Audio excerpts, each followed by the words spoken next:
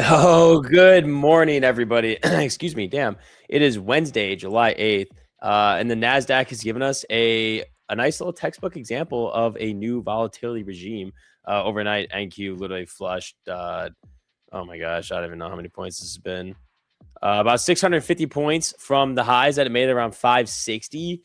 And then we've bounced from the lows at 28,900, about 300 points up to 29,200. Literal violent round trip while everybody was sleeping. We had a massive news candle here that we'll go over, which again is Trump, Iran, and the Middle East, which we're right back into it. But this is I don't know. This is interesting. This is an interesting play this morning. But good morning. Hope everybody's having a good day so far. If you're just waking up, I hope you're having a nice morning. Millions and millions and billions and billions and billions. Yeah. You lost have nothing to do with Trump. You failed to read the market. I mean, this is a little difficult time. Yeah, the QQQ calls that we bought yesterday at the end of the close are definitely cooked. Yeah, it was crazy. It was crazy. Yeah, we'll go over it. How's everybody doing though? Just move. Okay, what accounts would you suggest for the for 50K? Personally, I like the growth. I like the growth big time. Morning spot all the way from Dubai. Oh my gosh, good morning. He made his sons and friends billions though. Yeah. I mean, let's just go through it. We'll walk through it together because this was a interesting night to kind of wake up to. So this morning, let's bring financial juice over here. We saw it about 3:15. We had a 350.15-minute candle. Absurd. Actually absurd. So what happened? Let's check. Trump on Iran, memorandum of understanding. I think it's finished. Iran ceasefire is over. Right? One would think that's pretty bullish. But no, it's not. I don't know really why we would have seen that from the market. I'm not sure if that's fear that this just the market's on market speculating whether or not we actually are going to see peace. Is there an actual peace deal? And I think it just kind of freaked out the market. I haven't seen anything else that would tell me otherwise. I think it's speculation as well. But this would be rough. This was rough. Man. I mean, definitely, it's funny because last night was watching it. Definitely a bearish setup. Like I was even thinking, like, man, I wish I could. Oh, I forgot that this was. Wait for we almost opened the neutronium packs on this. That's right. This was definitely a bearish setup. Going into the night, I was thinking about taking some shorts. I really wish I had, but I didn't. Oh well, is what it is. But it wasn't looking good. Like we ended up trying to break through the GP level from yesterday's New York session overnight, topped out at about 560 and just plummeted. So was not really what I was expecting. Obviously news is pretty difficult, but you know, it is what it is. Can't really do anything about it. SpaceX had pretty rough day yesterday. We're going to have to bring up SpaceX, you know, every couple days or so. Or even every morning. I think it's interesting to watch. They are now part of the NASDAQ 100, which means we are going to see some volatile swings from NQ because it will be a little bit heavy. You know, it's heavily weighted now on SpaceX.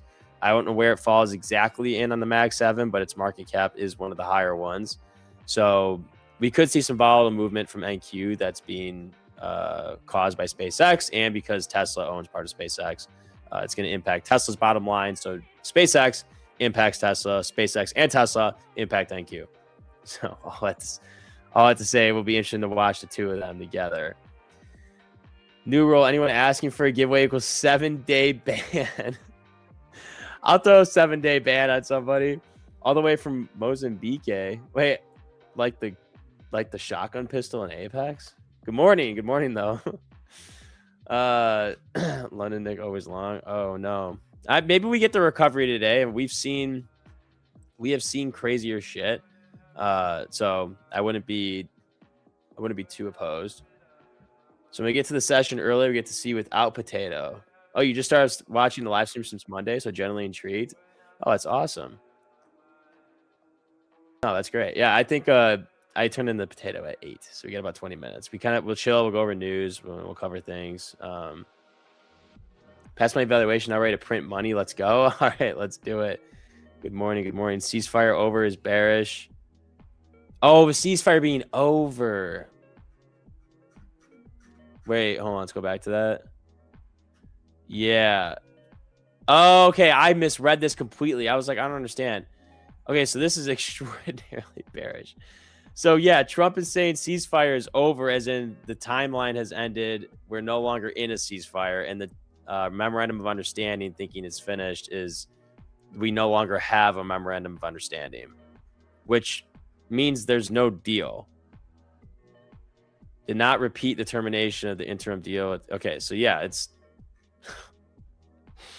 oh my gosh. Oh my gosh. Can we just take a second? Can we all just come together for a second and just relish in the fact that, you know, we had a deal, that it was over for a little bit, and it's back. And it's back like nothing happened.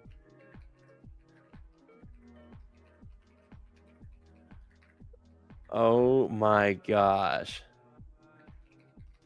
I mean, I'm messaging my buddy because I'm just like, I can't even believe like what we're gonna have to trade again. Yeah, wax on, wax off. Oil to the moon.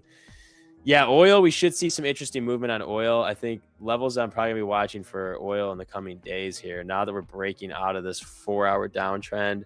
It's funny, you can see all my levels from before. I think 75 to 76 was and still is a level for me. We pretty much just bounced right off of 75, or not bounced. I guess, yeah, bounced. I'm going to turn this red now because this is now resistance. This was a big support level for me earlier. Now I'm looking at this for some resistance.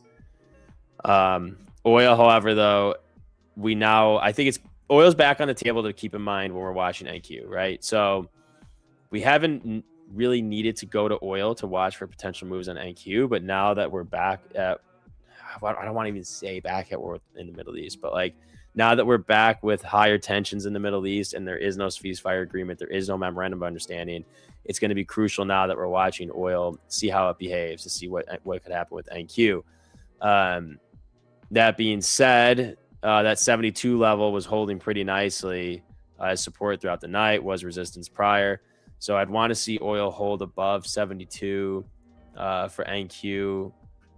Or not hold above. Hold on, let me grabbing the rectangle and doing the same time. So oil above 72. Not going to look too hot for NQ. I think oil needs to get below 72, and we can go back to 70 for NQ to get the retrace, push back up. Cutting ties with Spain as well. Oh my gosh, I missed that too. Where do we see that? Because that's... What is going on? What did we wake up to? I literally was just recording Spud Center. I was in La La Land recording Spud Center, just excited. Oh man, Trump on Iranians. I don't want to get their sick people. Oh my gosh. Spain is a wasted cause. Don't want to do trade. Iran, dirty players. Shot rockets at ships. I mean, okay, we can't do that either. UK were terrible in not letting us use bases. Oh, Italy and the UK. Oh, we attacked Iran last night. Oh my gosh. And Iran, the U.S. is responsible for the consequences of escalation.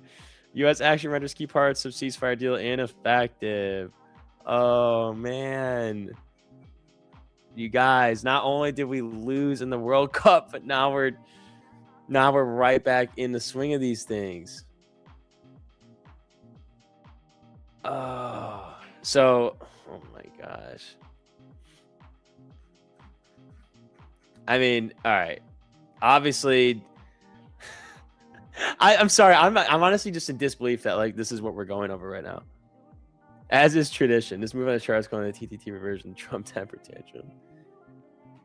Why'd the market rip up 130 points to 730? Okay, so you're talking probably about 630. We don't have news. We do have FOMC meeting minutes today. He is speaking. He is live now, but I don't really think anything other than just a relief bounce. We could see it could just be an overreaction. But I mean, Trump declaring that tentative ceasefire with Iran literally over, and now we have the two sides exchanging fresh strikes across the Middle East. That's the catalyst. That's why we're seeing oil pop. That's why we're seeing NQ drop. Now we're back into, this is going to be interesting over the next few days on covering this because, excuse me. Now we're in a geopolitical, like risk off type of event, right? So we're back at, it's just a different, I don't know. It's just NQ moves different. I think it's not a rotation story again. You know, like we were talking yesterday, I think this reprices the whole board. Oil at up 4%. I'm sure Brent, I haven't even looked at Brent because I haven't needed to, but I'm sure Brent is popping up as well. But we now have to take into consideration when a Middle East conflict reignites, the market's going to start pricing supply risk again. Oil is going to be the first and cleanest expression of that, which is going to be a very hard reversal of the disinflation from cheap oil story that we've been talking about. So a crude oil spike like this is going to stack a very fresh inflation worry right on top of everything else, and it's going to complicate the dovish read into next week's CPI in a hurry. So, oh man, that's just nuts. Anyway, and then we have NQ just getting smoked. So now we've got weakness not coming from one thing. Like we talked yesterday, you know, we thought maybe it would have been rotations. We're getting like literally three things at once. Now we have renewed U.S.-Iran tension and hostilities. That's going to be driving more of a broader risk off. We've got weakness in AI names. We saw that yesterday in chips, and then, AI names, and then in chip stocks. I was going to couple those two together, but they are definitely different. And that third one being the chip sector just getting dragged through the mud after negative reports from international chip makers like Samsung. So now we're seeing a big flush on NQs. We got three massive things hitting it all at once. And then geopolitics stacked on top of the AI trade wobble, stacked on top of a semiconductor wobble, which both AI and semiconductors are pretty much driving NQ, all land together with geopolitical. And tech is just at the epicenter of the damage being concentrated by literally all three of these things. About to win that world. About to win that World War Cup. Oh my God, it's like not funny, but it's really funny. 100% chance of Taco Thursday. Yeah, I hope. It's because I bought a new account to replace the funded account I lost 3 weeks ago to Trump tweets. He said he thinks it's over, so not sure how the market reads that. No, but the ceasefire's over is a bad thing. Rotation would have meant that yesterday, like the Dow, then small caps like the RTY were both green while NQ was red. So we could have assumed or speculated or made an observation that money was just being rotated from winners into NQ into some other names in the Dow and RTY. Hey, are you the potato? I am the potato. US is 2-0 in World Wars. Oh man, the live New York session is going great, man. I learned so much from watching real sets from him. Oh, that's awesome. Extra plus an element of entertainment too. Did you finally saw it? Oh shit! All right, CMA. So that's really cool. We'll definitely keep streaming. I haven't got any setups yet. I think there were definitely some short setups last night, but not taking any of those. Crude oil up 3. Morning, Nick. How we doing? Yeah. So I mean, the hard part is we now have a huge overnight headline hit. Massive flush on NQ, but now an actual V bounce happening with a clear driver, right? So we've got war headline, futures just absolutely cratered. And then what we're seeing are buyers stepping in to fade that initial panic, right? Sell the news. So the hardest part here now is understanding the character of the tape that we're looking at, right? It's headline driven again. War premium what was I going to say? Oh, war premium markets are two-sided and very violent. They gap on literally every new strike, every new de-escalation comment, every escalation comment. The oil move will be the tell. As long as crude is bid on supply fear, risk's going to stay heavy, and any bounce in tech is going to be a little suspect. So if oil cools, then the pressure is going to come off pretty fast. Now, obviously, we're going to be watching 4 things this morning. Geopolitics. We now have to watch out for headlines on U.S.-Iran. Their ceasefire was declared over. Fresh strikes. This is going to be the driver of the market now for the foreseeable future. Then we have oil and inflation. So oil up 4%. Haven't looked at WTI, but probably a little bit more than that. Oil climbing back towards 75. Disinflation story that we have been talking about is now really starting to reverse. And that is going to be, it's going to be a pretty big headwind in the CPI. Then tech and chips. We've got AI names, pretty soft. Plus we have a we have a Samsung led semiconductor drag, and tech is just in the middle. And then you've got the last one that we always talk about, our Fed and rates. Dovish read from soft jobs, but now going to be very complicated by the oil spike. So CPI next week is going to be very big. Today, I'm going to be very cautious. Very, very cautious. Headline-driven market. We are back on a war premium tape. So you need to respect that it can literally gap in either direction on the next headline. It is a, more or less for me, this is a gamble. Like you could join the buyers and fade that initial panic, or you could join the short sellers and continue the speculation that this war is going to get worse again. Oil is going to continue to pop. We'll have bad news coming from CPI. I think that if crude continues to rip, the risk is going to stay very heavy. Tech bounces would be a little suspicious for me, but I wouldn't marry a direction at all. So there is no current trade right now. I'm just watching CMA.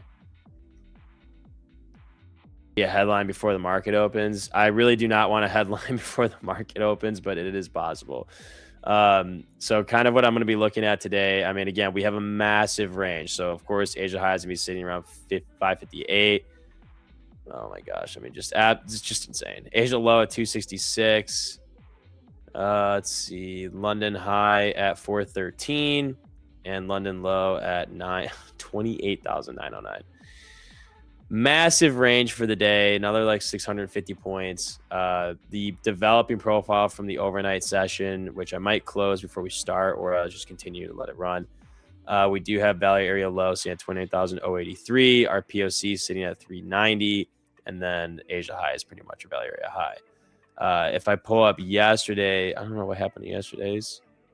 If we pull up yesterday's levels, we were trading. Literally last night was interesting because we were trading right in between the val and the. I wish there was another way to say value area high, like VA. Can I just start saying VA? Whatever. Market was trading between the val and the VA. Pretty much just between the values. It was in value basically. But then we ended up rejecting POC pretty much twice, and then we kind of cratered down. I think that this is something you just would not have been able to time. So it's unfortunate if you were trying to trade throughout the night. But looking at yesterday's, I don't want this to extend though. Hold on. Oh, that's why. I was like, that was kind of weird. We're below. I'm bearish. I'm going to be cautious, but I'm definitely bearish on the day. I don't think, I just don't think I can convince myself to be bullish. Bah, humbug. Calvin, who is this guy? I don't know, man. I don't know who I am sometimes either. Would you consider a GP trade off the sell-off? Yeah, you could take a GP trade. I actually wouldn't even hate that. GP would be coming up here, 310 to 360. You could try a GP trade and fade this back down. Again, the problem with it is, like, why I'm going to be super cautious is the fact that this is headline driven, and I'd be a little nervous on either end. I'm on either end. So be careful today. Honestly, literally just be careful. We've got a light week in terms of news, except for today. We do have FOMC meeting minutes. They are just the minutes. It's not the actual meeting. We'll still be volatile at 1. So please be careful of that. And then other than that, we just have unemployment claims tomorrow, but orange folder, nothing crazy. Next week is CPI. So it's crazy. I will say, though, that on a move like today where we have a flush and a bounce, when I come into it, it always feels like both directions are obvious. They feel obvious in the moment, and I think both can trap you. So when it's dumping, every instinct screaming to short, and when it starts to pump, everything's screaming long because you don't want to miss it. Both of those emotional type of trades will punish you 100%. You will get lucky if you make it out. So stay bored in a market that starts to get volatile again, where we might move right back into a war premium market. So stay bored, wait for a level. If you're feeling yourself get a little crazy, size down a bit so that the volatility of the market's not going to go nuts on you. And then this is likely a see green, take green type of day. So the people that survive this are the ones that size accordingly, which may mean lowering your size, and have the most patience. If you start to lose and you feel yourself getting emotional, just close the charts. But again, today, the pivot right now is 390, or pivot. The POC is right now 390. I'm going to be watching that level because it is around the GP. That would be where I look for potential shorts to continue the move back down. But we do need to now be mindful of Taco Wednesday or Taco Thursday, where we get some kind of ceasefire, peace deal, whatever. I don't know. So all I'm trying to say is this is another day to just be very, very cautious. Respect what just happened.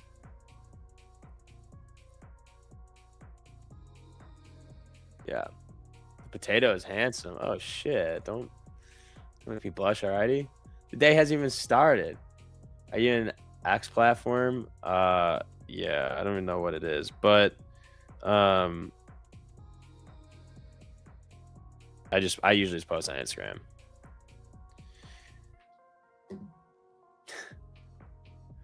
And I literally never go on Twitter. I think Twitter sucks.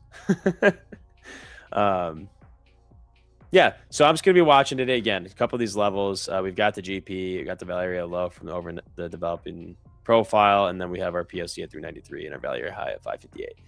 Other than that, it does coincide with some of the overnight levels. Like we do have London. We basically have London high, the GP, and the POC all sitting within like a 20 to 30 point range. This would be what I would like for like a higher probability short on a day like today. So yeah, if I'm going to take anything, it's probably going to be shorts here. I don't know if I'm going to really look for longs off the morning. I'm not leaning bullish. If we like really start to rip up, maybe I'll take a scalp on a long, but otherwise I'll probably just play it patient today. Been on a heater. There's no reason for me to, except for Monday. There's no reason for me to push it. Preferred entry is definitely the 707, but I will get started at the 618 depending on the volume that we're seeing around that level. Sturdy bear, that's crazy. Maybe I could pull a Messi today. Yeah, oil is going absolutely insane. It's got to hold over 72 to 72.50. And if we see it over 75, that's bad news for for NQ. We did just reject a 50% though on NQ, which is quite interesting. Oh no, he said something else. Wait, Trump on Iran will probably hit them again tonight. Oh, that's like a video. Okay, never mind. I don't know why I thought that was live. I thought, wait, isn't he live right now? Oh, he is. All right, well, there's nobody talking. Oh man. All right. Red and blue POC. Yeah, the blue is the value area low. Like here. Hang on, let me just get rid of the GP. And let me get rid of this. Value area high, value area low, and then the red's POC. Trump's taking questions. Okay. All right. Well, we got 1 minute. So we're going to take a break. We're going to go into a very, very short commercial break. Don't go anywhere. Spud and Swiss Nick will be on. Yeah. No, crazy morning to wake up to. Honestly, wasn't expecting any of that. So that was pretty interesting. But let's have ourselves a day. Godspeed. God bless. And I'll see you guys in a few minutes.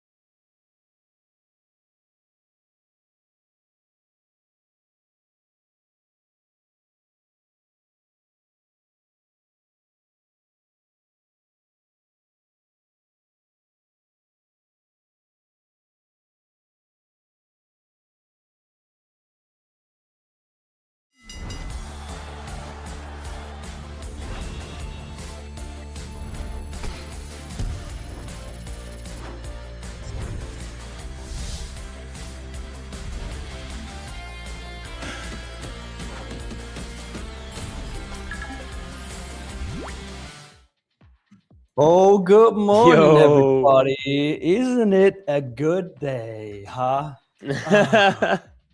Isn't it a good day? It is a phenomenal day for the Swissies. Yes, it is. Oh, yeah, it is. Good morning, everybody. Christo knows what to do. Dr. Bob Elliott knows what to do. Put a big fat one in the chat. If you watch that game, put a big fat one in the chat. If you love making money and you're ready for the stream, put a big fat one in the chat. If you love putting big fat ones in the chat.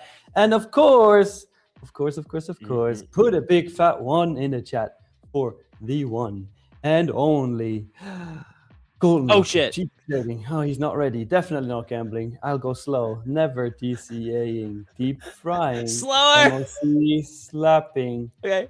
X giveaway code Sender King. Catch up throne sitting. Easily baited 3 times. Patty patati. Downboard abusing. Paddle mastering. Sniper controlling. Bottom pick hero trading. Orb hating. Death defying. RV destroying. Shirtless clubbing. ASDF movie lobbying. Charizard trading. 100 punch trading.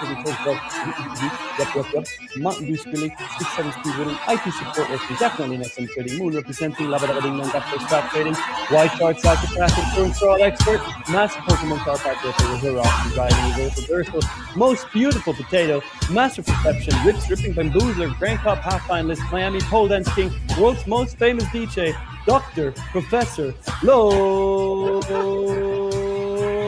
Sutton. Yo, let's go! Fire as always. It's live. Even with the slip up. We're doing good. Nice. We're ready to rock and roll, baby. Jake'sFX says, don't ever smile at me like that again, Potato Man. Guess what? I'm gonna be smiling like that every morning, brother. Yeah, that's what he looks like. Come on. You can't just stop his smile. Yeah, what are you bro. talking about? All right.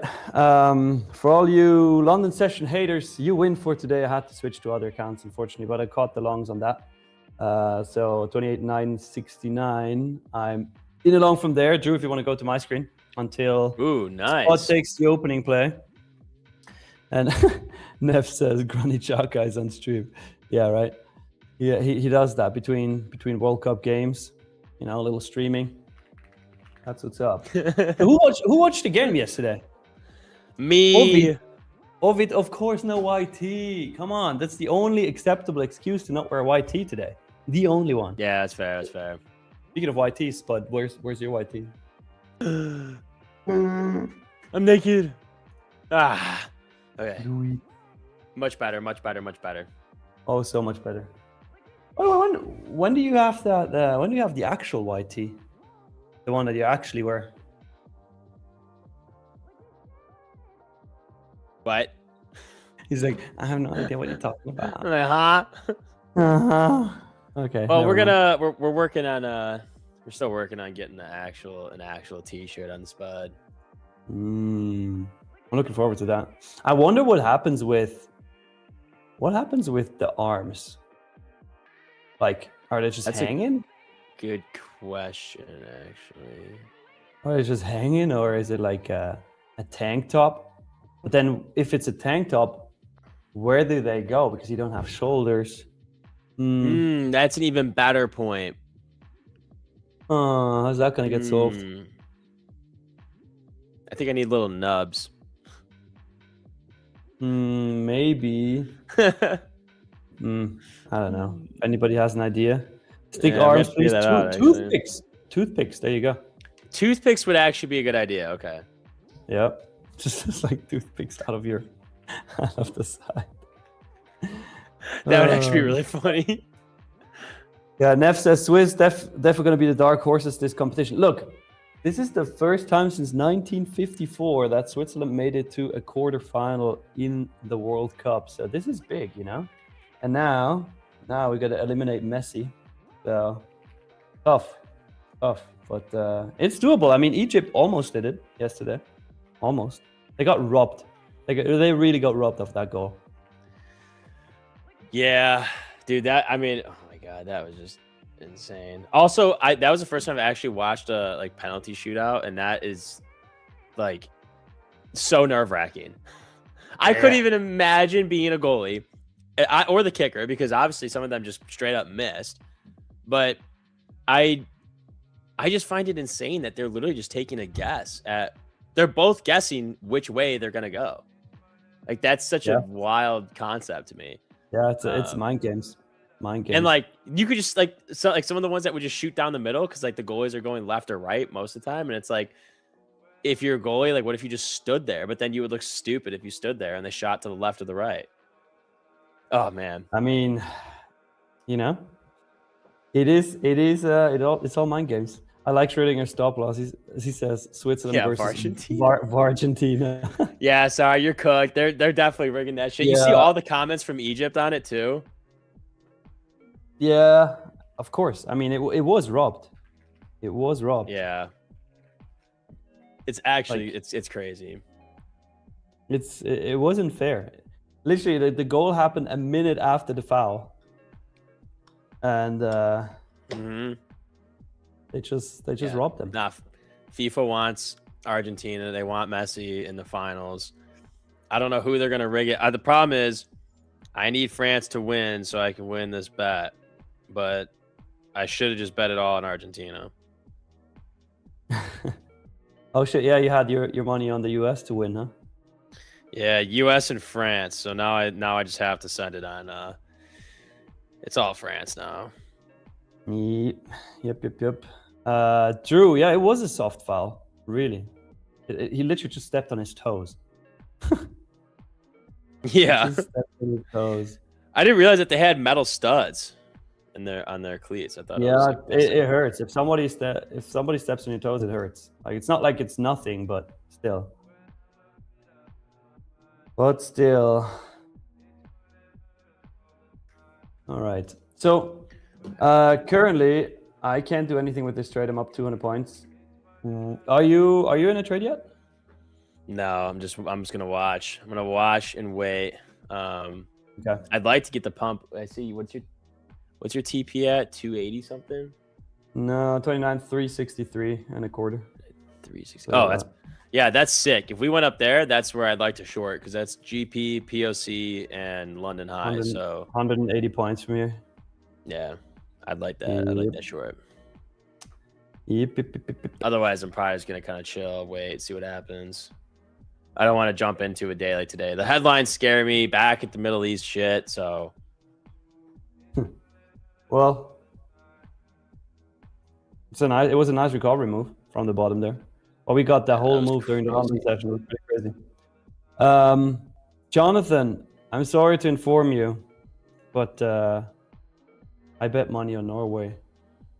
Norway, England. I bet money on Norway. Really sorry. I still love you, Jonathan. Dude, Norway's crazy. I bet money on literally every single underdog team. So whoever has whoever has the lower chance of winning, I bet on them. Including Switzerland, of course. Of course. Oh, of course. Yeah. Tradeify process. What is soccer? Damn, dude. Crazy. Soccer, bro. I don't know. We don't even know. Neff says Norway has sickness in their camp. Dude, you don't understand. Norwegians, they are Vikings. Okay? They're Vikings, so no sickness is going to stop them. What would be good? Hold on. I actually need to pull the chat here for a sec. What outfits would be cool for the Spud to wear? Obviously, we need a professional suit-like outfit. We definitely need one with a t-shirt. But then what would another one be? Like what would a cowboy hat. You need a cowboy hat. Cowboy hat. Okay. Cowboy hat and gun, actually. Then also, if you're in a trade and you want to go to the moon, you need an astronaut outfit. Otherwise, you can't go to the moon. Oh, yeah. And then I like to say you short it to the ground. So maybe like a little devil's outfit because you want to short it to hell. Oh, yeah. Okay, wait. That kind of would be good to do like a Sugana outfit. Okay. And what Joanna said there in the chat, pole dancing outfit for sure. Okay. Yeah. Okay. Yeah. Okay, he says. As if it was the most normal thing. Hey, you're gonna get a pole that makes sense. Oh, yeah. Okay. Wow. Wow. A Pokemon fit would be kind of tough. Harvey's tracksuit? A hash brown? Okay, that's pretty good. Top hat. Monocle. That would be funny. Well, Money Trader says have Americans started acting like they don't care about soccer yet. Of course they have.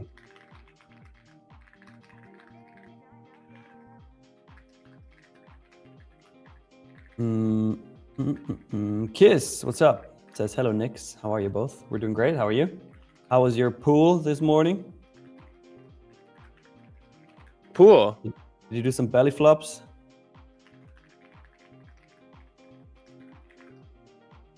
Who's got a pool? They were in a pool this morning? Who? Nah, Kiz always goes to her friend's pool. That's sick. Good morning, Perro Loco.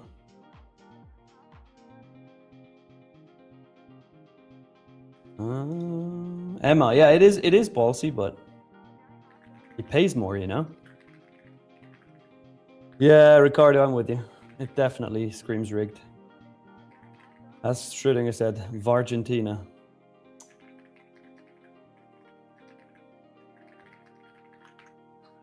Top hat and monocle would make him look like the planter's peanut. That's true. Oh yeah, a little bit. I'm pretty sure. How do we give super chats? We don't have super chat turned on. You're actually the first person to ask that. Yo, could you see? We can't do that because other people would monetize on our platform. Otherwise, that would be sick. Yep. Perro Loco says no white T-shirt today. What the fuck, Nick? Well, first of all, what does that? Like, why do you know about that? Because it's your first time here today, I thought. Oh, yeah. Second of all, there is white in this t-shirt. Okay, white. And third of all, this is the only reason the only acceptable excuse to not wear a white tee on a white tee Wednesday, okay? Switzerland, since 1954, first time in a friggin' quarterfinal. So, Really? you know? Yeah. I'm only going to be wearing that's this sick. from now on, only this shirt. Wait, Nothing that's else. actually so cool. Dude, you got to go to you got to go to the game. Nah. Finals, yes. Definitely. Yeah, but it's been, how long did you say, like 60 some years? 70. Bro, 72 go. years. 72 years. Pretty nuts. Has the U.S. ever, have they ever won it? Like, has the U.S. ever won it either? Oh. Wait, that's the women's team. Oh, the men's team. Wait, why is our women's team so cracked? Yeah, the women's team is better. Way better. Oh, shit. Yeah, the men's team's never won. Oh, they better step it up, dude. Come on. I mean, that's not a, I mean, like, I'm very happy for the women. I'm just saying, like, we can't have anybody with 0 wins. Lucas says, well, you can wash the jersey once a day, you know. I can also just not wash it because you guys are calling me the smelly Nick anyway, so it doesn't matter. Oh my gosh, wait, so Switzerland's never won and their best result has been reaching the quarterfinals. Bro, this would be crazy if they kept going. And that was 72 years ago. So this is gonna be nuts, you know. Wow. If they would beat Argentina, I mean, come on now, bro, that would be massive. Yeah, I mean, that's absolutely insane. Massive. All right, let's go Switzerland. Okay, the opening play poll is up, chat. Or Spud. What is he go get your votes. Mm-hmm. Go get him. Let's just rip it all the way back up today.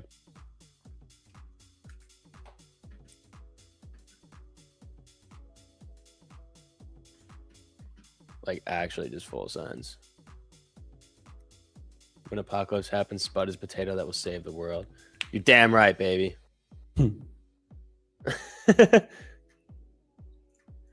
Yeah, Diego. You lost it. I'm sorry, my friend. I'm sorry. Good morning. Dippy for the rippy? I don't know.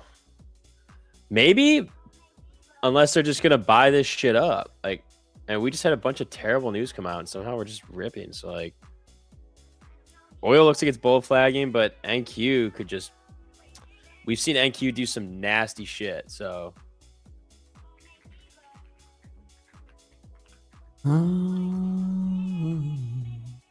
Oh, Diego, yeah, you did. Yeah, you did. It was close. Not gonna lie, but US of A will have chances when soccer is called football, and football is an arm throwing balls.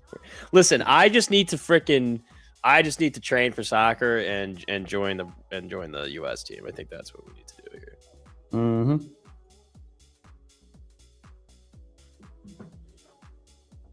I was taking it upon myself. Only 7 teams have ever won the World Cup. That's insane. Who leads? Do you know? In what? Like World Cup wins?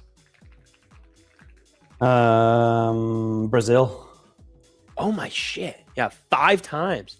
Yeah. What? Their jersey is full of stars. Oh, they wear it on their jersey? That's so tough. What? Wait, hold on. Brazil World Cup jerseys. Oh, that's sick. That's actually so sick. Then Germany, says Chado. Wow. Brazil, Germany, Argentina. Okay, there you go. Whoa, Argentina won in their host, like as a host. That would be sick. Oh my gosh. Man, USA fumbled the shit out of that. Yeah, they truly did.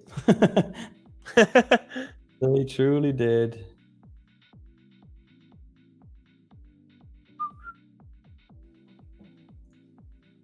Okay.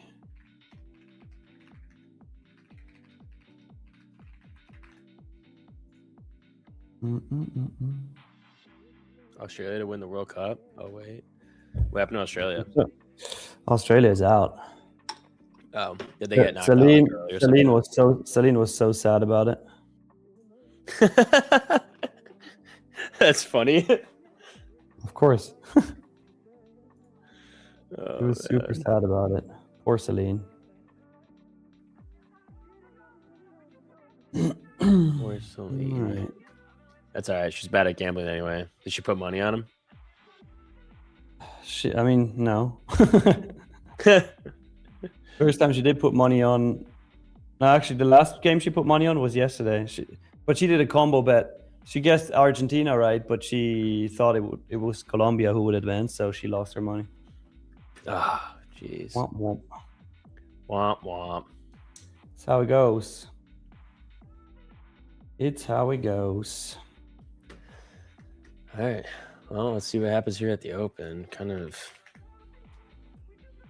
want to just see a rip. Otherwise, I unfortunately got QQQ calls before the close yesterday, and now I'm kind of unfortunately stuck with those. So I kind of need like QQQ to literally rip ski like 10% today. So NQ, I kind of need you to go like 30K. And like don't stop.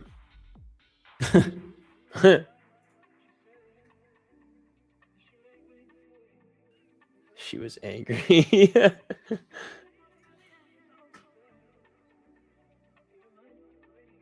She's always angry. When I pull the receipts, especially. It's funny. Let's see. All right, I'm figuring out what we're playing for game night because I already want to know.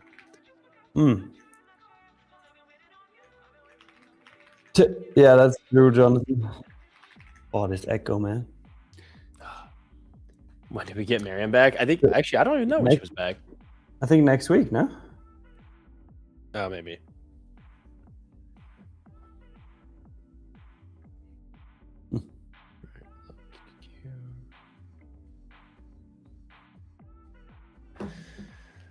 All right, NQ, what are we gonna do here? A nice little channel up. Oil looking kind of funky. Yes, looking extra funky. Extra funky? A little extra funky action. Kiss, speaking of receipts, did I miss them or are we waiting for TP? No, look, I told the haters already, congratulations, you got me today. You got me today, but I didn't give up. I got back in. Had to get new accounts though, unfortunately. And we're now in from 28,969. But congratulations to the haters. Hope you're happy. Jonathan, Nick, can we do a game night for us Euro bunch? I mean, we sometimes do the Mario Kart thing, right? Oh yeah, dude, we should do a game. Oh yeah, I guess you guys do the game in the morning. Yeah. Sometimes. Sometimes.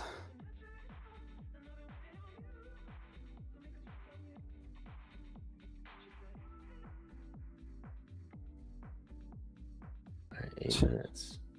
This guy again. Oh my. This will go down. Maybe. I don't know. Maybe yes, maybe no. Who knows? It will. I think so. I think it will go down first, but then I also do think it's going to go up even further. So we'll see. We'll see who's right. Trading markets. We'll see.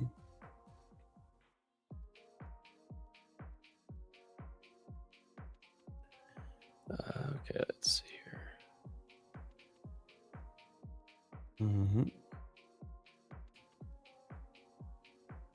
All right. All right. Do people hate on setups? That's out of order. You got back in, Nick, so it's all good. Says bounce, growth, confidence. Oh, hell yeah. There's so many people who love to hate and love to hindsight trade. Those are the ones who are not live on stream sharing everything they do. It's true. I think I'm going to be able to get I think I'm going to be able to get in the sim again, hopefully. I asked if I could maybe bump up my time to get back in here so I could trade on stream again.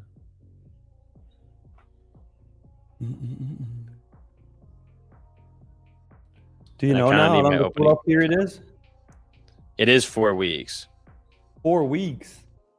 Yeah, so my thing's set to like August, but I asked if we could maybe do something. Do something. Just so I could trade like live again and not just trade the paper.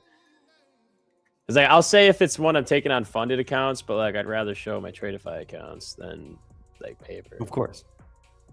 Of course. Yeah. Camp, what happened to my treadmill? Nothing, but I already got 14,000 steps today, so no more walking needed. No more walking needed. Does VLA. Nick, can you explain to us why you don't use the stop loss? Very simple. I'm not looking to get out of a trade within 5 minutes, 15 minutes, 30 minutes. I'm working a position continuously. Meaning if it goes into drawdown, in certain zones, price zones, I add to my trades to bring the average down, and then I scale out once back in profit, etc. So since I'm working that position, I don't need a stop loss. On a prop account, that is a very risky strategy to do. You have to start very, very small, right? You see me always on stream. You always see me do it with 1 micro. But yeah, pretty much it. They freely says we need spot to trade on here. I know. I want to get my way back to the live account too. Like, oh my gosh, I'm still so mad about that. But yeah, I need to get back in it ASAP. Literal ASAP. Oh, I see. Mm-hmm.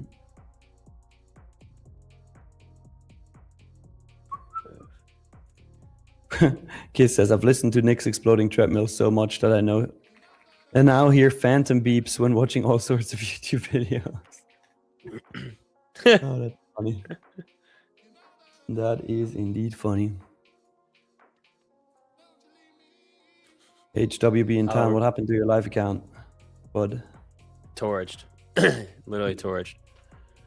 Did so well, not did so well, but I don't know. Made 10%.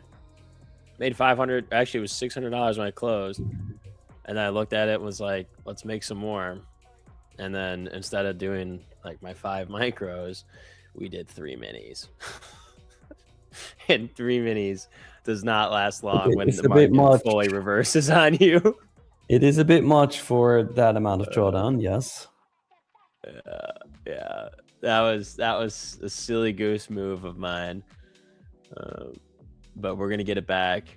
We're gonna get it back hard. Like we're gonna come back hard, trust. Harry, I literally made it to a live account. You can kiss my potato butt. Actually, you're just very negative this whole time. So yeah, he's always negative.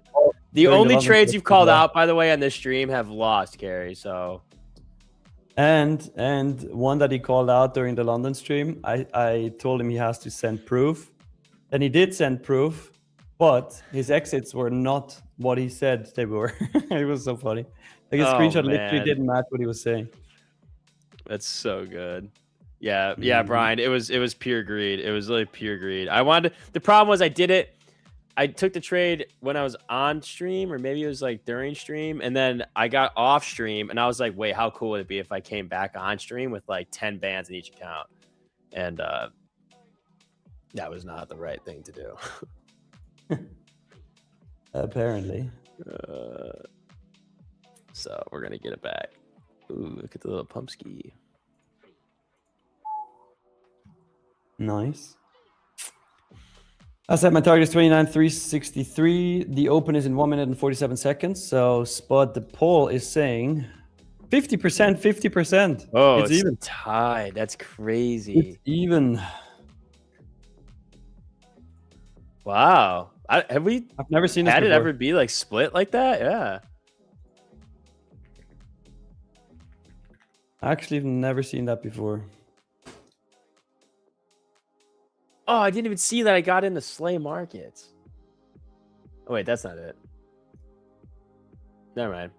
I want to use Tradeify's broker. Rats.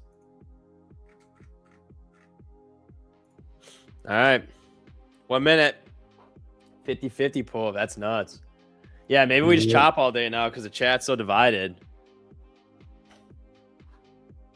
Let's find out in 50 seconds when the market opens. By the way, the first giveaway goal, we're currently sitting at, let's see how many likes we're sitting at. Sitting at 221. First giveaway goal is 377. 377, I like it. 377. Trump's talking? Oh, yeah, he is. We might take over Karg Island. Maybe a big attack. Oh, fuck.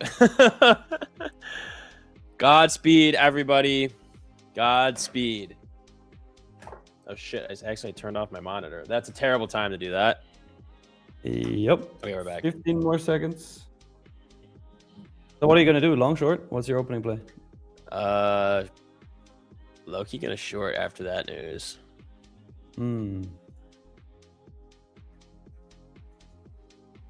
Okay, here we go. So here we go. And 100 down.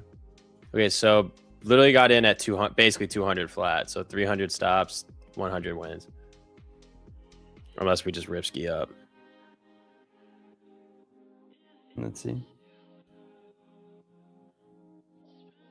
Which we definitely could. Of course we could. Honestly, the pump I would actually just rather the pump because I have the option calls for the pump.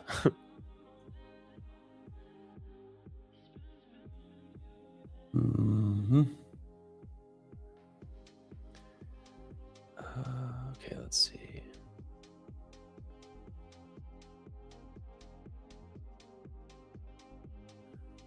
Yeah, let's just rip it back up.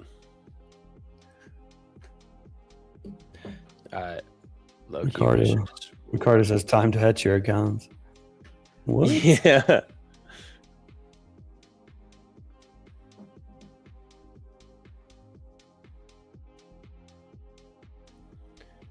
All right. I'm just going to take this off because I might be doing that. Okay. Let's see. This is Asia low that we're coming into, and we're nearing the 618 at 311. Lows will be tested. I don't know. This looks strong. Whatever reason, this looks strong as shit. And Trump just said a bunch of bad things. Like literally just said the blockade is going to apply to Iran. They're going to put down a blockade. They're going to have a big attack. They might take over Karg Island, and we're ripping. So honestly, this shit's going to 30K. Send it. It might. It might. 363 and a quarter is my target for this. Schrodinger low-key might have done some degen shit on my options account. Yeah, market probably thought it was gonna be a lot worse than it was.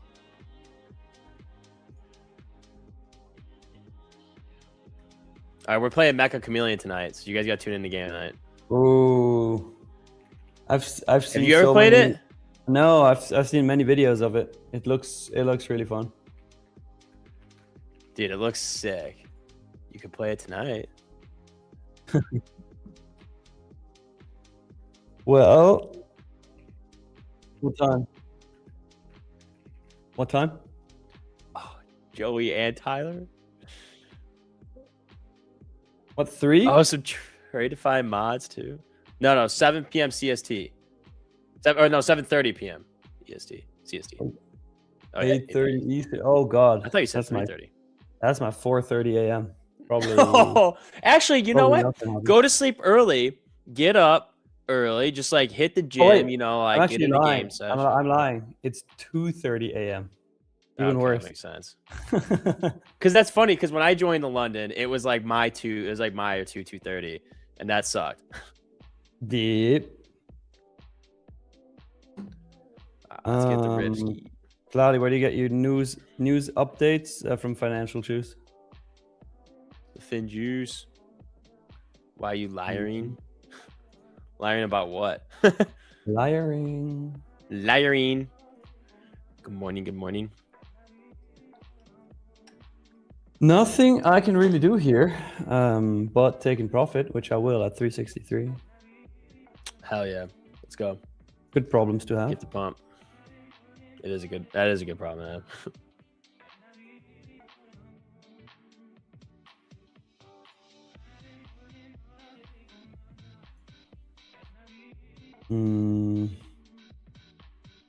What else we got in the chat? Let's see the likes. 377 is what we need for the first giveaway goal. We are currently sitting at 281, so less than 100. Man, let's go. Pump it up. You guys want the givvies. We need the givvy for the rippy. All right.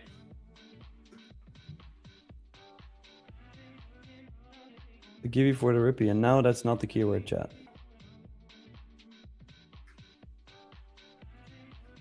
Nope. Yeah, no, it's not the keyword.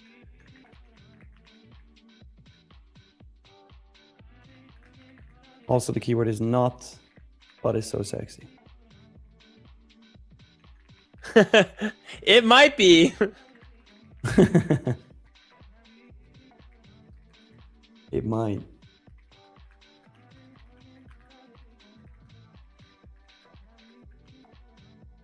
You're the most silent, aggressive typer ever, compared to Miriam. I can be louder. You're typing in stealth mode right there. Hold on. Oh, there you go. There you go. Better. Better.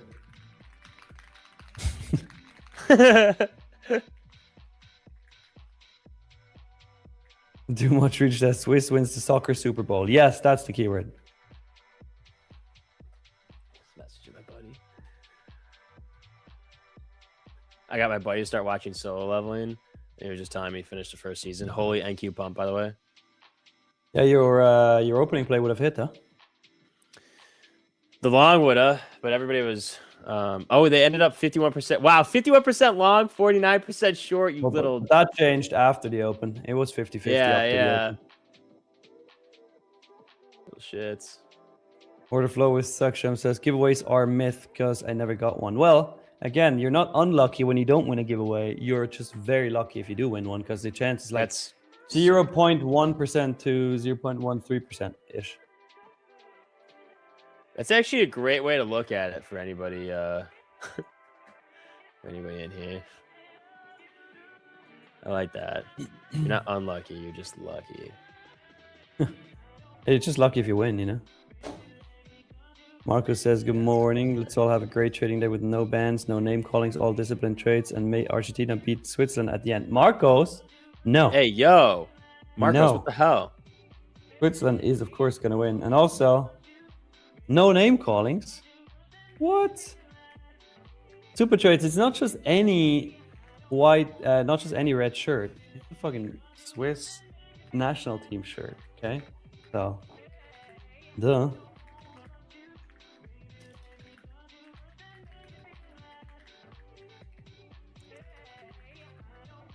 Well, trading markets, you said that already at 250.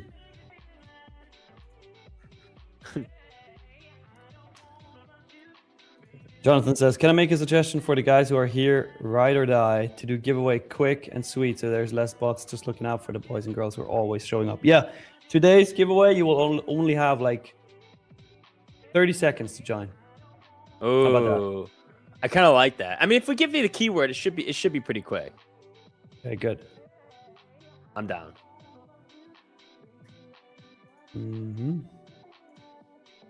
Put some respect on that, right? Oh yeah, Dennis Akanji completely fucked it up. That penalty kick. I'm here for the trade knowledge, not the giveaway. Good. Speaking of, though, we're popping up over Asia low here at 260. But damn, that rejection, that was in the GP. I just wanted to see a little higher. I don't know, kind of bullish now, though, overall.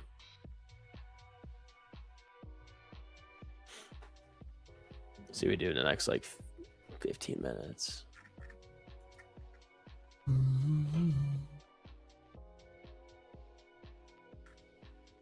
who's in a trade? Yeah.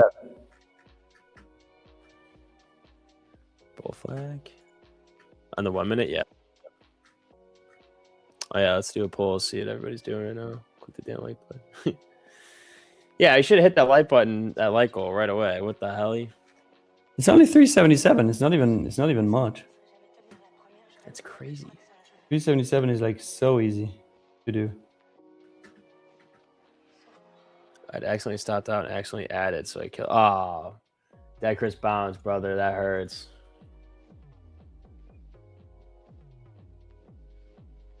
Then trade says same TP as Unique. Nice.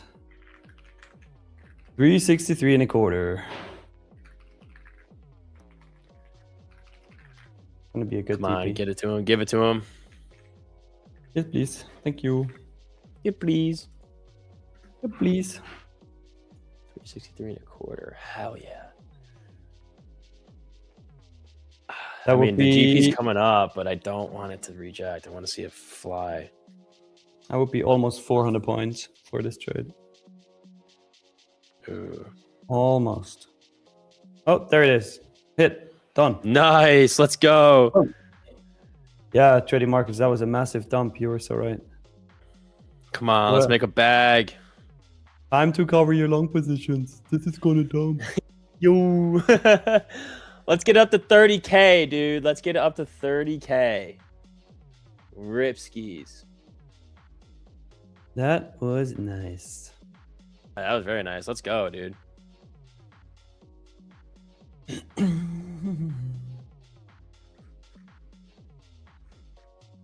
How's your short going, trading markets?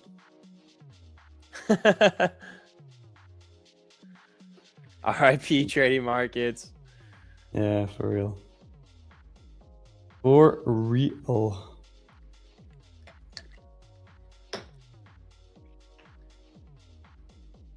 All right. Man, what a rip.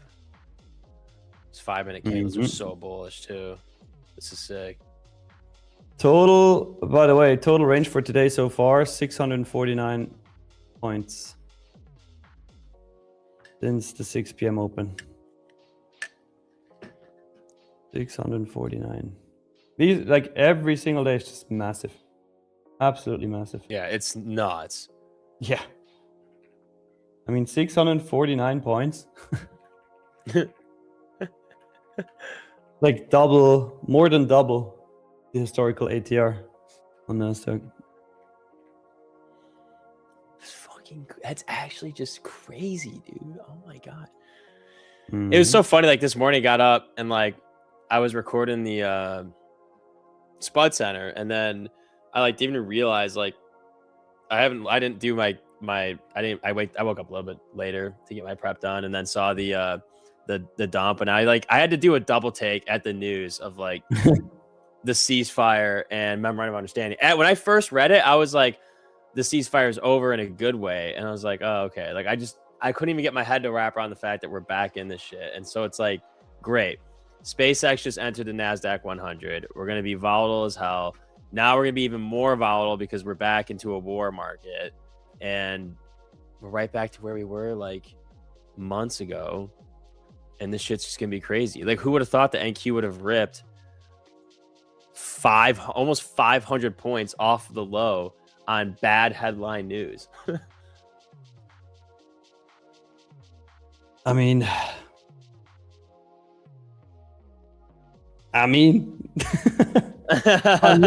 unless those news headlines were all fabricated. That'd be crazy. You know? I mean, it's definitely possible. Nuts. News does not matter, says Brad Carl Golf. Well, Brad, when news came out, we ended up dumping 500 points. So, I don't know what SpaceX replaced in the NASDAQ 100. Give me a second. Let me look that up.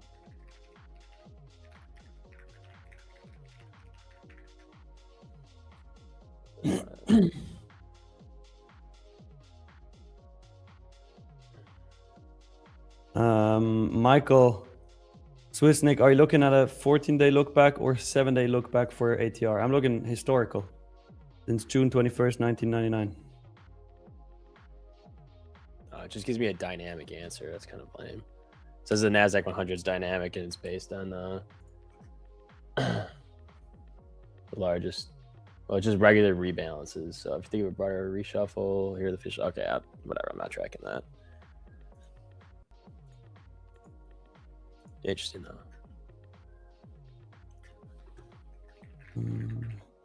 Ramil, is there going to be any giveaways? Yes, if we have 4 more likes. 377. 377. We're close. Very close.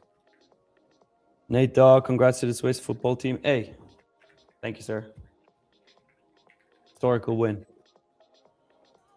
Yeah, literally. Like, I can't wait to watch World Cup. There's no games on now until what, Thursday?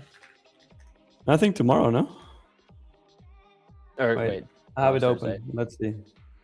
Yeah, check it out. Next one is going to be... No, you're right. Thursday. Oh, that is tomorrow. Lul. I know. I was like I was like not till Thursday, and I'm like, Yeah, no. But that tap on the 707, yeah, we both had a little brain fart there. Yeah, So you got France, Morocco tomorrow, then Spain, Belgium on Friday, then Norway, England on Saturday, and then Argentina, Switzerland. Hey, we gotta refresh this page. Oh my god, here we go. Argentina, Switzerland on Sunday.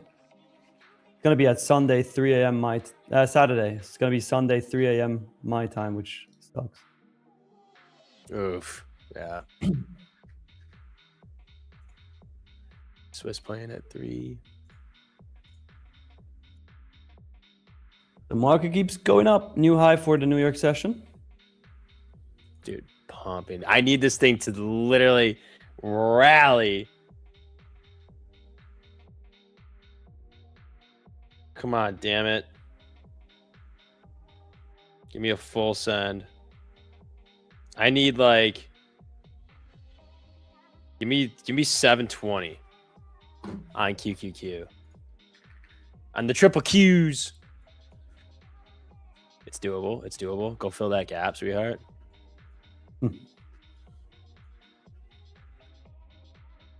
Low key be insane. Like target done? Are you guys cooking? It is done. It is done.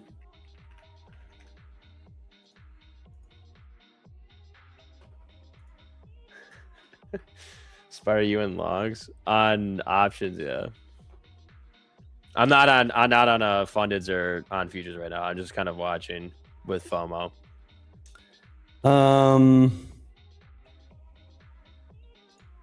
Let's see. For the giveaway, first of all, they want us to switch screens to Spud. So Drew, if you can go to Spud screen, let's do that. Thank you. And then for the giveaway, let's run it. Spud, if you have a keyword. Oh. Rules are you have to like the stream, subscribe to the channel, and once Spud gives you the keyword, you type that keyword in the chat, but only do it once. If you do it more than once, you'll get disqualified. So don't.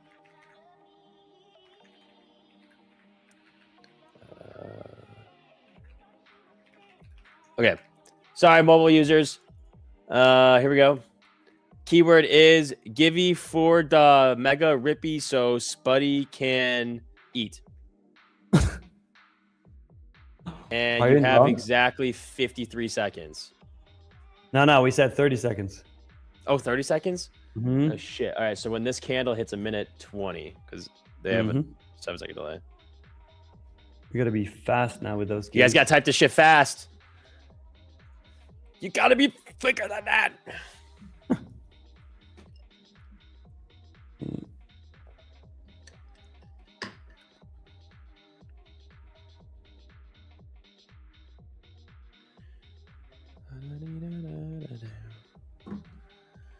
What did I say? A minute? Oh, now. Okay. Bada bing, bada boom. Gomez, 2109, sir. Sir, or man, you are in the chat. Type something in the chat, brother.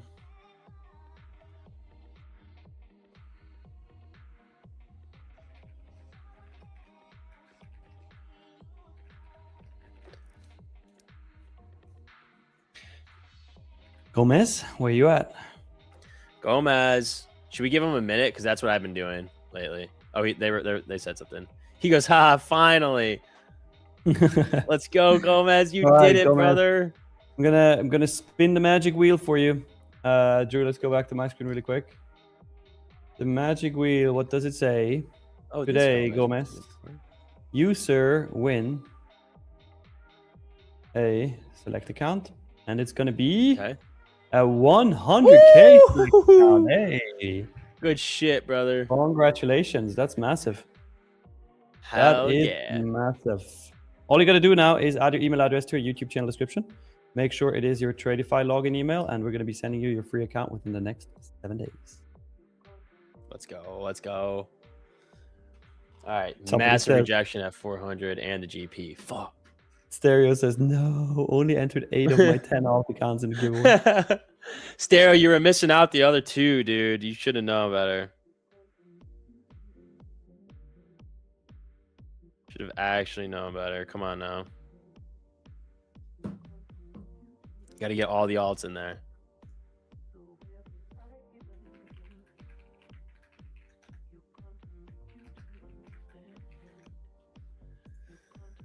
Who win? Gomez did. Holy funk balls. I've never heard that phrase before, but I kind of like that.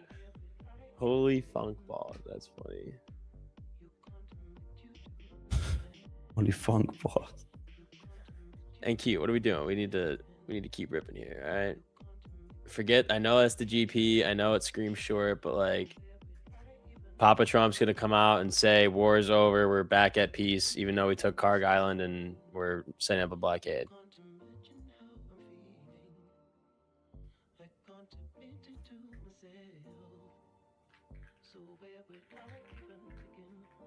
Come on. And back up.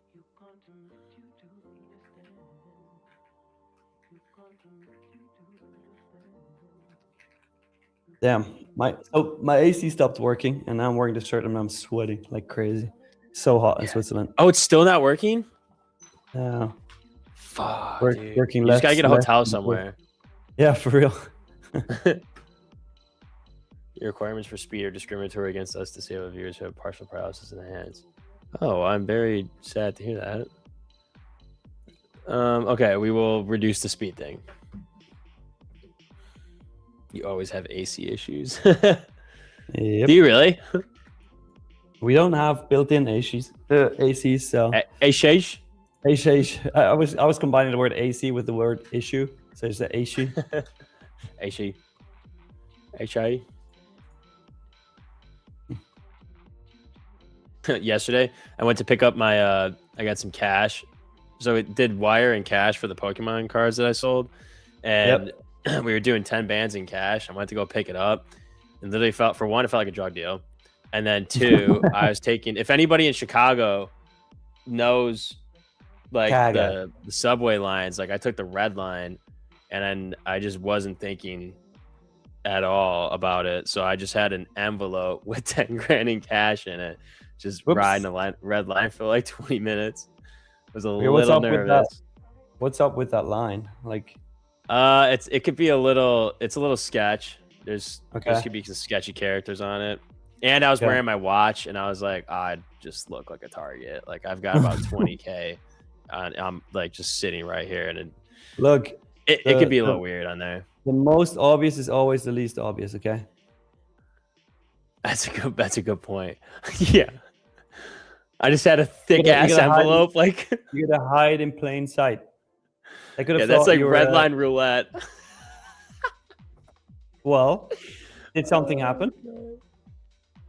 No, I'm not gonna lie though. There were a couple people that I was like when it's basically like sometimes like not like a little like not like a little druggy type of character, and like they just kind of like stumbled on and just like were just being so awkward near me, and I'm sitting there like literally sweating, like oh my god, I'm like dude. I will die for this 10 bands. So I was like, don't you even start with me. Hey, Congoman asked, why didn't you drive with your Lambo to the deal? I should have.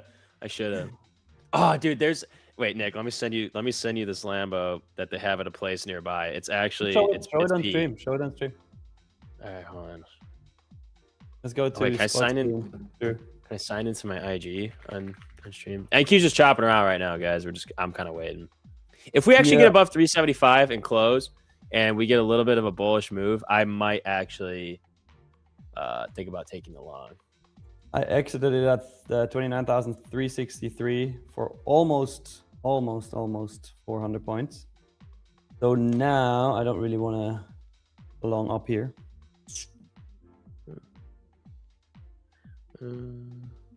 Okay, how do I spud? Okay, wait. Oh wait, shit. Wait.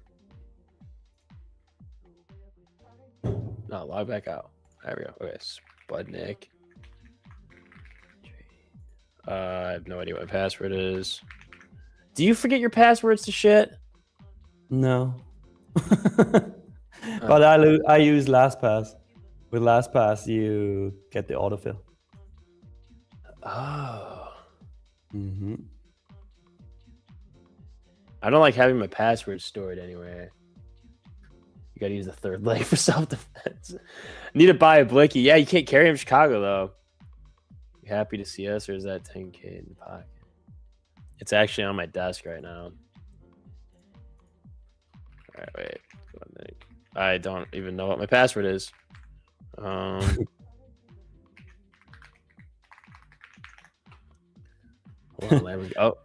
Just some guy says the Swiss love cash. How much of Nick's payouts are in cash in the bomb shelter?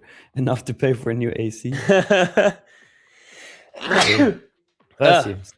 Thank you. Did the Swiss actually like cash? Like that thing? I mean, we sure do like cash, yeah. Bro, I literally don't even know what my freaking password is. How do I? Oh, I'm such an idiot.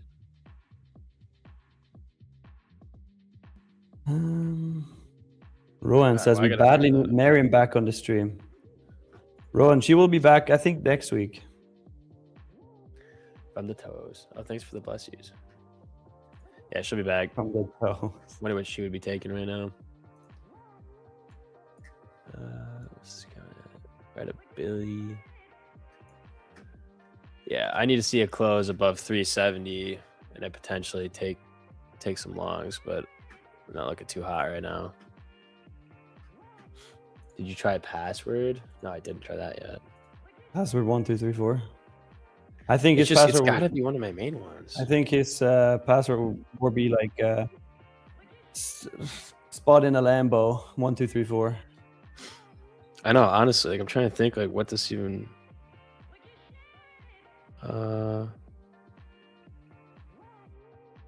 shoot. Password security, change password. Well, how do I hate how it's changed password, but I have to put in my current password. Like if I was gonna change my password, I probably don't know what my actual password is. Uh-oh. Shit. Frank, no, I'm out. I took a new one from the bottom for 400 points. Almost 400 points. Correction. It was 395-ish. Wait, I'll give you the exact, okay? So it was 29,69.75 was the entry, and the exit was 29,363.25. The exact is 393.5 points. Hell yeah. When are we going to have intra prop firm World Cups? That would be funny. That would be crazy. Funny.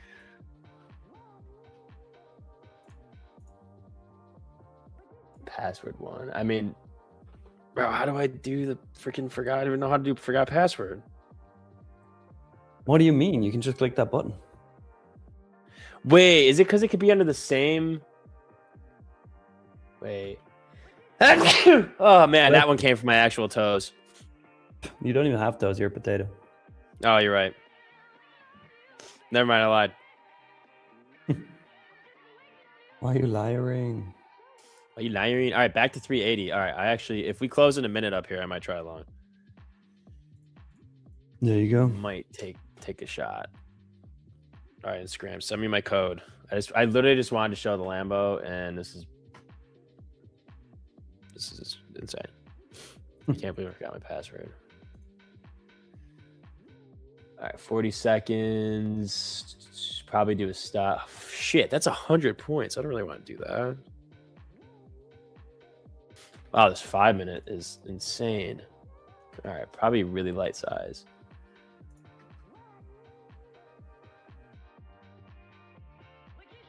Let's see, 20 seconds.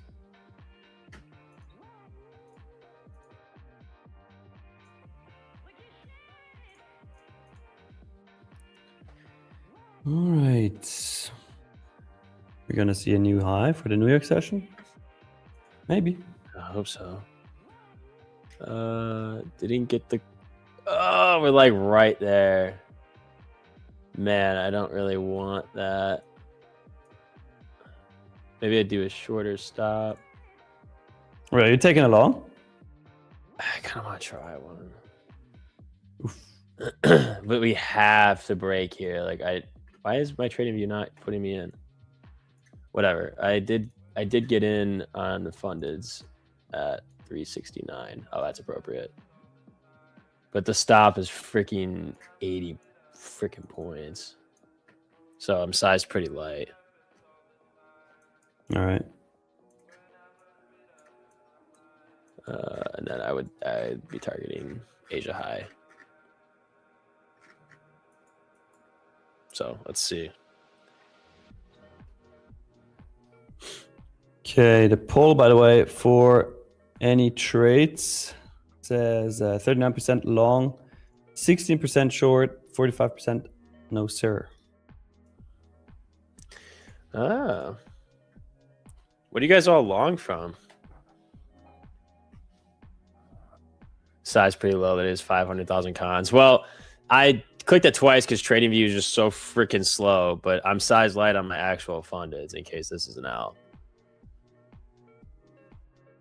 I arguably, hindsight 2020, should have waited for the 400 break, because then we would have gone through that low volume area between 420 to 430. It would have been a little bit better of a pop. So this is premature entry, which I'm not like super fond about, but yes, it's kind of coiling up a little bit. So we'll see. Problem is it's 80 points, so even 2 micros is really annoying. Booked 130 on your long trade. Let's go. Hey, Real Crispy says that poll was ages ago. I've been in and out twice since then.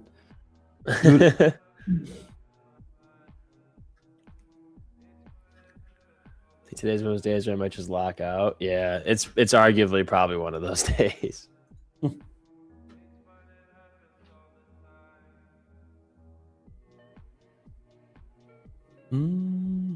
Okay, a bunch of you have traded multiple times since then.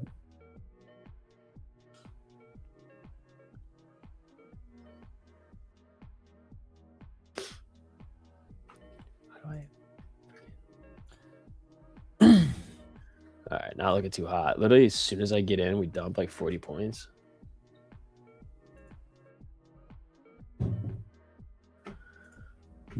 Oh. Made a few hundred considering taking a break. Do it. Don't push it on a day like today.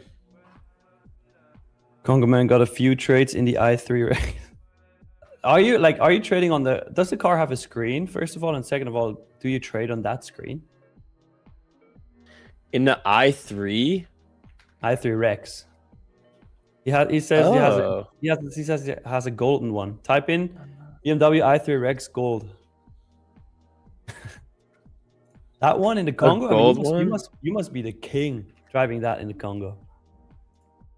Wait, that's sick. That's actually so funny. He must be the king of Congo.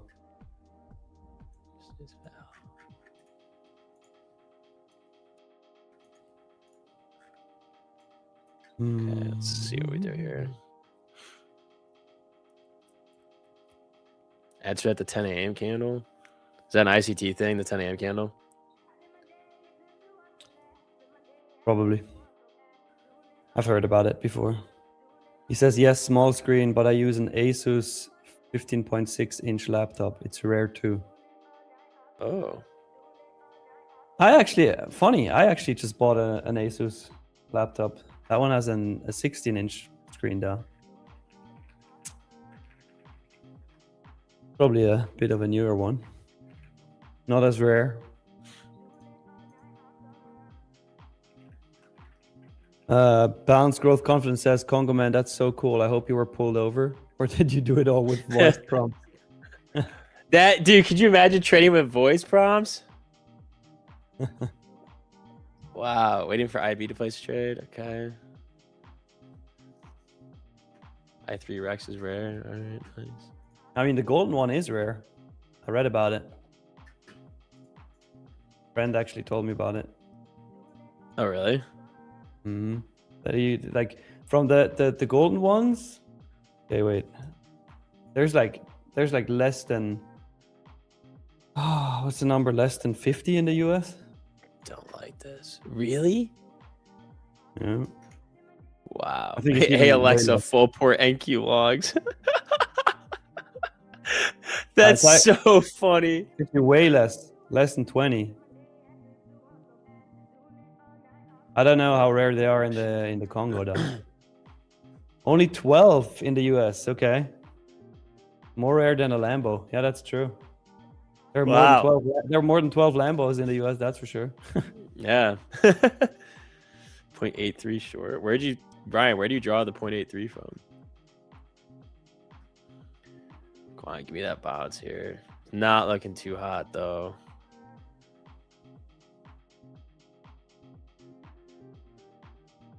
Hey, Serious I gotta respond to Mo via text because he can't hear me. Oh, Mo, that's it. Oh, yeah. I was just going to say, I was about to read out loud. And I was like, wait, you can't even hear you. One i3 Rex gold in the Congo. Damn, you must be the king there. One big tick trade is just paper trades today only? Nope. Nope. No. Might take an L on the fundeds here. Did 2 micros for sizing. So for 115 points, that'd be like 450 per of my fundeds. Trying to give this a little bit of room.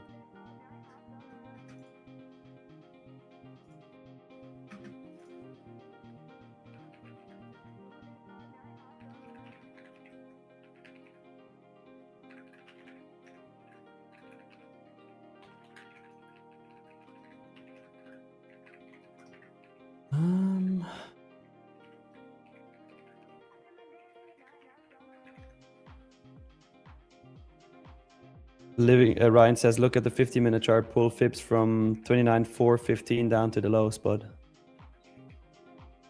415 to the low? Yes, 29.415. Oh, okay. So the news move. Yeah, but wouldn't that be? Wait, what? Oh, okay, so if you got in at 356, okay, nice. Could have gotten like 70 points out of that.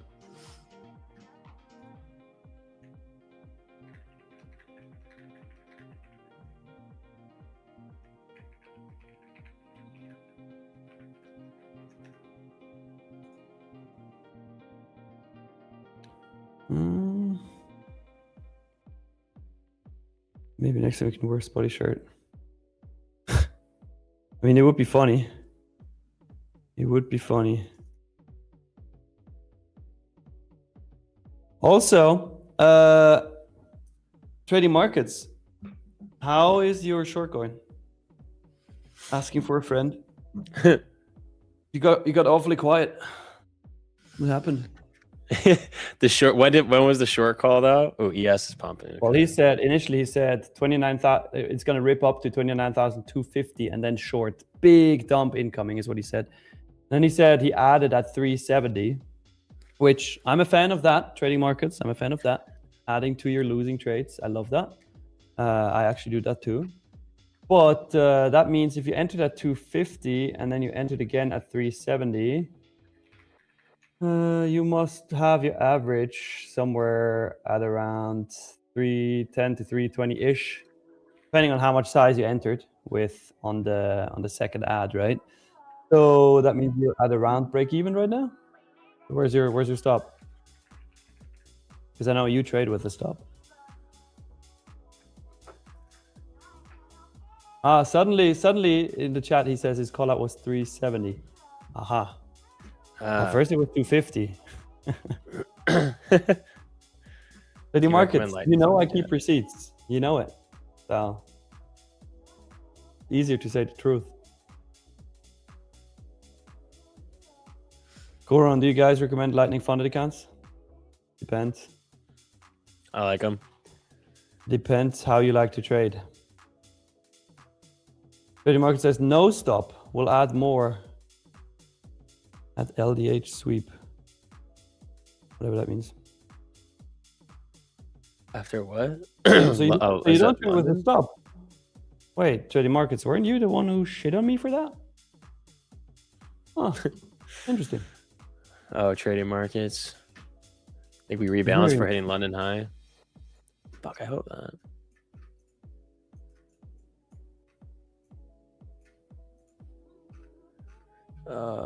Kind of want the rip. Man, this is not looking the greatest. Oh yeah, okay. No, it really doesn't look good.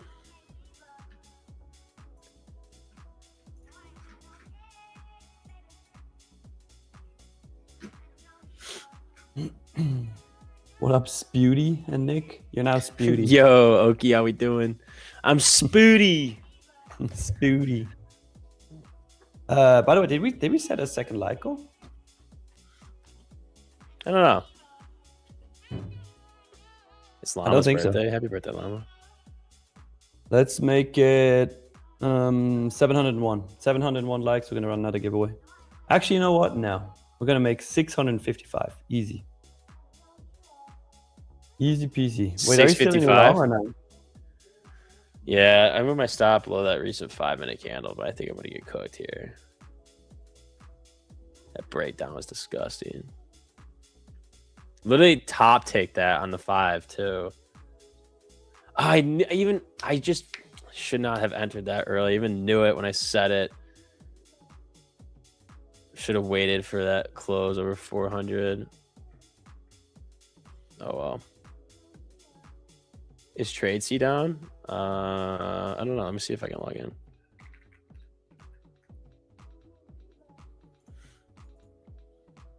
No, TradeC's not down. I can log in. And it works for me too. Oh yeah, we have FOMC later today. That's just the minutes, but we do have FOMC. Yep. At 2 p.m. I think we have Coach Duncan coming on for that, right? That'd be sick. Let me see. I would hope so. Oh yeah. We do. We have Coach Duncan coming on. All right, I just got stopped out of that. Freaking rats. Oh man.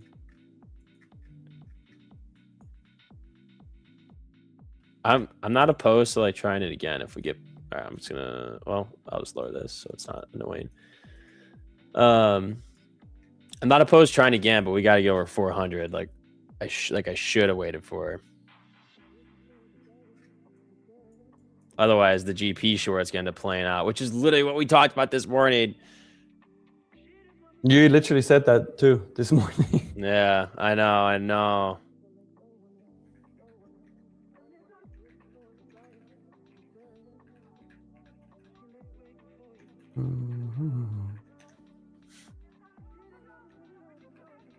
What's up, fellas? Says DJ Neeks. What's up? How we doing?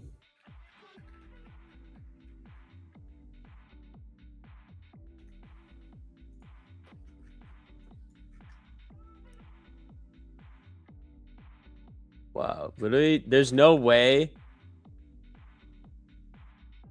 that gets stopped out with an extra 5 points. That would actually drive me insane.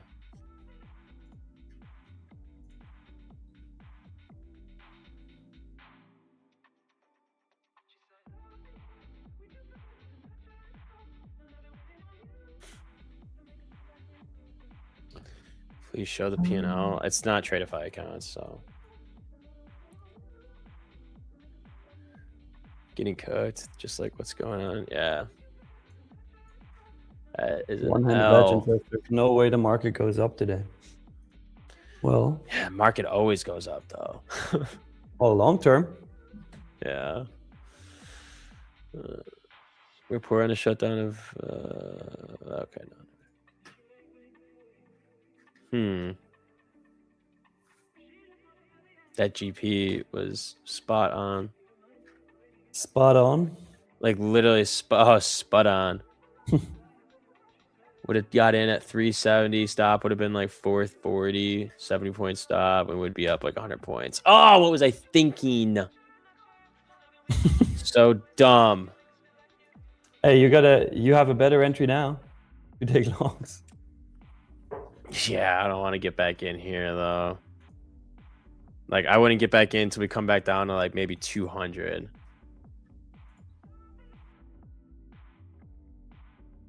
Then I could see maybe taking a shot at long again, but Wondering Yogi asking, PA is terrible because of FOMC minutes. Why do you say the PA is terrible? I mean, we got in total so far we got a 649 point session since yesterday 6 p.m. Eastern time open. So 649 points I wouldn't call shitty PA.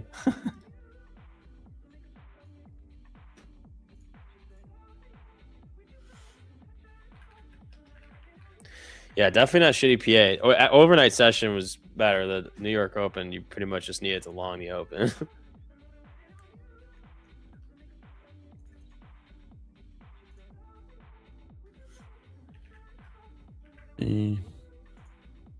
Oil moving back up. Let's see. Oh yeah, oil with a big spike.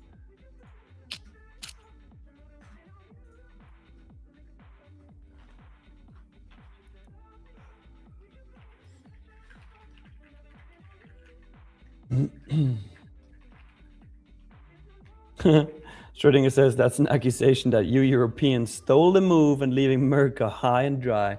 We did get the move, indeed. Yeah, literally. These big fast candles down, those were really nice at 4:15 in the morning.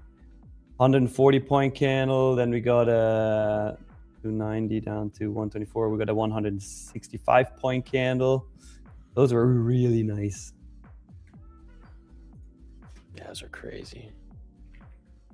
You know it if you were there. Schrödinger should have gotten up earlier. Congoman calls them yummy. Yes, yummy. The yummy candles. The yummy candles. Mochimo says it's Llama's birthday from BDM show. I know you guys like them. They love y'all. Mochimo, send him this. Llama, happy birthday, my friend. Have an amazing Happy birthday to the llama. And eat some great food. And rip some packs.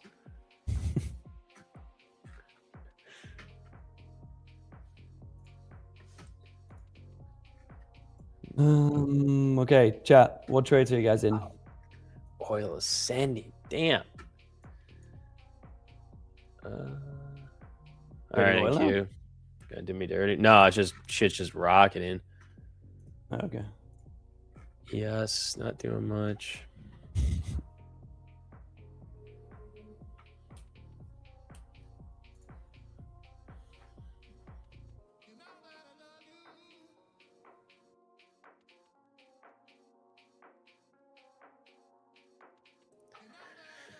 Market uptrend, biblically accurate price action. Yeah. Oh man, I'll take another stab. We got to get over 400. Like I actually wanted to wait for it, but my dumb ass got in early. Don't call yourself a dumbass. All right, my smart ass. EST trader is looking for this 4-minute inversion about to close.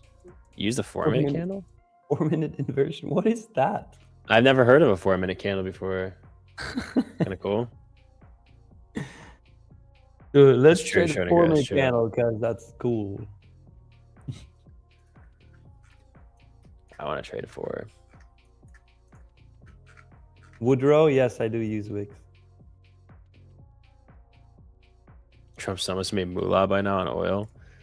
I wish I made some moolah on oil. Oh my, yeah, oil is going.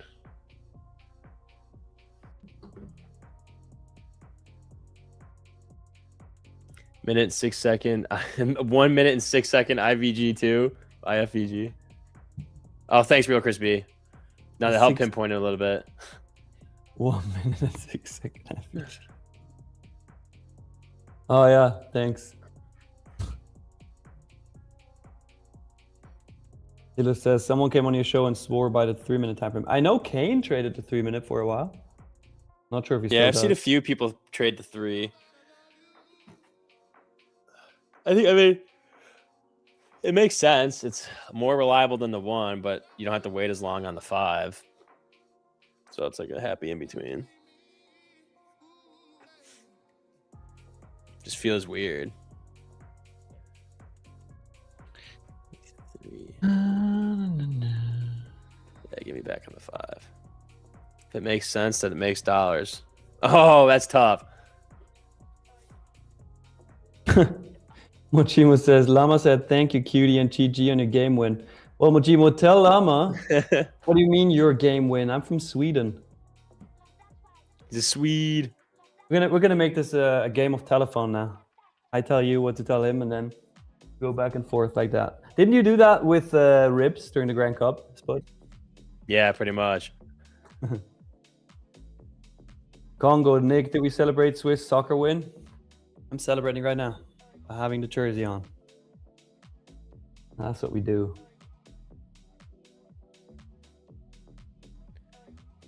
Next game is going to be on Sunday at 3 a.m. my time, so pretty shitty time.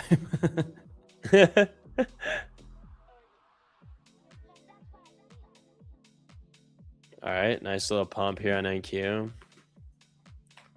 I will actually be really, I mean, I know it's 16 points, but I will be really upset if I got stopped out for that pump. I accidentally hit my profit target in one day on my 25K select. I tried to lose money to help my consistency. Ended up making another 500. Soul Martyr, it's the name of the game, brother. Whenever you need to lose money, you just inevitably make money. Breakthrough here? Maybe, yeah. Wow, look at that thing freaking reverse. What the frick? And back up. Oh, I told you would have to better buy that down there. I know, you were right. You were right. Fuck. All right, I'm gonna stick to the original plan. I'll probably wait till like a 413 break. I want to see us get through like probably like 413, 415. Otherwise, I'm gonna be patient now. Mm-hmm.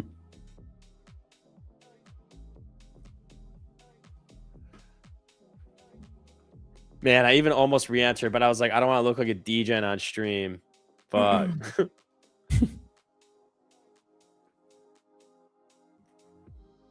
Big deal candle. Yeah, this is a big 5-minute here.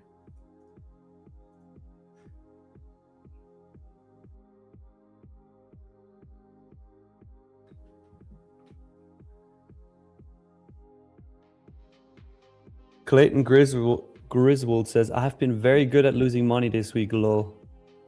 Isn't it? Why, lol? Isn't it sad? Dude. Clayton, you gotta rewire your mind. It's not fun to lose money. Go full defense, buddy. You already are on our eyes. It's okay, Spell. Oh, yeah, you guys are right. All right. I should have just sent it back. I should have just sent it. I'm guessing Trump will change his mind on attacking Iran tonight. Ooh, yeah, I don't know. Well, wait, let's see. Where are we at here? All right, I'm deleting this, getting that out of my mind. Fresh trade coming up. Also, I wanted to show you this. Nick, we have to laugh to keep from crying. Oh no! Oh, the Lambos are up. I was gonna show you the one that they put on their page. Okay, which one? Tell me. Wait, fuck, where is it? Wait, hold on. Let me see if I can pull it. Let me just. Hold on. Give me a second.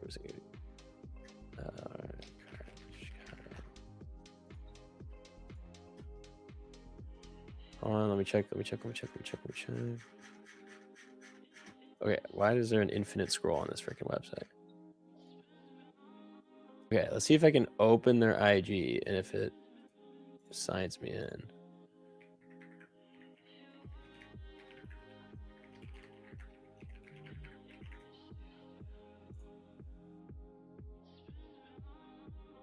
Barbed wire chart, scalps only.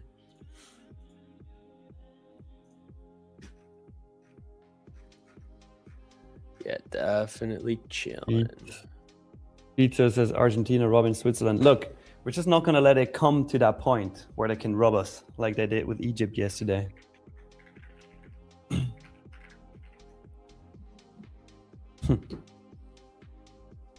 Mr. Jambank says, my consistency is amazing to the downside. Dude. No.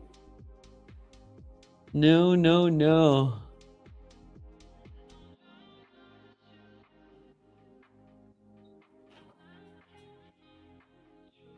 Did you find it, Spot? Let's see. No. But I wonder if I can view my own story. No, I can't. What the shit? What dealership is it at? It's at Motocross of Chicago, but it's not on their site. Nathan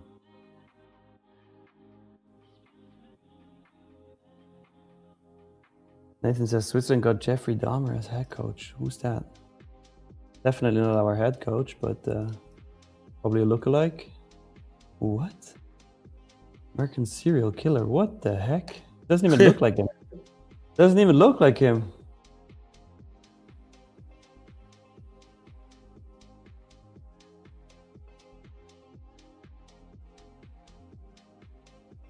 $29,340 is where we're at right now on NQ. I have my exit at 363. It's still hot. I still had it higher than where we are right now. So I don't want to buy up here. It's too high for me to buy. Yeah. I would try it if we got... I need to get over that 410. I won't be convinced unless we do. Are you going to buy over 410? Yeah, I might scalp it up to like 500. I really think we get to this Asia high up here if we get the volume to support it over 400.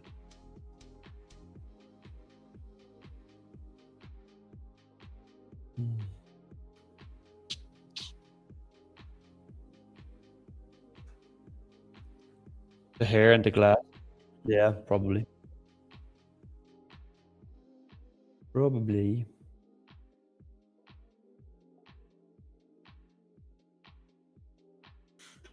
Buy here. I don't know. That rejection's kind of disgusting. Like, I'm not liking the chop. Again, it's the better buy. It's the better buy than the buy above 410, no? Yeah, but I don't want to. I'd rather wait for confirmation over the 400s and not get in now and then just give up another 100 points because like that first trade.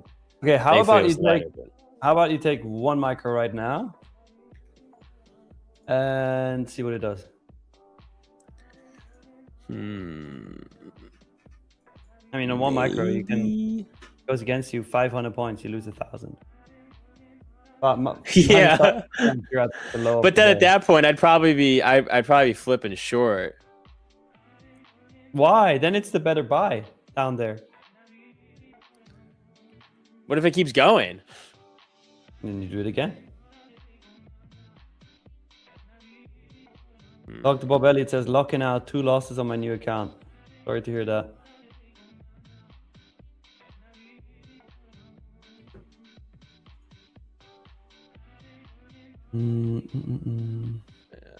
It's just chopping up in here, squeezing. Need a real break. I'm not gonna try to guess which side. I mean, the problem is oil is just freaking sending up 7% on the day. ES doesn't look very strong. So just wait here. Trump, maybe we'll do some things that could increase the oil price. Oh, man. No.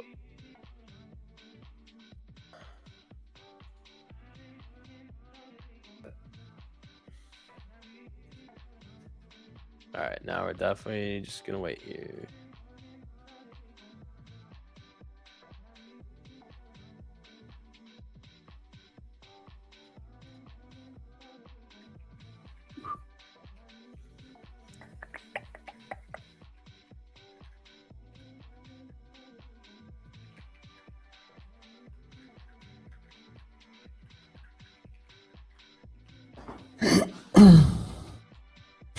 Koyal says, Nick, stop trying to convert the potato.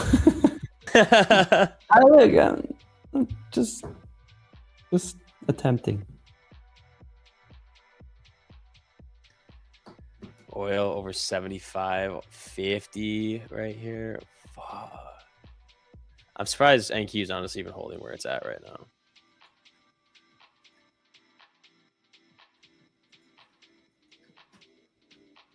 Absolute crab.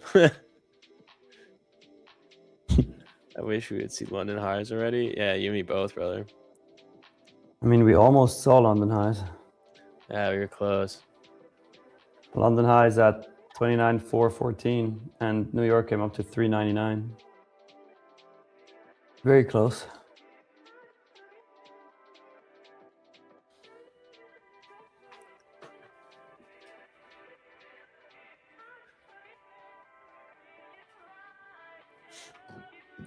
Yeah, this doesn't really look.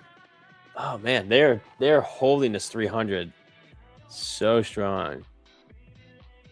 I mean, we're sitting at POC right now, so I guess it makes sense. I wish I could be a market maker for a day. It does sound pretty fun, I will say that. Anybody trading YM looks a little cleaner, says Real Crispy. I don't. What do you say? Anybody trading YM looks a little cleaner. Market maker Mario does. Yeah, I know he Oh, does. Good old market maker Mario. I'm a golden Yukon potato.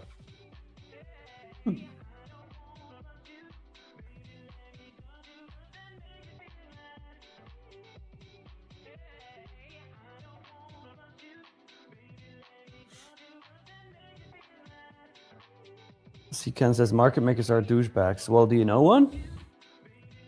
Maybe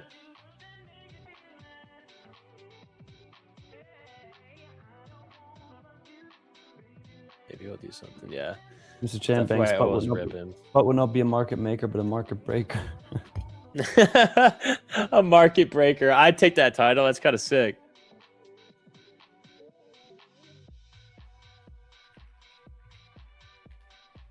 Should add that to your IG bio. Market breaker. Fuck the market makers. I'm a market breaker. That's a line. It's kind of tough. My bio's already pretty full though.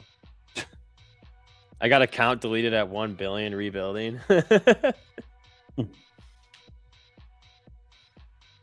Market breaker. You see this the bio of the fake spot? Yeah, I can't believe that. I'm gonna freaking report him. Yeah.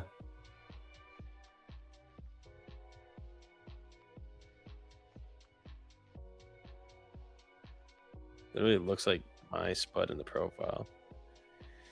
It's freaking turd head.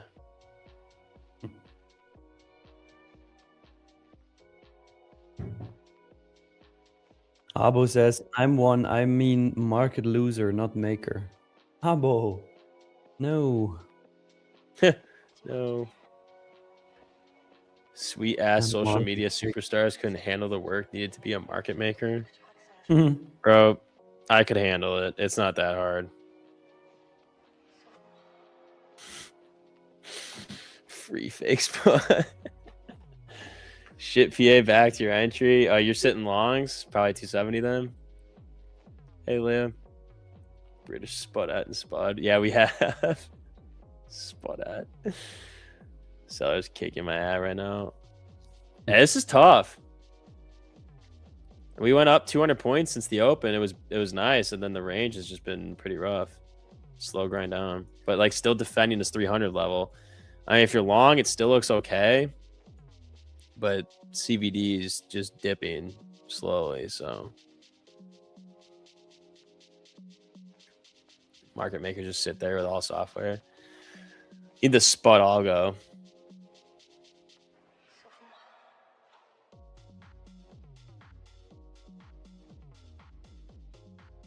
Back up.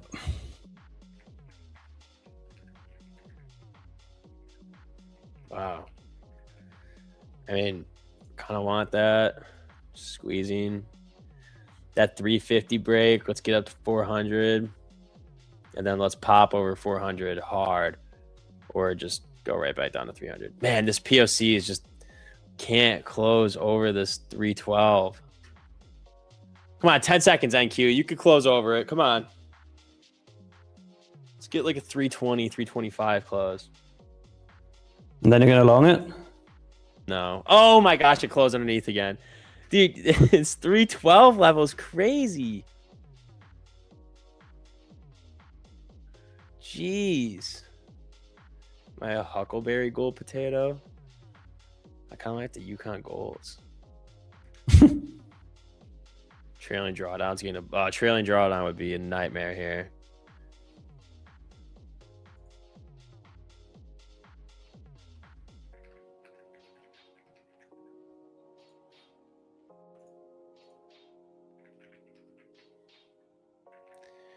Let's see. Justin Back at says, 300. Justin says, Nick, can you long with your giant live account with minis? I got you, dog. 250,000 con. Oh wait, my order got rejected. Hold Wait, on. you're what? Yeah. You're paper. We gotta. trade. Yeah, we gotta re up my live account here. Hold on. Okay, we're good. Did you just have to add more money to your paper trading account? No, dog. I had to move some funds. Okay, I just had to move some funds. We're fine. We're fine. We're back. Yeah, yes, with the new low and the session. Let's get the sweep, NQ. I gotta help everybody out with my 250 con long here. It's like my dog. This is like watching my dog lick the sliding door. What the fuck? Well, here's your other chance to go in with 1 micro.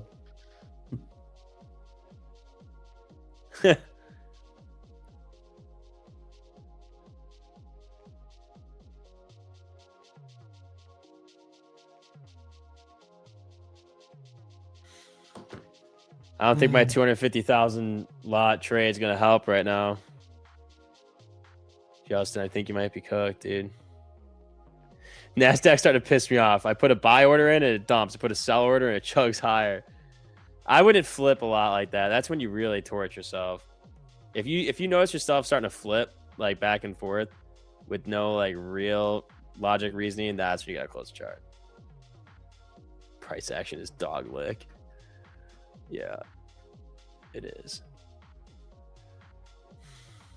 Like a 215 area would be pretty interesting. This 245 has been pretty nice. Wow, look at that. Right up to 300. My 250,000 lot trade's helping. I got you guys. But this 212. Or not 212, 312. Is it for my knockoff but maps? Yeah, on Addis, yeah. I'm actually gonna get book maps because I need to make an account. Or book map? Yeah. Start using that. Because like the heat map on Addis isn't very good. But like everything else about it I like volume profile, order flow, footprints, whatever. And but the heat map it's not as detailed as book map. Let's see. I already have an account. Do I only do paper trading? No. I took a long on fundeds earlier and pretty much top ticked the long, so.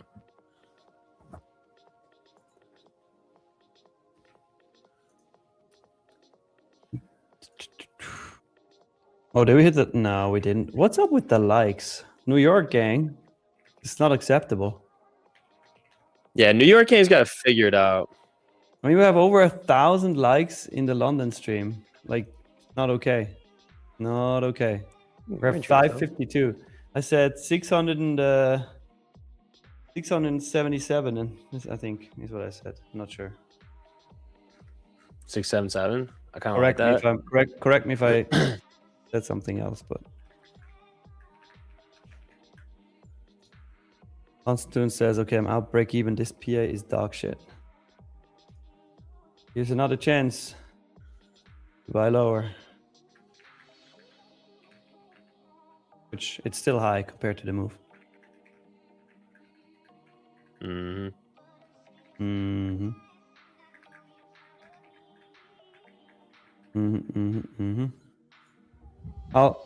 know what, chat? I'll do it though. So you can see the 1 micro power, okay? 1 micro. Drew, if you go to my screen. All right, let's go. All right, Nick is gonna help move this market up a little bit. Just Ryan, sorry, I was so busy celebrating my shorts winning, I forgot to hit like. Damn, dog, flex on us a little harder, all right?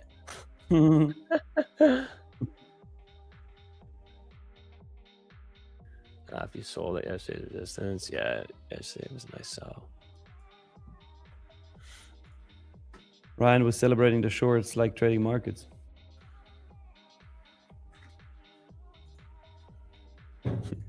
Yeah.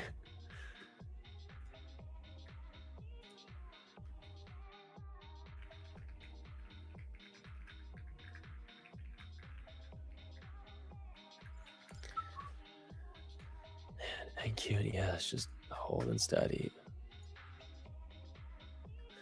Oil below 75, maybe we can move back up on NQ, but whatever Trump is saying is not helping. Oh, Iran will strike enemy targets at a ratio of at least 2 to 1. Whoa, I mean, why are we having a you know what measuring contest right now? Like, what are we doing? A you know what measuring contest. As if you couldn't say it on stream.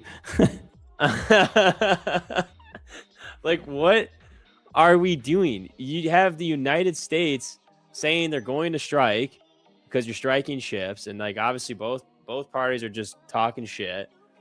But you have the United States saying that they're going to strike, and then what are we going to do? We're going to retaliate and escalate by saying you're going to strike 2 times as much. Like what are we doing? Oki.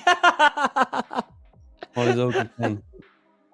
He goes, you mean D, right? A D measuring contest.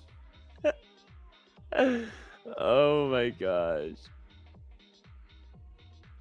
I mean, yeah, just lay it all on the table. Just it's like two two guy friends that just need to slug it out and just get it out of their system and be done and like just get over it. That's what needs to happen. Griffin Trade says, bro, he's short. He's letting you know. No, I'm literally long. You can see it on screen right now. 1 micro. because I told Spot to take it with 1 micro, I'm gonna do it. I gotta back my words with actions. Can't just tell him. Gotta do it myself.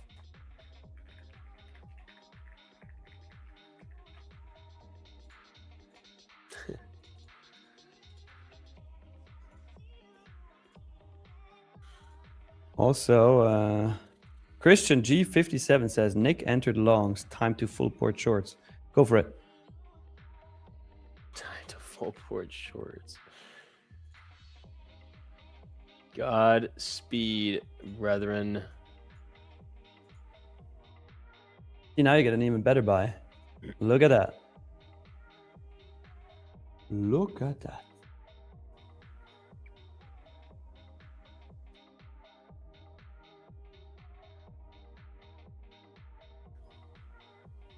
I don't know. This shit looks like a little toppy.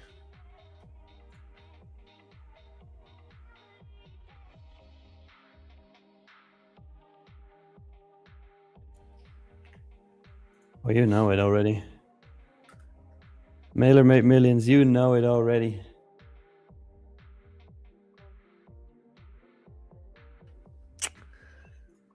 My 250,000 con. Long is not helping, boys.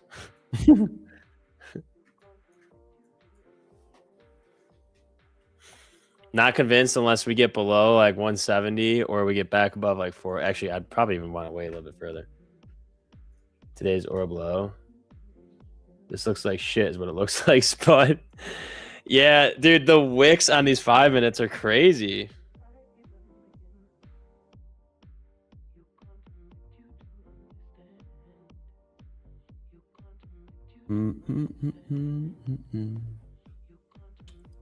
Nice, Kyle. Congrats. Nice.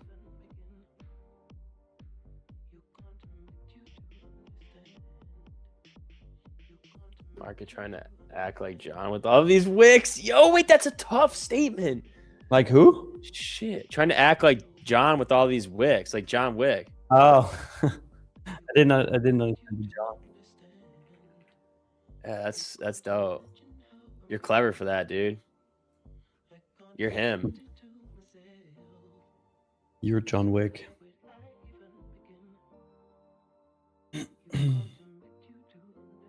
I am John Wick. You are? Where's your hair? I'm going through a phase.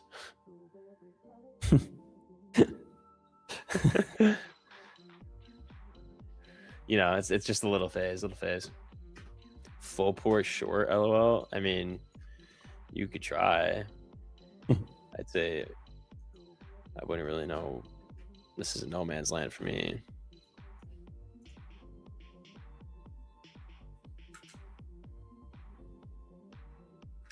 Spudwick. Like that.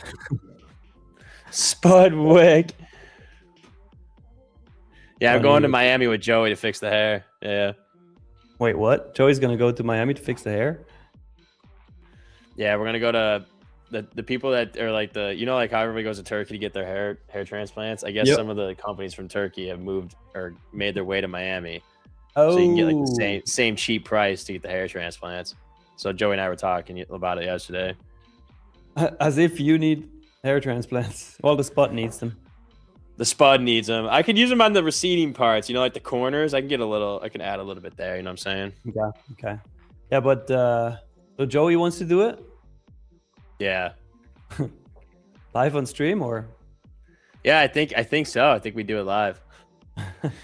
We'd hop in at the IRL. You're just gonna say if Tradeify pays for it, you're gonna do it live on stream. Yeah, wait, that's genius. All right, DJ Neek's gonna show me a good time in Miami. Okay, that sounds fun. He's for sure gonna show you a pole dance ball. Little pole dance. Ooh, NQ's looking nasty right now.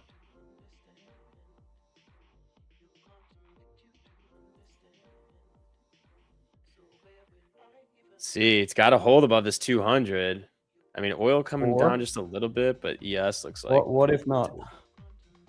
If not, then I think below 175 to 150, and we just go back down to low day. Oh, that would be a great buy. Be a nice buy. Yeah. Afro Spud. Spud would look like a scrotum. Oh my gosh. Tony S. Smith says Joey will use Nick as a donor.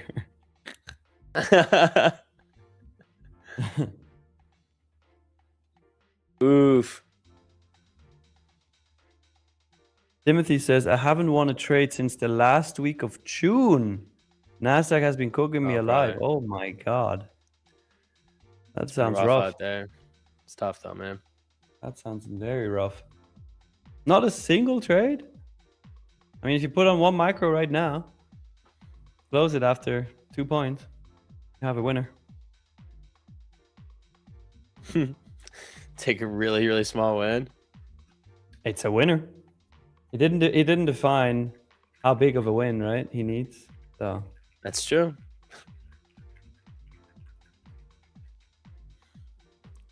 All right, try to get over 200. Let's see. This is the open here, so pretty big. 202.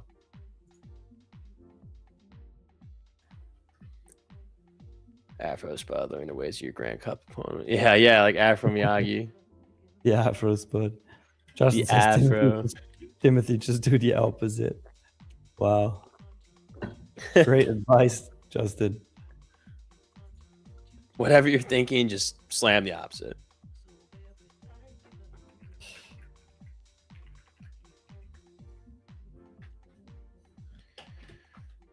90.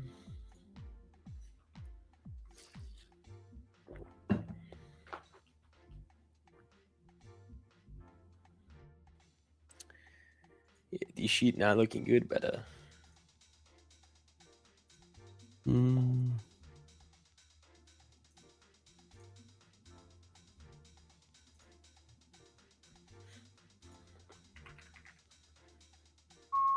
Juan Lagos saying, Sputter, what do you think about going back to previous 4-hour open? I mean, shit, maybe. If we keep dumping from here, doesn't look very bullish right now. No, it's going up.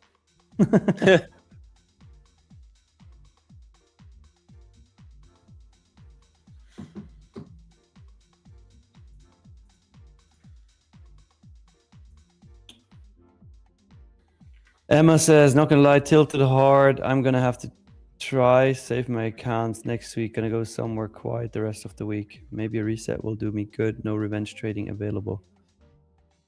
I like it. Okay, but why not do it this week? Tomorrow? Do what? What's gonna change? Because she says next week. What's gonna change between tomorrow and next week?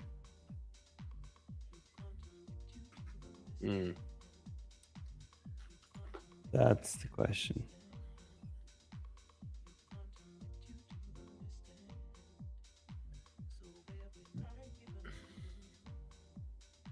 Creative Phil says, I can feel my soul wanting to tilt right now. Don't do it. Close out, brother.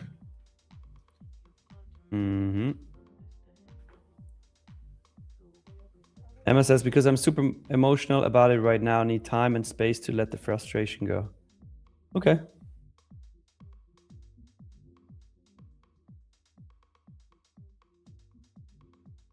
All right, bounced off the Bay Area low for the session so far.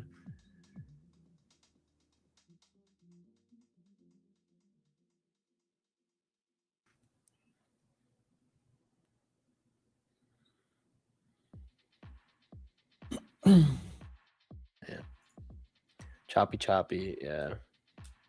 What is tilting? Tilting is when you just lose emotional control and just start full porting your account. X3 says, go for a walk. Yeah, that helps.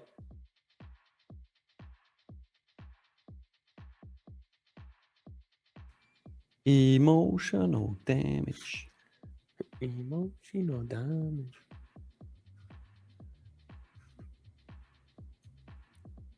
Some fresh air, like go to a garden or somewhere out to walk. It will help, says Nixter is live.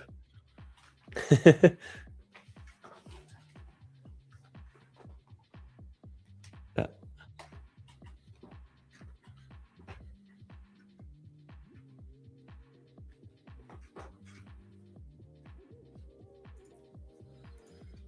Did that today? Lost funded account. Yeah, it hurts. It's tough. Walking the whole session, says Janos. Damn, nice job.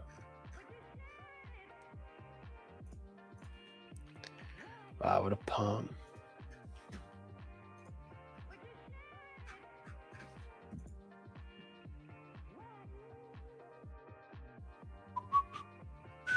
Real Crispy says, all right, that's the sweep. Now do we pump or continue? The only way to find out is to find out.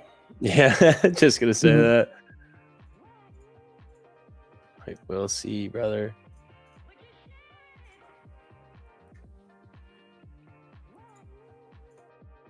Nixter's Life says, it helps me, not gonna lie. Away from the screen is the best healing place for lose.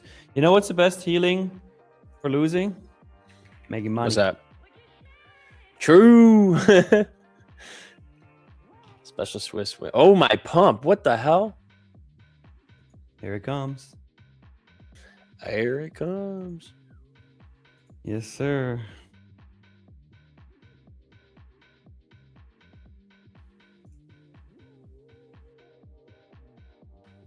Wow, rejected 300. That was kind of crazy.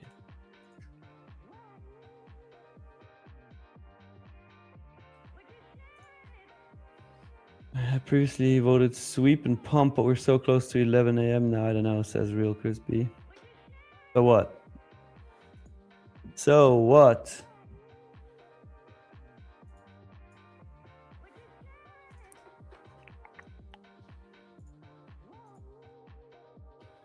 $260. No handle, Jay. What size account is this? 150K.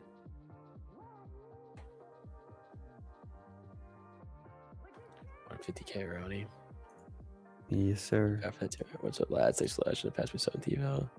Respected your rules, blocked P&L. Nice job. All about the rules, my friend. All about the rules.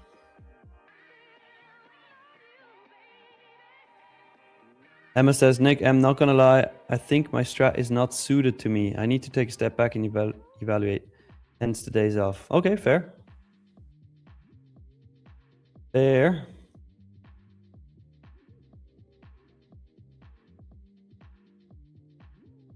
Question is, what are you going to change?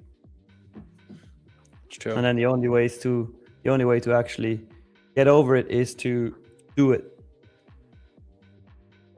Just do it. It's true, though. Take the next few days, take the weekend, study up, back test if you need to, reset, start light size maybe to get used to whatever you're doing.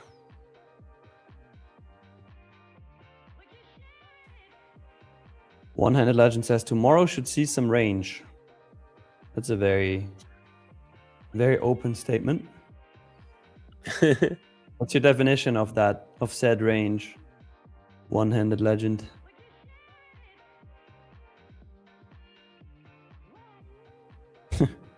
read this last comment.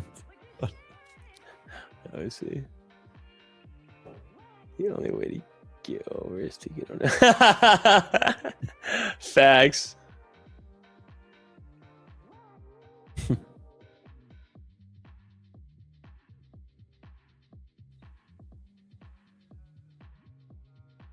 Sarah Marie, 80-20. Not 70-30.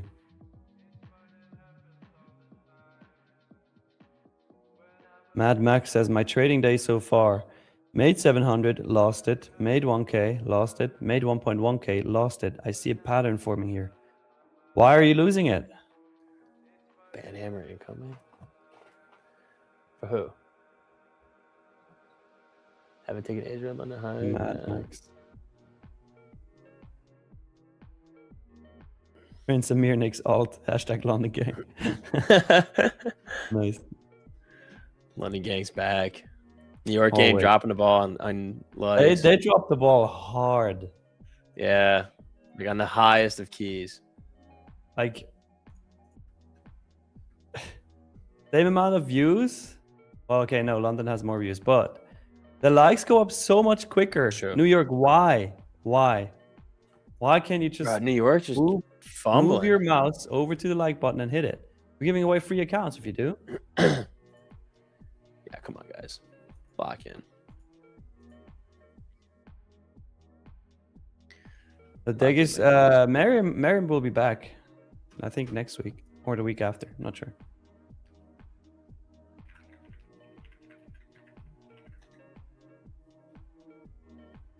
Click the like button. Like you guys click the reset button, says Mr. Cap. Yes, like that. Oh man.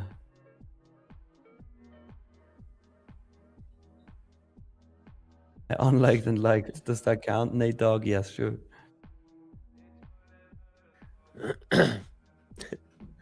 Like and unlike.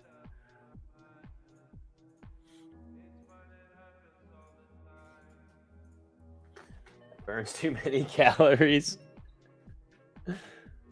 Yeah, a lot of competition during the New York session. Man, this market, oh my gosh, right back down 95 points. Oh gosh.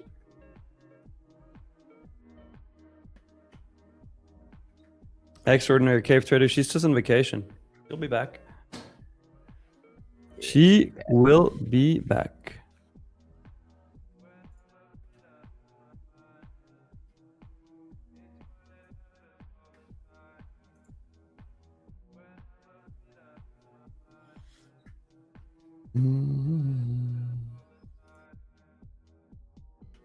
Wow. Back at this 200 level. I don't know what's even going to happen here. Respecting the levels perfectly. Yes.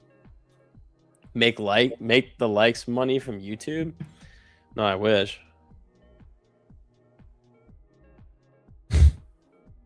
I mean, then the London gang, they would make so much money. But I really don't understand it. Why do people during the London stream like more often than people in the New York stream? It's so simple to do. Well, actually, maybe it's Celine, you know? Because I'm in London stream, but I'm also here. The likes in London stream go up way faster though. So it can't be because of me. So it must be Celine. That's the solution. We gotta test it by bringing Celine on the New York stream. How about that, New York gang? How about that? That's funny. Highs are in? Shit, I don't know, man. That's the good old trading markets. My best friend. Anyways, trading markets. Trading markets. When I see you, I want to leave. So that's what I'm doing now. I'll see you all tomorrow in the London session stream. Starts at 7 a.m. I'll join in at 8 a.m. UK time. And then, of course, yeah, have a great day with the one and only Lord Sputnik. And all the other goodies that are going to come on right after. Bye. See you guys. All right, brother. See ya. All right. All right. Time for an unsupervised solo dolo spotathon here. Time for the unsupervision. Time to get a little crazy. Uh-oh. We no longer have a screen share. Provide a moment. I'm gonna get a little frisky here. Nobody get scared, but we're gonna take off our t-shirt. We are now naked. We are now unsupervised and naked. Oh god. Oh my god. The keyword is not 1111. You're gonna trick everybody, and they're all gonna be upset. All right. Let's lock in for a sec. Let's lock in. What's come out since? China plans to let top AI firms buy a limited amount of NVIDIA H200 chips. Okay, good for NVIDIA. NVIDIA probably saw a nice move. Yes. Okay. Now, where are we at NQES? Neither look really good right now. I don't necessarily want to be taking longs or shorts at all. I think this is arguably not a good time to be trading it.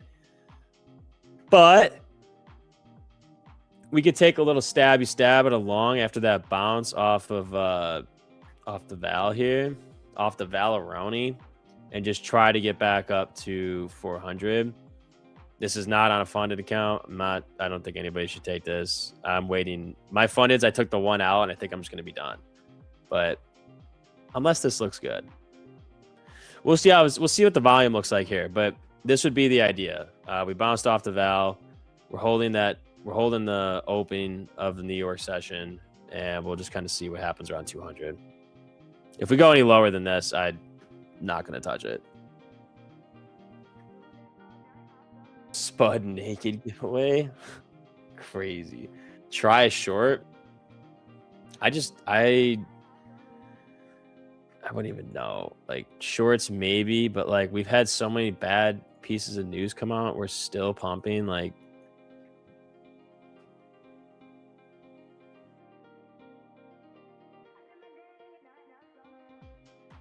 why bros paper trading? First of all, relax with the caps lock, all right, brother? Second of all, I don't have a Tradeify account to be showing you to trade right now. And you damn well better know I'm not going to be showing off any other types of accounts on the Tradeify stream. Okay, so let's do some mental math here.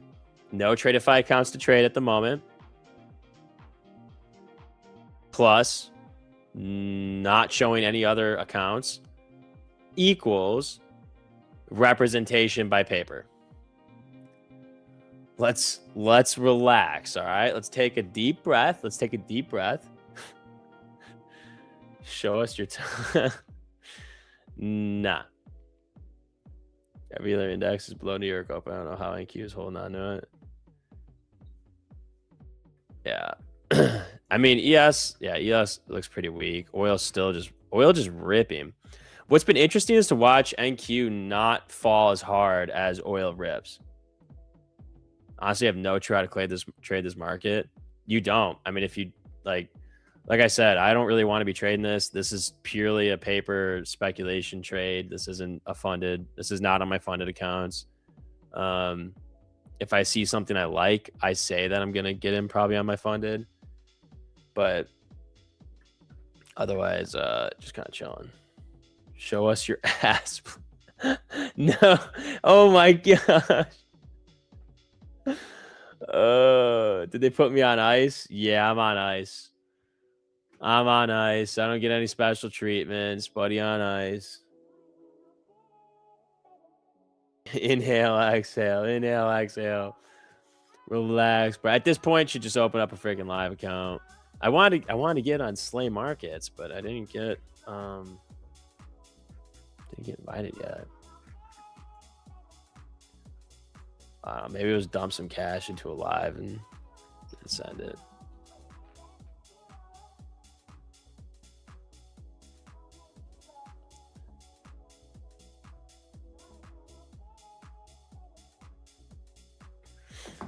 Cutie, Spuddy Duty, give us a little twirl for us. Ooh, woo. A little twirl? Okay. All right, little twirl. It's not like we get anything out of him trading funded evos compared to paper trading. We shouldn't be buying it. Yeah, I mean, Mr. Chambane's got a good point. Pokemon Cash into the live? Wait, low-key, not a bad idea.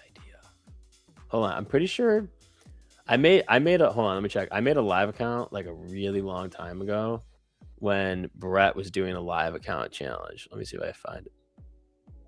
Wait, is it really Nick? Did I really make it Nick Tradeify? Let's see. Accept live trade. Accept live trade. Oh wait. No, that's not it. Oh wait, I think I made it. Wait, there's no way. Hold on. I have a username on Tradeify for a live account that ends in 67. There's no way that I actually did that.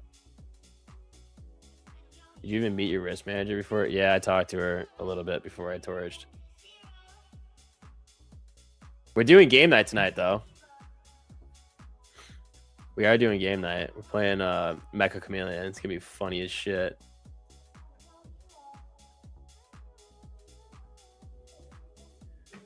It's actually gonna be so fun.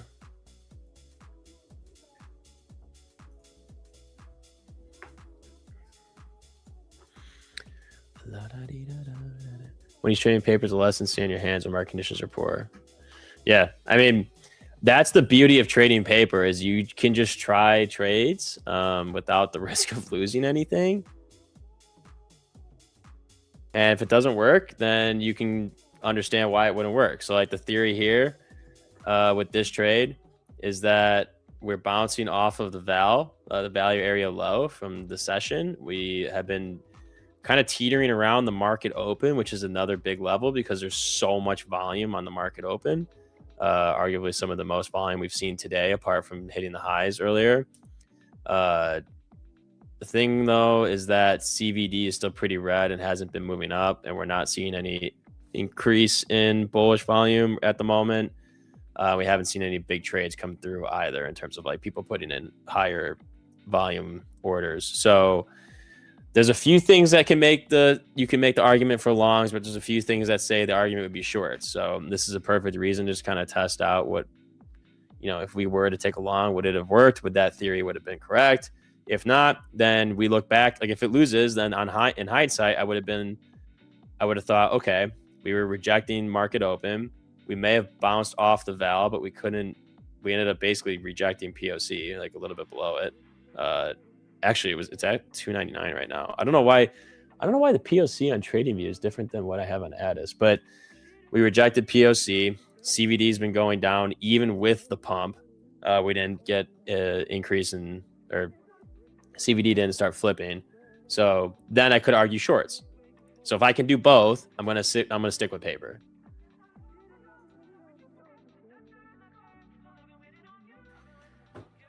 That is the reasoning, my friend. That is the reasoning.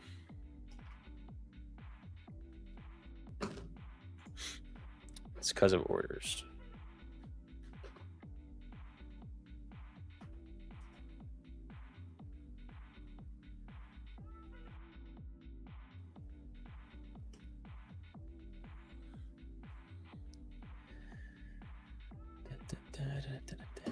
Are you paper trade on Tradeify? No. I just paper trade on TradingView. Like my fundeds are locked out. If I get an actual like Tradeify live account, maybe, but no, we're just chilling. What does my daily life look like on a normal day? Get up kind of early, prep for the morning market analysis segment. Now recording the Spud Center videos. Hop on the morning, run stream, get off stream, go to the gym, maybe have some meetings, chill for a little bit at lunchtime, cook up some funny reels, hop on the afternoon stream, have a great sesh. Takes a lot of energy and vibe, so I immediately take a nap after the afternoon stream and then chill for the rest of the night. But I've been building a little Spud site, so been a little busy lately. Spent 20 minutes looking at Lambos. Incorrect. It's usually 40 minutes. 40 minutes too. You know what's funny is I literally visit the site page probably like 3 or 4 times a day. Do I sleep as a potato or a human? It depends on the type of day that I had. If the Spud was doing really well, then I honor the Spud and I sleep as a potato. If we had a bad day as a Spud and a better day as human, we'll go human for him. I meet with ketchup, salt, and mayo. No, it's really just meeting with the guys at Tradeify, and they're just like, wow, Spud, you're like super cool and super spuddy, like, so dope, dude. Like, you're such a cool Spud. And I'm like, oh man, I know, I got it. Like, shit, man. Okay. So yeah, that's kind of the normal day. You know what I'm saying? What you wonder what I look like? Just join the 7:30 8 a.m. CST segment. That's what I'm on as a normal person. All right. So if we get stopped, whoa, what is this? What did I just do? What the hell is that? Okay. So if we get stopped out, let's see. We have a resting order sitting at 147. Let me check the. Yeah, that's actually fine. Again, hitting the val. So again, this is why you paper trade, because if I'm wrong, I understand why I'm wrong. If I'm right, I'd understand why. And because I can argue both, that's why you take it easy. Spud got that aura. Are you actually trying to say you're actually human? Or am I actually? Oh, am I saying I'm actually? No, I'm not. I'm not. Don't take the wrong way. I'm not actually human. This is my real identity. That is true. That is true. Any day at break even. See you tomorrow. Godspeed, brother. Break even on a day like today. That's all you can ask for.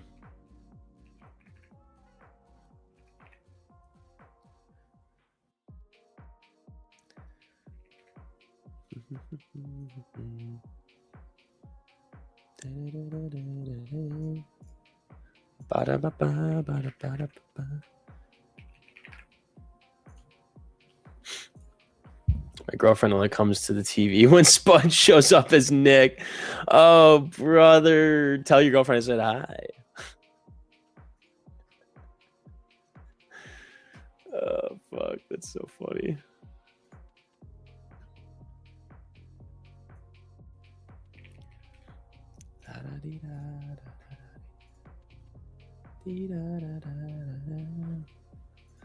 Wanna be my lover? Oh yeah.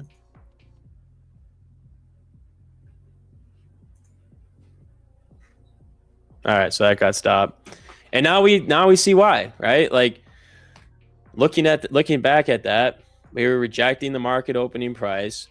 CVD has been consistently moving down. Volume has just been bearish as hell. The only thing that could have been bullish was that bounce off of the Val, but now it makes sense why it's dumping. So I'm all right. I'm glad we took that with paper. What's my favorite spud dish? Fries, 100%. Does that mean the engagement's off? No. What happened to Jay, bro? I don't know. My wife saw spud and asked, "This guy hideous or something?" I replied, "He's actually very handsome. It's all for a laugh." Oh, it's so good. Yeah, Naz. The Naz is a little crazy. She's a little crazy today.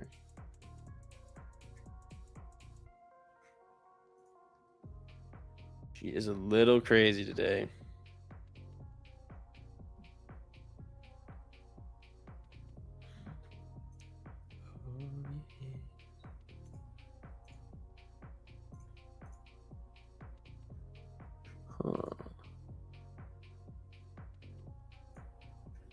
Okay.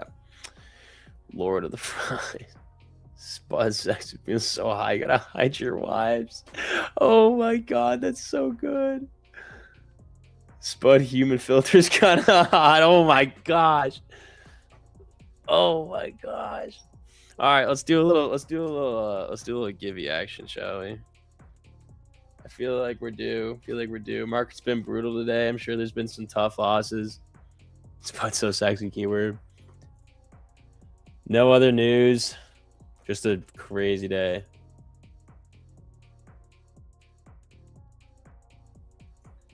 Just a crazy. Remember, we have FOMC minutes later today. Be mindful of that. That could be looking nasty.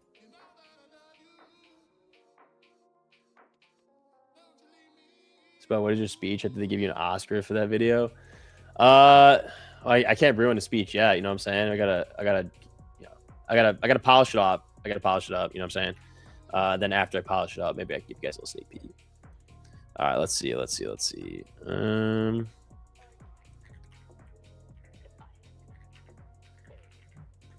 right. Little chill keyword. It's at 1 p.m. CST. All right, spam it. Actually, just type it once, not twice. It's another day, another dollar. Even though I technically took my L. Even though we took the L, it's another day, another dollar. Type it once, not twice. Freaking rascals.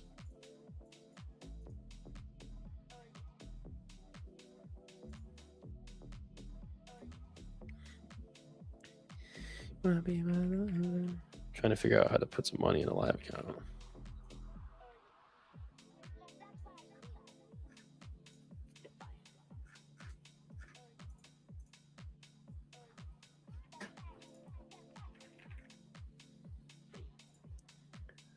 Another day, another dollar. All right, let everybody get in here.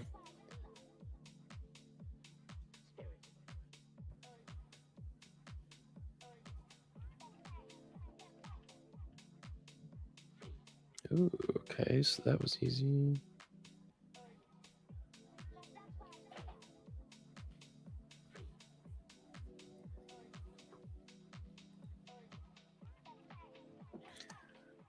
All right, let's do that.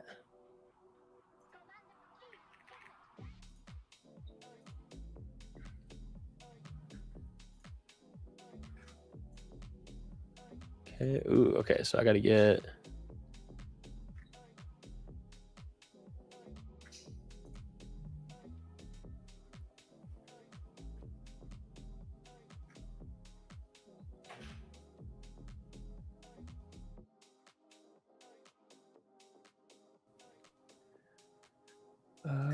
let's do this.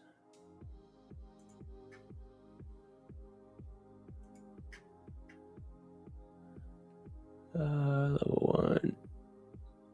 Oh, cool. Okay. All right, I'm gonna go ahead and pick it in a second here.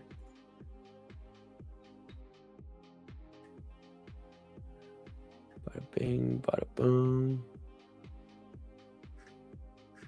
Oh, is that shit free?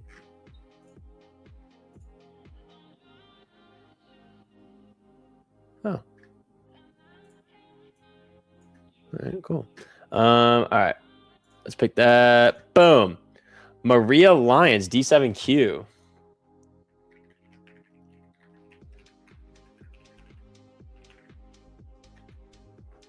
Maria Lyons. You are the winner of a 50K select Aroni. Please tap in the chat one time. Pretty please, pretty please.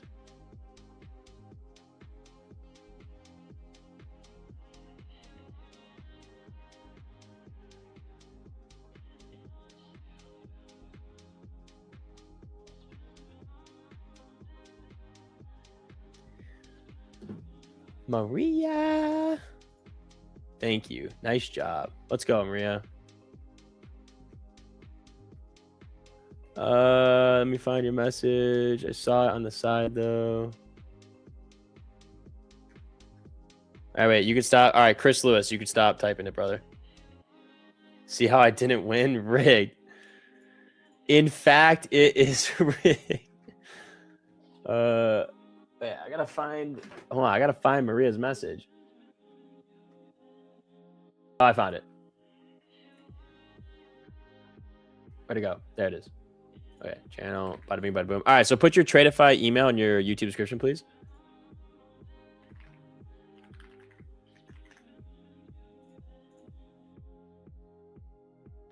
All right, and then we'll send it to you. Looks like a ninja move, that nervous laugh you let out when you have no idea what's going on and are losing money. Huh? How about we open a pack right now? No. I opened nice pack. I gotta actually might sell some of the packs we got yesterday. We did pretty well. We opened them yesterday. We kind of went nutty. So that GP short could have been a banger. I know that GP short was the move. We just fumbled the bag. We fumbled the bag so hard. Chuckles. I'm in danger.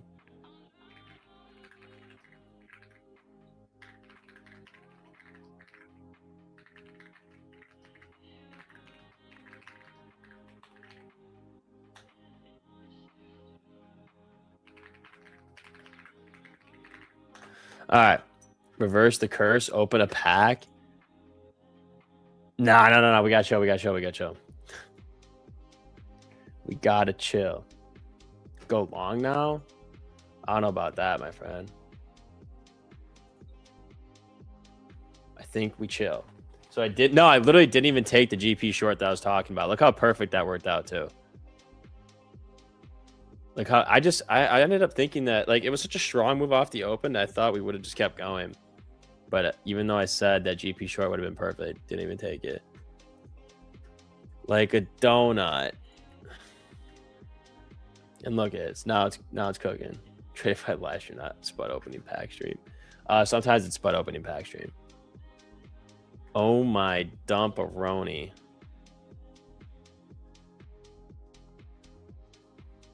This shit be moving.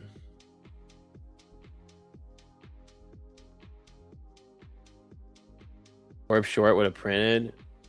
Yeah.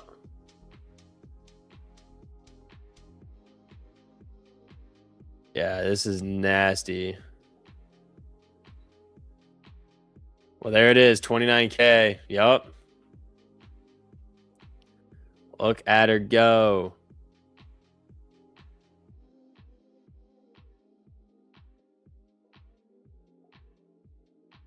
Actually insane.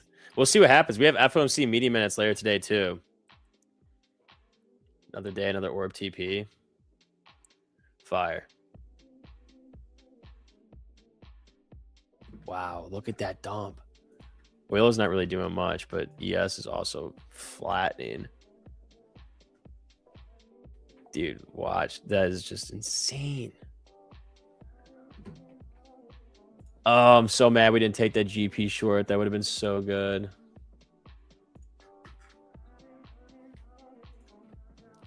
All my QQQ puts paying out. Good shit, man.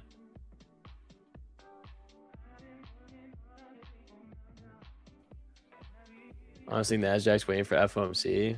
It could be. I mean, that would have to be an insane move.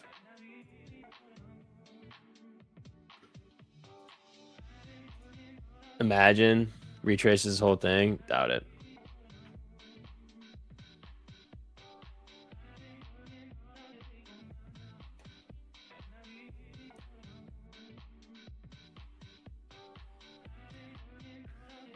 Oh, man.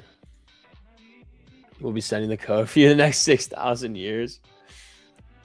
Oh, man. Up in your options yesterday. Options yesterday were good. Options today, no bueno. I got QQQ calls before the close yesterday, which are undoubtedly down. Spuddy's options full as Portis got good. Oh, boys, overnight. Yeah, the overnight QQQ calls are deleted.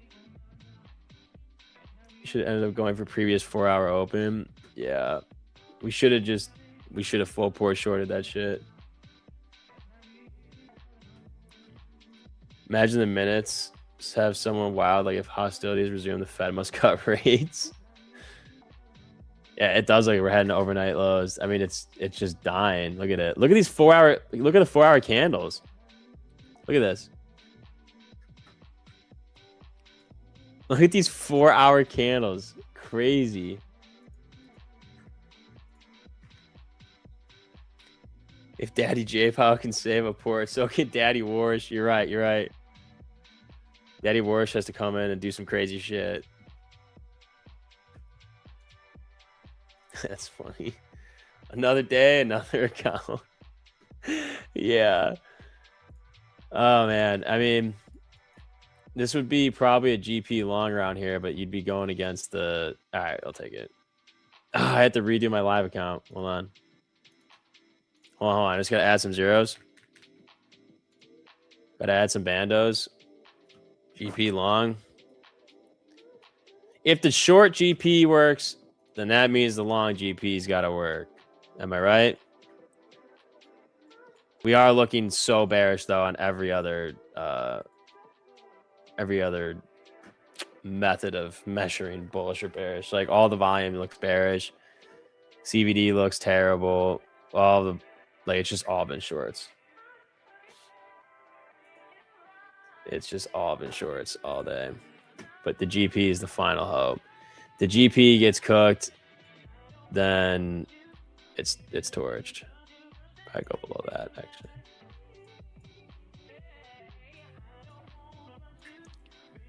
The Ultra Giga Chad Mega Reversal is about to happen. I've seen the future. We're gonna bottom take this long. I know. I was looking at the CVD literally at minus. What is it? Like -6 in it. Wait. I don't know why it only shows just a whole number here. But yeah, -6K. CVD looks really bad. So it would need to do some crazy shit. According to your instincts. Oh, man. Yeah, if ES sweeps the low, would be nice. Let's see. We need the GP, baby. Bunch of clean, nice 15-point scalps, but if you just held, yeah, shoulda, woulda, coulda. It's all right. It's all good, real crispy. Don't do the shoulda, woulda, coulda stuff. That'll tear you apart.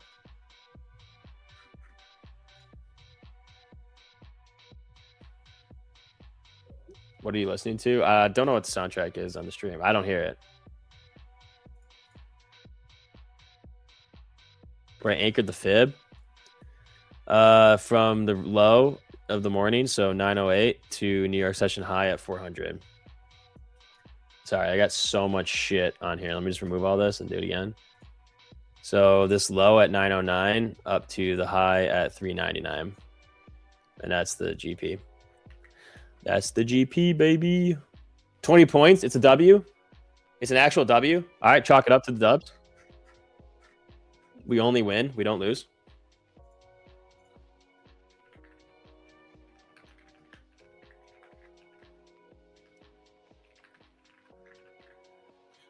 All right, everybody. We are at our time today. We got the two beautiful coaches joining us in a minute. Coach Dunn, Coach Ryan. They're going to walk you through exactly why this full port GP is going to go about 500 points. Until then, I'll see you guys all in Power Hour. I hope you have a beautiful rest of your morning, the next couple hours, and we'll see you for FOMC Godspeed, God bless, and I'll see you guys later.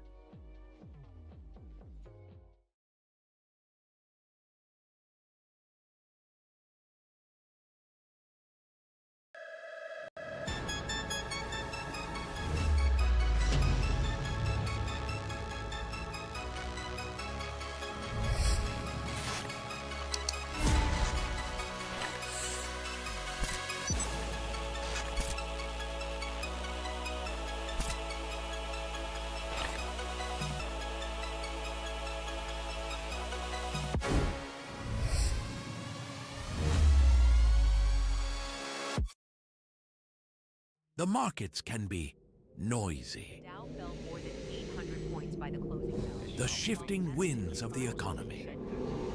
Early gains were wiped out. Most people get a headache just trying to keep their balance. But see Travis over here. He doesn't feel the noise. Because with instant funding and fast payouts, the world is a very quiet place. So you can get back to causing headaches for everyone else. Tradeify, the champion mindset. Trade their capital, not yours. You want to learn more about trading but scared to risk your own money?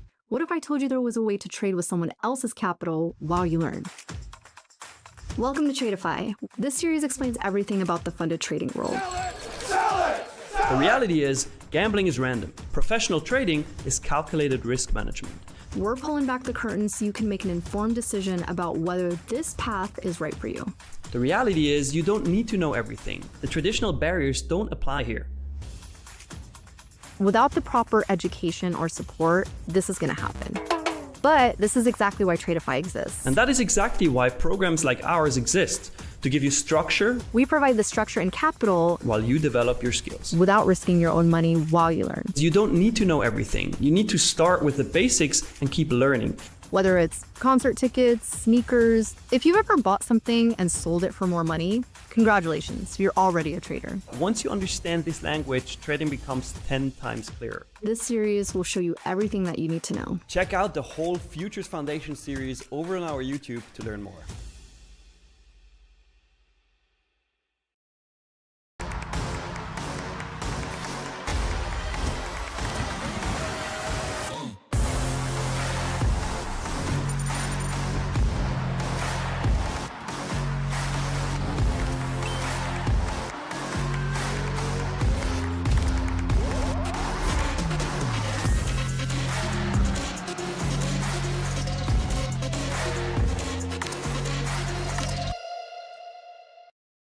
Here's how the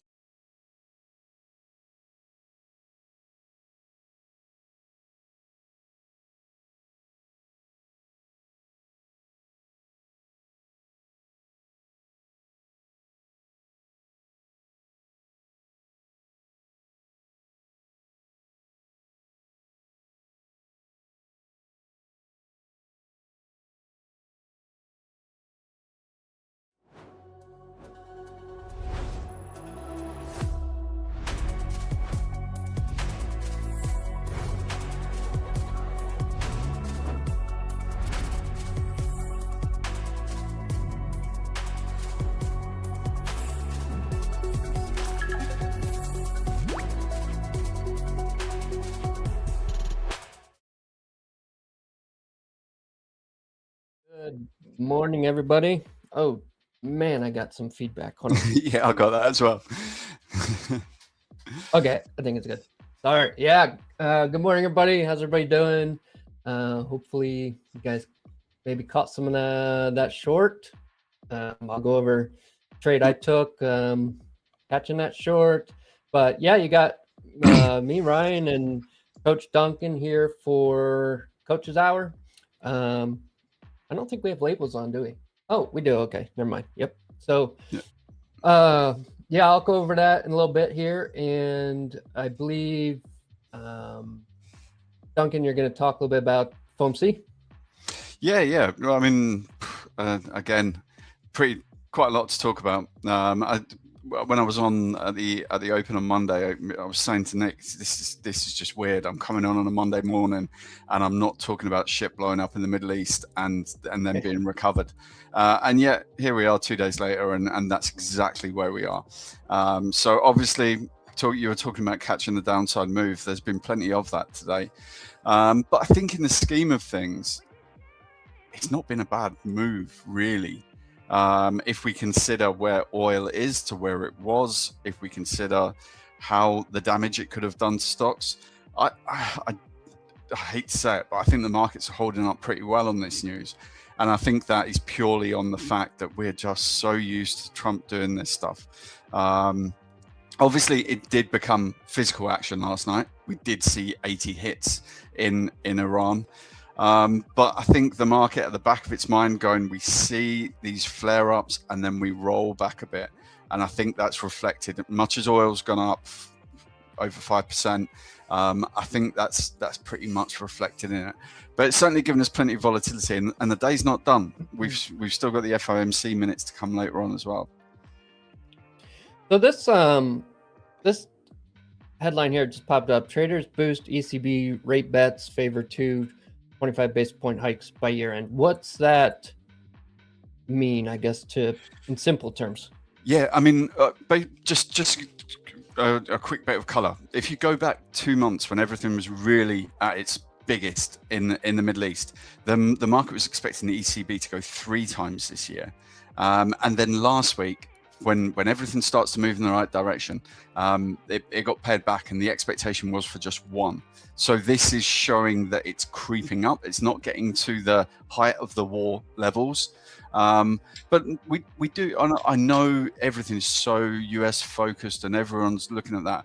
But again, we do have to keep an eye on some of the other major central banks, like the ECB for one, and Bank of England, etc. Because when we start to see the theme of how they're dealing with inflation, then we all have the same inflation problem. Granted, the ECB, UK, some of the Asian central banks have it worse because of their exposure to having to buy oil and import oil. But nonetheless, when we see other central banks considering this, then it does have a knock-on effect into the markets when we're seeing major developed countries considering the fact. But look, I'm not going to get run away. I'm not going to run away with it, because I still think that had we not had the experience of seeing these types of flare-ups that get remedied, that's not by no means me saying that this won't get worse, but we've seen it get to this point before and change just like that, and suddenly everything's back down again. But some really, trying to think of the right word, like unprofessional words out of Trump overnight, scum, blah blah blah. But it's just when you talk like that, it sounds like posturing. When you're talking about obliterating, and again, we're going to go in tonight and we're going to go hard. If you're going to do that, I like to think, if I was in that position, keep your mouth shut, do what you're going to do. But when he does it in that way, it kind of detracts the reality of what might actually transpire, and it just looks like him trying to strong arm Iran to get them back to the table to get what they want. But I don't know. Do you? How does? Obviously, I'm saying that I'm sitting out here in the UK. What do people in the US think? Do they have the same thought process as I do around this? Honestly, to me, I'm just I'm kind of over it. I think it's just so much of the same stuff that none of it surprises me. So I don't feel like any of it to me is big news when he's saying these things and it comes out. Maybe the way it could be said and delivered could be different, but I'm kind of over the whole political stuff.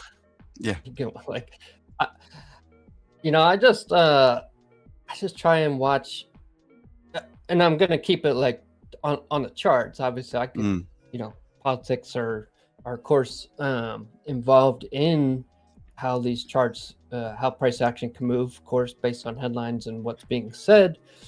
but I do typically just stay focused on how price is reacting to whatever is being said, and make my decision based on price action.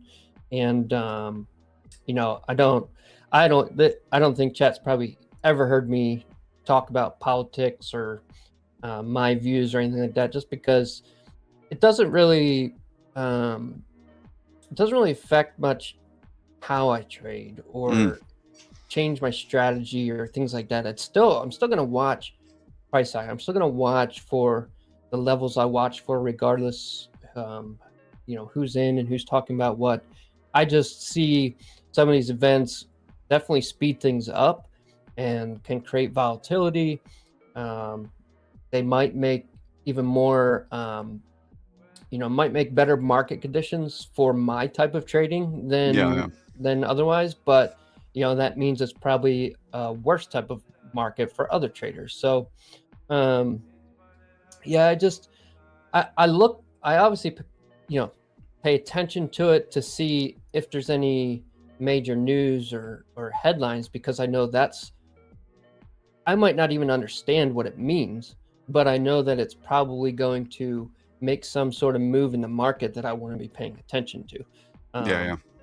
And so like this morning, woke up, I saw we had this reaction to what went on overnight, or early morning, and same thing. I play my 893 level. I shouted that out in the chat this morning, which was let me clean this up.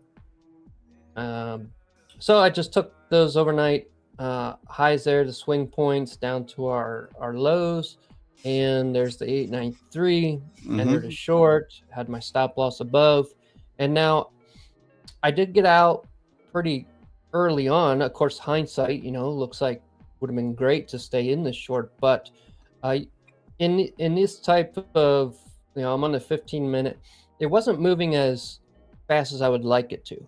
So we hit the 893. We did start to reject off of it, but not as quick or as an impulsive move as I would like.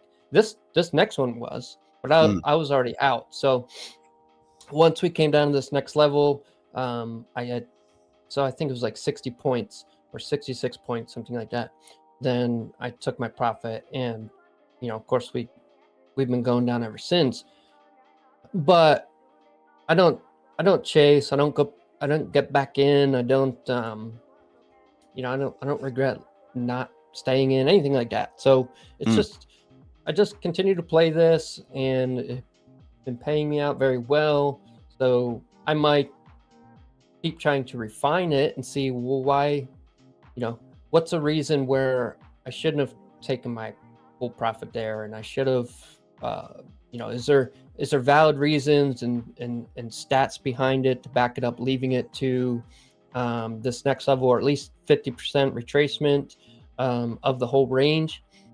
So those are things I continue to study, take notes on, add to data, and maybe I make adjustments on leaving my take profit for, higher goals, or leaving the runner at least. I don't mess with break even. I don't move things like that. I just kind of set it, have my profit, and have my stop loss, and let it play out. So now, so that was the morning trade, and that was across. I do trade multiple accounts. I think I have 6 funded accounts right now, and then some evals. So that was taking on all those. It was a good morning. It's been a good week. Had a great month. Last month was record month for me. So nice. I've been doing good in this market. But I know, a time might come where market conditions change and it's not so good for me. So try and, capitalize on this while I can. And this trade that I have on here, this, this is paper account again, because I can't trade on Tradeify given my position. So I can only show paper, but I do have trades running in the background on my other accounts. I did this was actually, so I don't just trade this 893. I'm always looking at it. Let me take this one off because that one's done, right? I already played that play. Now I'm looking from our new range this morning. So now we have our low to this morning high that we had put in, and now we have our new range. And so we're creeping down back towards this 893. So of course that's my play. I would have a long in there, ready to go. Yeah.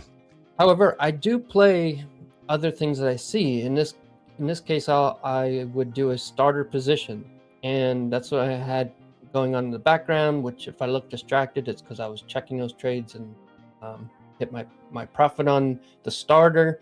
But I was looking at this imbalance here on the 15-minute, this fair value gap.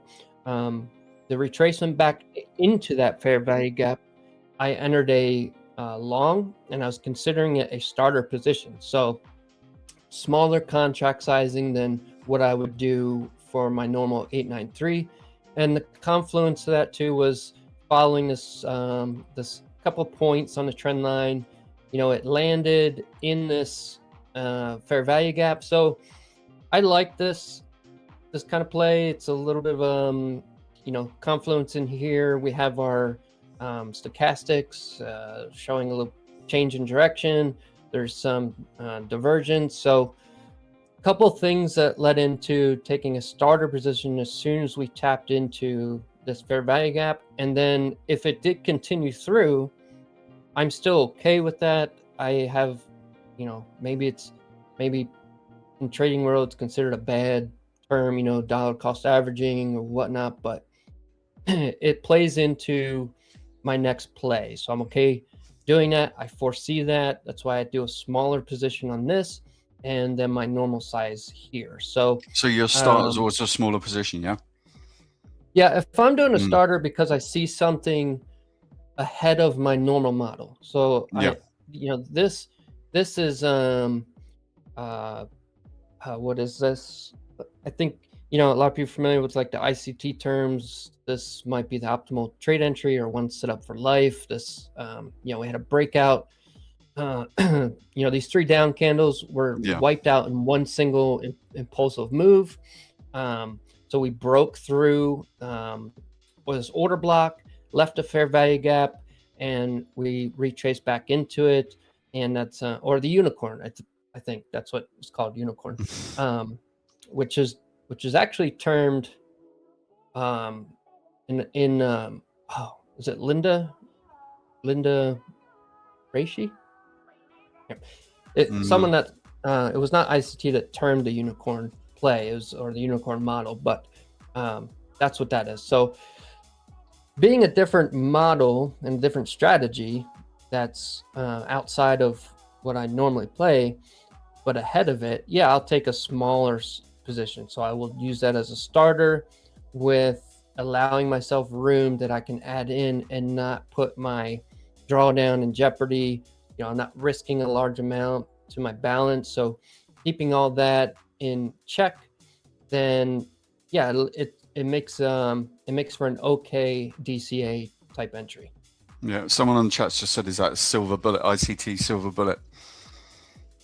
Well, the time, let's see, 11. I don't think this. I think this hit outside of this silver bullet. They can correct me. Chat probably knows more. I can't remember, but I believe the silver bullet is between 10 and 11.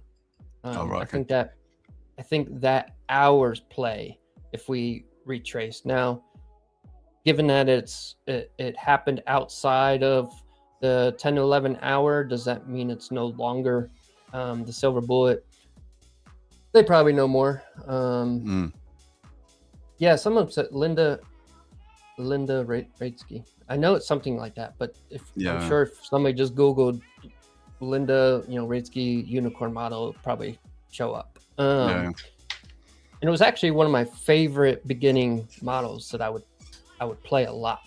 And so it's still there, still just kind of sits in the back of my mind, and you just kind of subconsciously see it and act on it. At least I do. Have you trained yourself over all these years to where you just identify something on a chart, maybe without even needing to think about it so much. It's just, you see it when you see it. You know, it's there from all the years of experience. I completely relate to that. It comes in all forms of the market. You just have the setups, things you look for when it, like I said at the start, when it starts falling today, I'm looking at, okay, it's falling. There's reason for it to fall. Are we falling as much as it should? And just little things like that. You're always looking at these secondary things that you can't actually like quantify with a rule, but you just begin to know them and things like that. Right, Ryan, I'm intrigued because I mean, you come across like so. You've got such an exact way of getting into it. You come across as happy to just take the little bit that you need from the market, and then just go, look, it's still like the trade this morning, still coming off, came a good bit lower. Internally, have you managed the feelings that people struggle with when they've seen that they could have taken a bit more? Obviously, it's easy to say it outwardly, but have you got to the point where you're able to kind of master that? And how long did it take you? Because I'm guessing that's probably something people are trying to get their head around. Yeah, you know, I think I'm getting to the point where I could say I'm mastering it or have mastered it, because I don't have the feeling anymore. So no, perfect. That probably leans into mastering that. And it took a good solid year of learning the hard way. You know, of course, it looks great now, but how many times have I gone back in and tried to chase a move, and then, you know, it flips, and now it's the profit that I did have in this trade I just gave back, and now I want to get that back. And you know, so I just know the dangers of chasing, and at least I know I'm very good at knowing my limits now, and knowing what is going to cause me to go down a bad trading path, whether it's, you know, in that moment or for the rest of the day. So I'm well aware of what that means if I follow through, and how it usually leads to blowing accounts or you know, losing my payout, and just you know, not a good spot. So I'm pretty set now. I'm pretty good at not acting on you know, revenge trading, chasing. I get pretty content with taking the small wins, because I've seen now how much they add up. And exactly, small and steady is so good.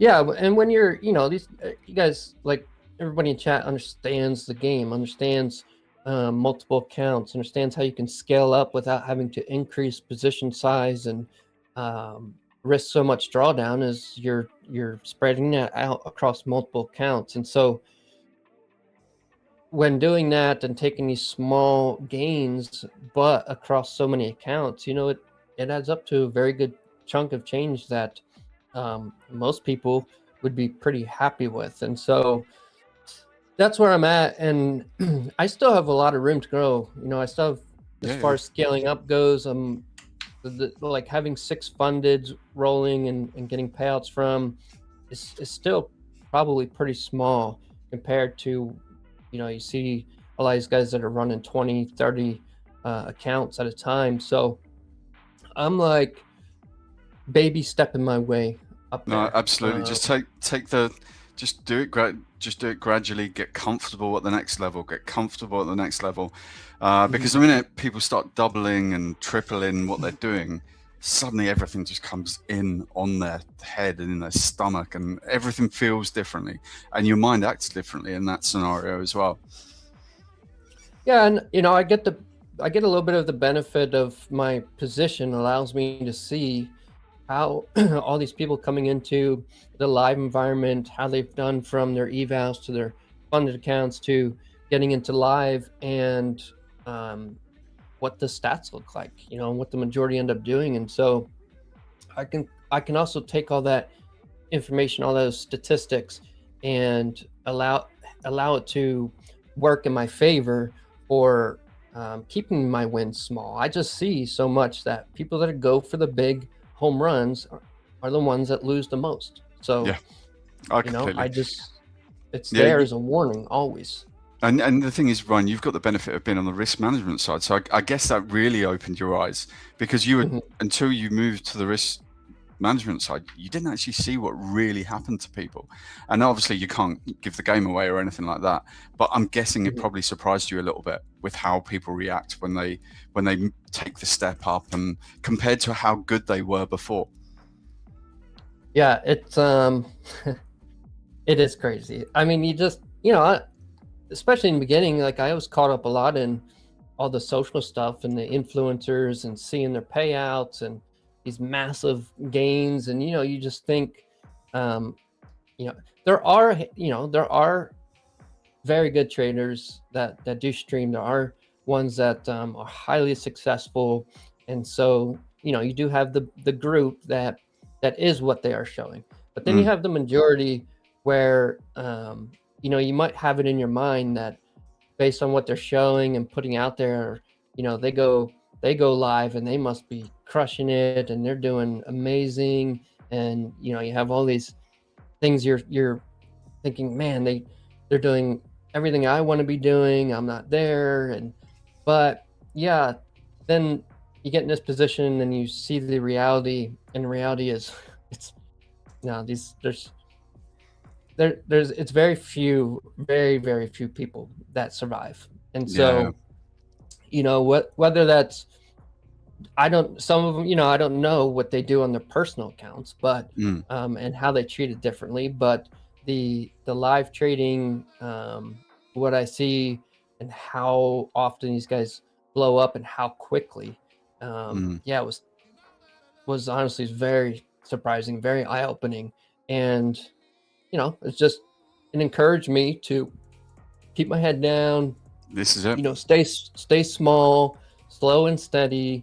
It's just, I see it every day, how people trying to chase big profits end up losing everything. And so trading is like, you don't need to be a superhero. All anyone should aim to be is steady. Just be steady. Steady, and you will make a career, a living out of it. You try and be a superhero, you may have that one hit, that one big battle that goes your way, but there'll be plenty of battles you lose. So it's just about just keeping things calm, keeping your head, and just doing things in the right way. Yeah, I'm let's see, make sure I'm chat. You guys make sure you throw in questions too for us, and try and answer everything. Let's see. You should listen to the president when trading economic markets. Yeah, I get it. I listen in the form of checking the news and headlines and how the market reacts to it, and then I play the market. So some of the stuff I just, I don't really know what's going on behind the scenes, and whatever they're saying might not be what they're actually doing. And the whole psychological warfare, there's so much going on that we don't really know. So I don't pay attention to it a whole lot. I just pay attention to the charts and how it reacts to what's being said. And it's working for me, so I'm gonna keep doing what I'm doing.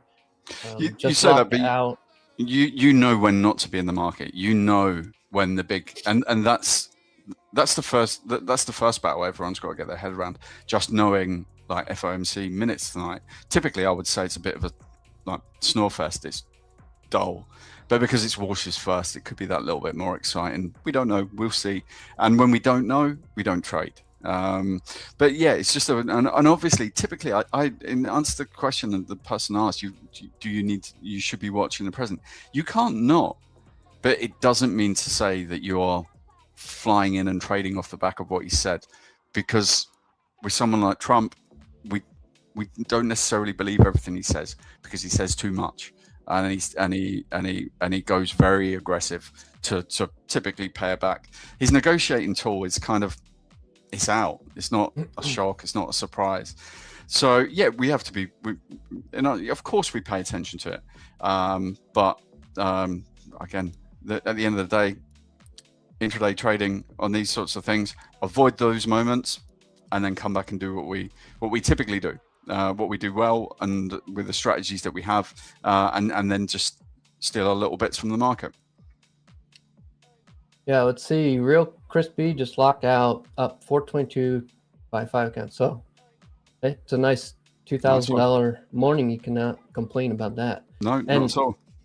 That's the thing, you know, the locking out.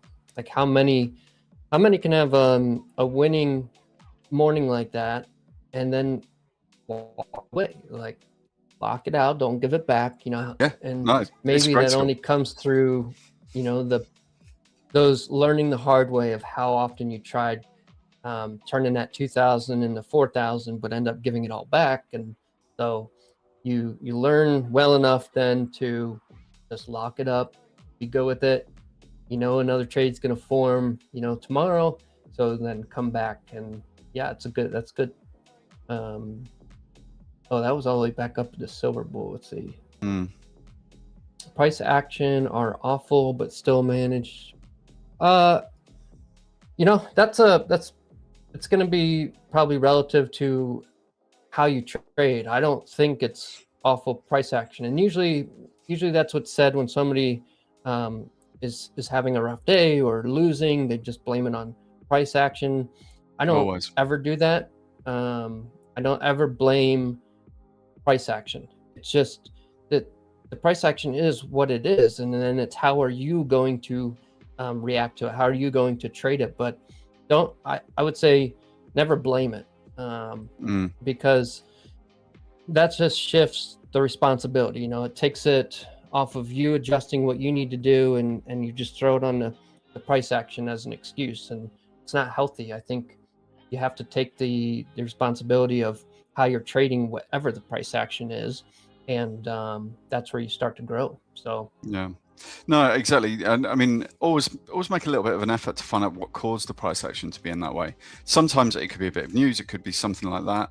And if that is the case, then you had a plan, you got in with your plan was good, the price action went against you. Again, if you can identify the reason why it went against you in terms of a piece of news or a piece of data or some organic flow, very tricky to find when that's happened. But if you can find out any of those things, it can help you it can help assure you that your plan is good. Therefore, the plan's not bad. Shit happens. Right. Okay. Let's move on. And let's stick with the plan, because the plan's not bad. But like you say, blaming and getting angry. And I say this as a person who did it a lot. We all done it. Yeah. Still kind of does it a little bit now. I know it's wrong, but I still kind of do it a little bit now. But look, I know it's wrong, but everyone has to have a moment now and then. Mm-hmm. Yeah, I mean, you can't forget that we are humans, and we are gonna have those moments. But that's a key difference, is you're aware of it, and you know, you know the moment, you know those triggering points. You're not continuing the blame. So even if it's a moment, you understand it. Let's see, Schrodinger, you didn't have to call Spud out like that. Well, I think he said he did want to play the short, right? The golden pocket, which I believe if he was playing that out right, having a stop above the swing point, he would have caught that short as well, but then flipped. I'm not sure why he flipped. Was it chat saying go long on the open or something? I don't know. But peer pressure. Yeah, it's all in good fun. I don't, Yeah. I was trying to show him the 893 that I play, and that's what I played, and just letting him know. Let's see. To be honest, I never understood live trading, like streaming.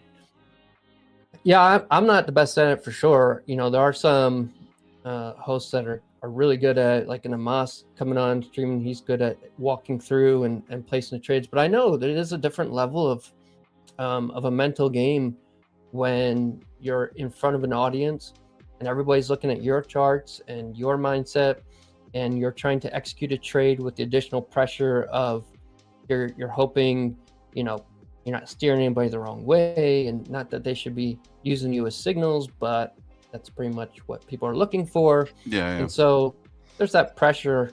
Now, I don't mind it so much because I'm not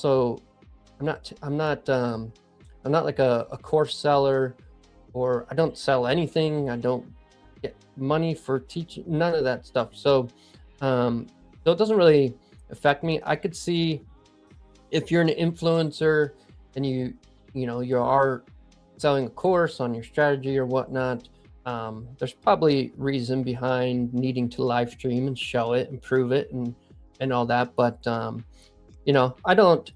usually don't really knock anybody and their strategies or anything. I just know that I have respect for those who do it, because it's not easy to do it in front of an audience. And I think there's probably a big difference in the trades that they're taking off screen without that added pressure versus what's on. And sometimes you don't get to see the full level of success they have because it is off screen. But yeah.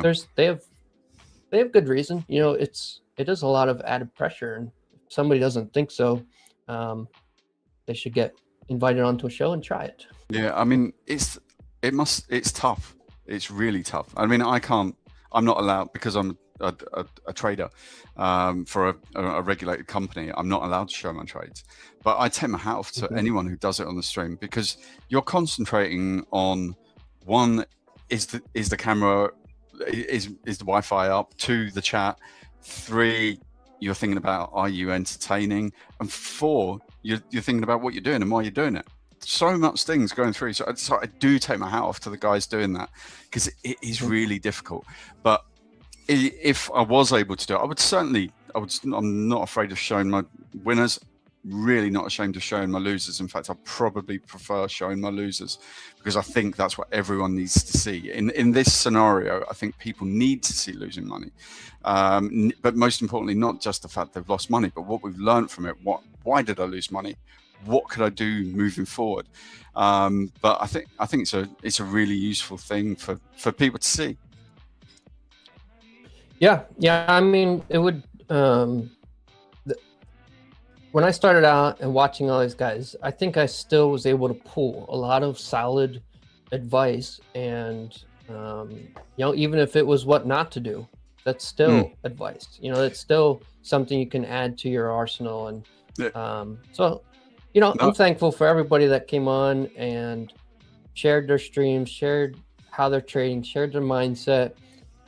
Even if it ended up being a way that I don't agree with, I'm usually pretty good at finding use from it. And so, yeah, I give thanks to all the streamers. Yeah. No, that point about, even if you're learning what not to do, you're learning something. And I think that's really important. It's about discounting things, and that's how you it's not just about picking the good, it's about getting rid of the bad and seeing other people practice the bad and understanding why that wouldn't work for you. Again, I think that's another useful skill to pick up from watching other people. Yeah. Let's see, the fib level, Dr. Bob Elliott, that's the 893. It's something I talk about. It's just a model that I use. I add into the fib.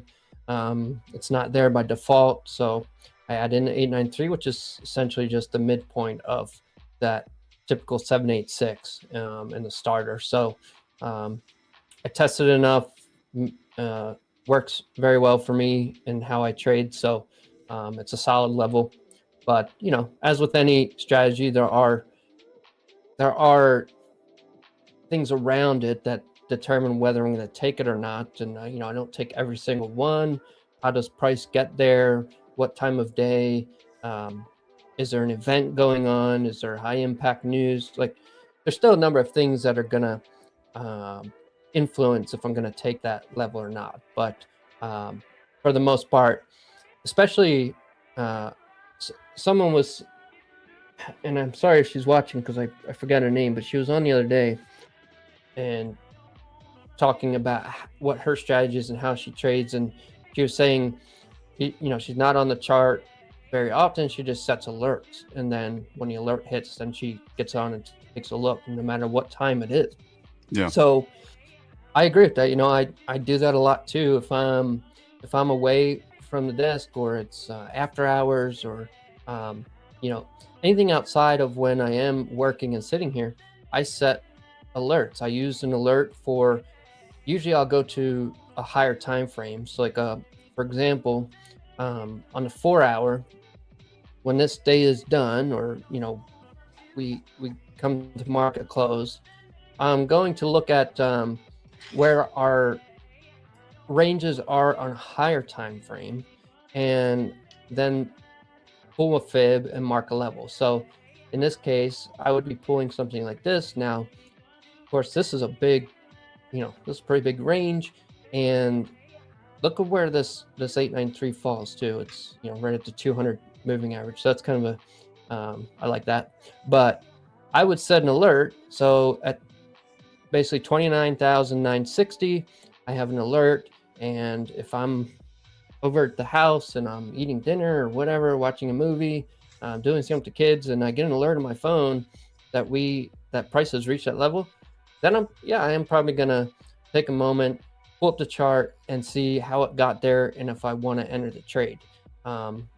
If I don't ever get the alert, I'd have no reason to waste my time or whatever I'm doing during the day. So I saw she was talking about doing that. I was like, that's, you know, it's a good way to do it. Yeah, because it becomes meaningful, because you've set a meaningful level, and that's genuinely, because what's not healthy, like you said, when you're out in the evening, you do need to have that break from it. So it's not healthy to be just opening your phone every 5 minutes, looking at where we are. Put the alerts on, go, right, if it gets there, I need to know. If it gets there, I need to know. And then you can just look at your phone. Well, I've designated the points I need to be. If I'm not getting the alerts, just keep that mind clear, because we've not hit the levels that I've planned for. So it is definitely a useful thing. Apart from when you get keeps you from keeps it from over trading. If you're gonna look, you're constantly pulling up phone and looking at it, you're gonna feel the need to want to be in it. Because then you feel like you're wasting your time. You've been looking, you haven't had any activity, so now you're just going to make something happen, and that usually leads to disaster. So getting good at that kind of discipline, where you can set an alert, you know, you want a certain level to be reached before you even consider the trading. I think, you know, you would see a lot of good turnaround, good growth from doing something like that. It's, of course, not as fun, it's boring, but I think the success in trading is from the boring type trading. Absolutely. Yeah. No, the alerts is something I do as well for through the night, because at this moment in time, I'm glad I've got a night off tonight, because at the moment, because of my time zone, I'm waking up in the middle of the night to go to the toilet, and then I'll find myself just having a cheeky look at the markets, and of course checking the football scores, and that's led to me being awake from 3 many times over this World Cup, of either looking at the market and then going, oh well, I maybe need to try to stop loss, maybe take profit ahead of a level or something like that, or also I get sucked into towards the soccer. Yeah, I was watching. I was really disappointed in the U.S. team. It would have been great, you know. It would have been fine. I think they're gonna lose and go out at least go out on a good game, but it wasn't even a good game. They just didn't play well. Didn't handle the pressure. They didn't. I don't know. They looked nervous, not confident. It was not kind of a letdown, but. I find it all entertaining. I pull it up. Are you watching this? Is this something on your radar? That's the shit I love. that sort of line is exactly the sort of thing I'm looking at. I've got that one up as well. Obviously, from it's on a 15 minutes, so we've got a little bit more room on it. But that is exactly the type of line I like. Just that multi-touch. I will always put the line on top of the wicks though. That's just my rule. Doesn't have to be done, but it's just the way I trade. But that is exactly the sort of entry point I look for. Someone said, Duncan, can you change color of your screen? We can't see it. It's actually Ryan's screen. Oh, So- oh, yeah. Is that you probably what can't you see? It's probably just I mean some of the stuff this is these are things I hardly even look at. It's just I'm so used to it. I don't even realize it anymore, but you know, if I took it off, you don't really need to see it. It's just the Lux Algo indicator, it just makes things like imbalances, like fair value gaps, very obvious by putting them in a things like market structure shifts, you know, break of structure. Those can all be things in a certain strategy that are used, and it just puts it on the chart. You know, makes it easy. Not that you need it. I don't really need to use any of this. I could have a completely naked chart and still be able to make my trades. I've gotten so comfortable with how my chart looks that it feels weird not having it. You know, that makes sense. Yeah, completely. But the colors are different than what you see, but it's very, there's a reason for it. It's kind of a personal to my trading and how my eyes respond. But I've always just assumed it's chess colors. Is that right? yeah, and that's yeah. so it flows into just I'm on the chessboard so much. So if you were looking over on this board, it's actually the same color codes as what's on the chessboard on the site that I play on. So I'm on that so much, and my eyes are so used to those colors that I change my chart color to those. These are like the pieces and the board. So it's almost like your happy place, your happy colors. It's where you're familiar. So everything's unique and individual to everyone. Anything you can do to make things comfortable and happy, that's well worth doing. Yeah, it's pleasant for me. I know other people have called it a poop color or poop chart or whatever. Yeah, maybe I should, like, for the audience. I get that if it's not clear. Maybe that's something I could do. Is when I'm coming on, I switch my template to something easier for the audience to understand. That would make sense. Yeah, I'm so superstitious. If something's working for me, like you're on a record. Last week was a great week, record month. I change nothing in that scenario. I would literally not change anything. I wouldn't even let my wife hoover the floor in my office if I'm on that sort of run. But yeah, look, whatever you feel comfortable with and makes it work. Yeah, I mean, it's just one of those little things, you know. All those little things can have a little impact on how you trade. This is one of mine. I'm pulling this fib again on this little range, because if we do move up and we hit this 29,350 area, I'd be interested in taking that short, which is also probably tapping the trend line. There's a number of confluence again. This type of stuff that I wait for and look for and make my plays off of. So I can trade both ways throughout the day. I don't stick to a single daily bias. Flow with the chart, react to what it's giving me, and I make my plays off of it. Doesn't matter which direction. Cool. Ryan, the chart on the left, would you mind just showing it in full, please? Because somebody's just asked me a question about the trend line. That's on it. What do you want, 4 hour?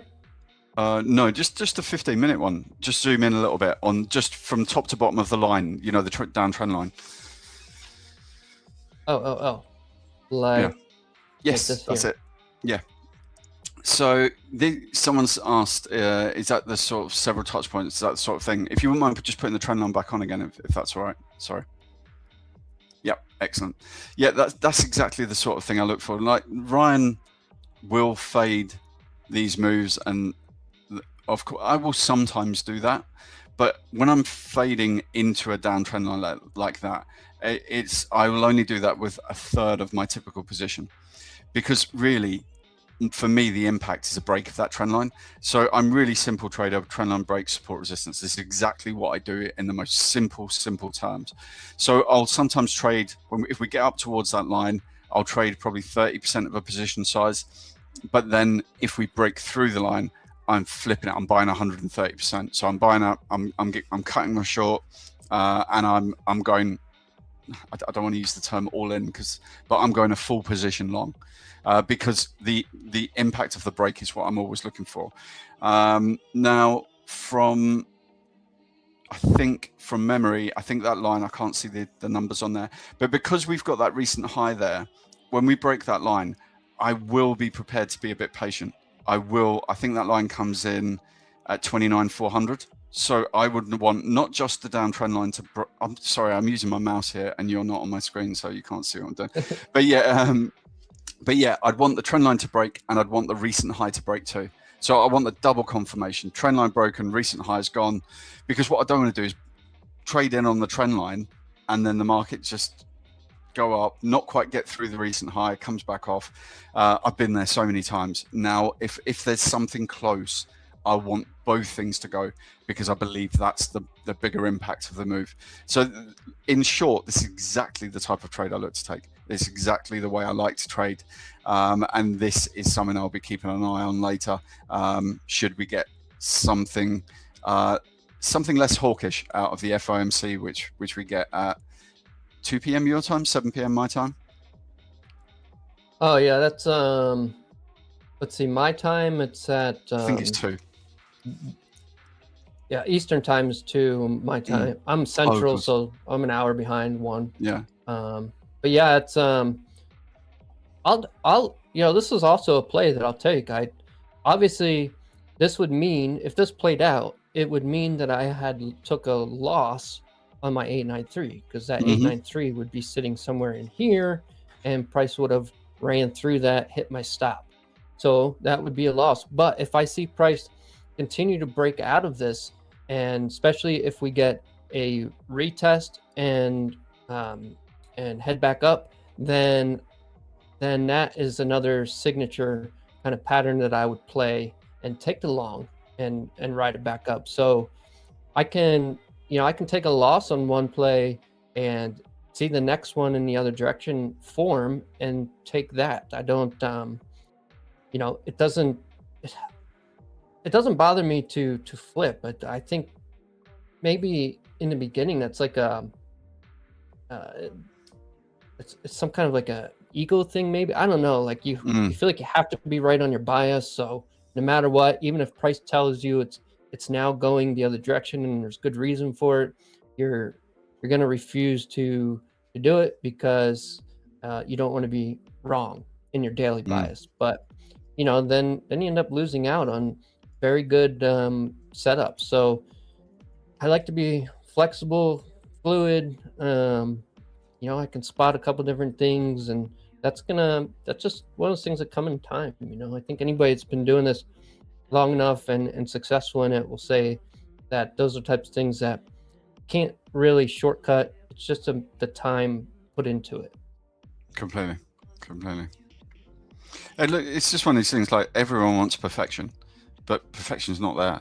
Now, and I was saying about me going 30% before, and then when the break goes, I'm going 130%, buying that back and going long, because I've so often been waiting for the break, and then I just want the perfection of the break, and I want every bit of money. Now, because I started to see my line was good, but I was missing out on it because it was so good that the market was coming back down. Therefore, my preference may be to the explosion of the upside, but I need to, if I start to see that it's getting close to my level and then coming off, why wouldn't I want to capitalize on something? But the reason I do it at a slightly lower level is because if I'm wrong, if I'm right in the short, then I'm getting something back.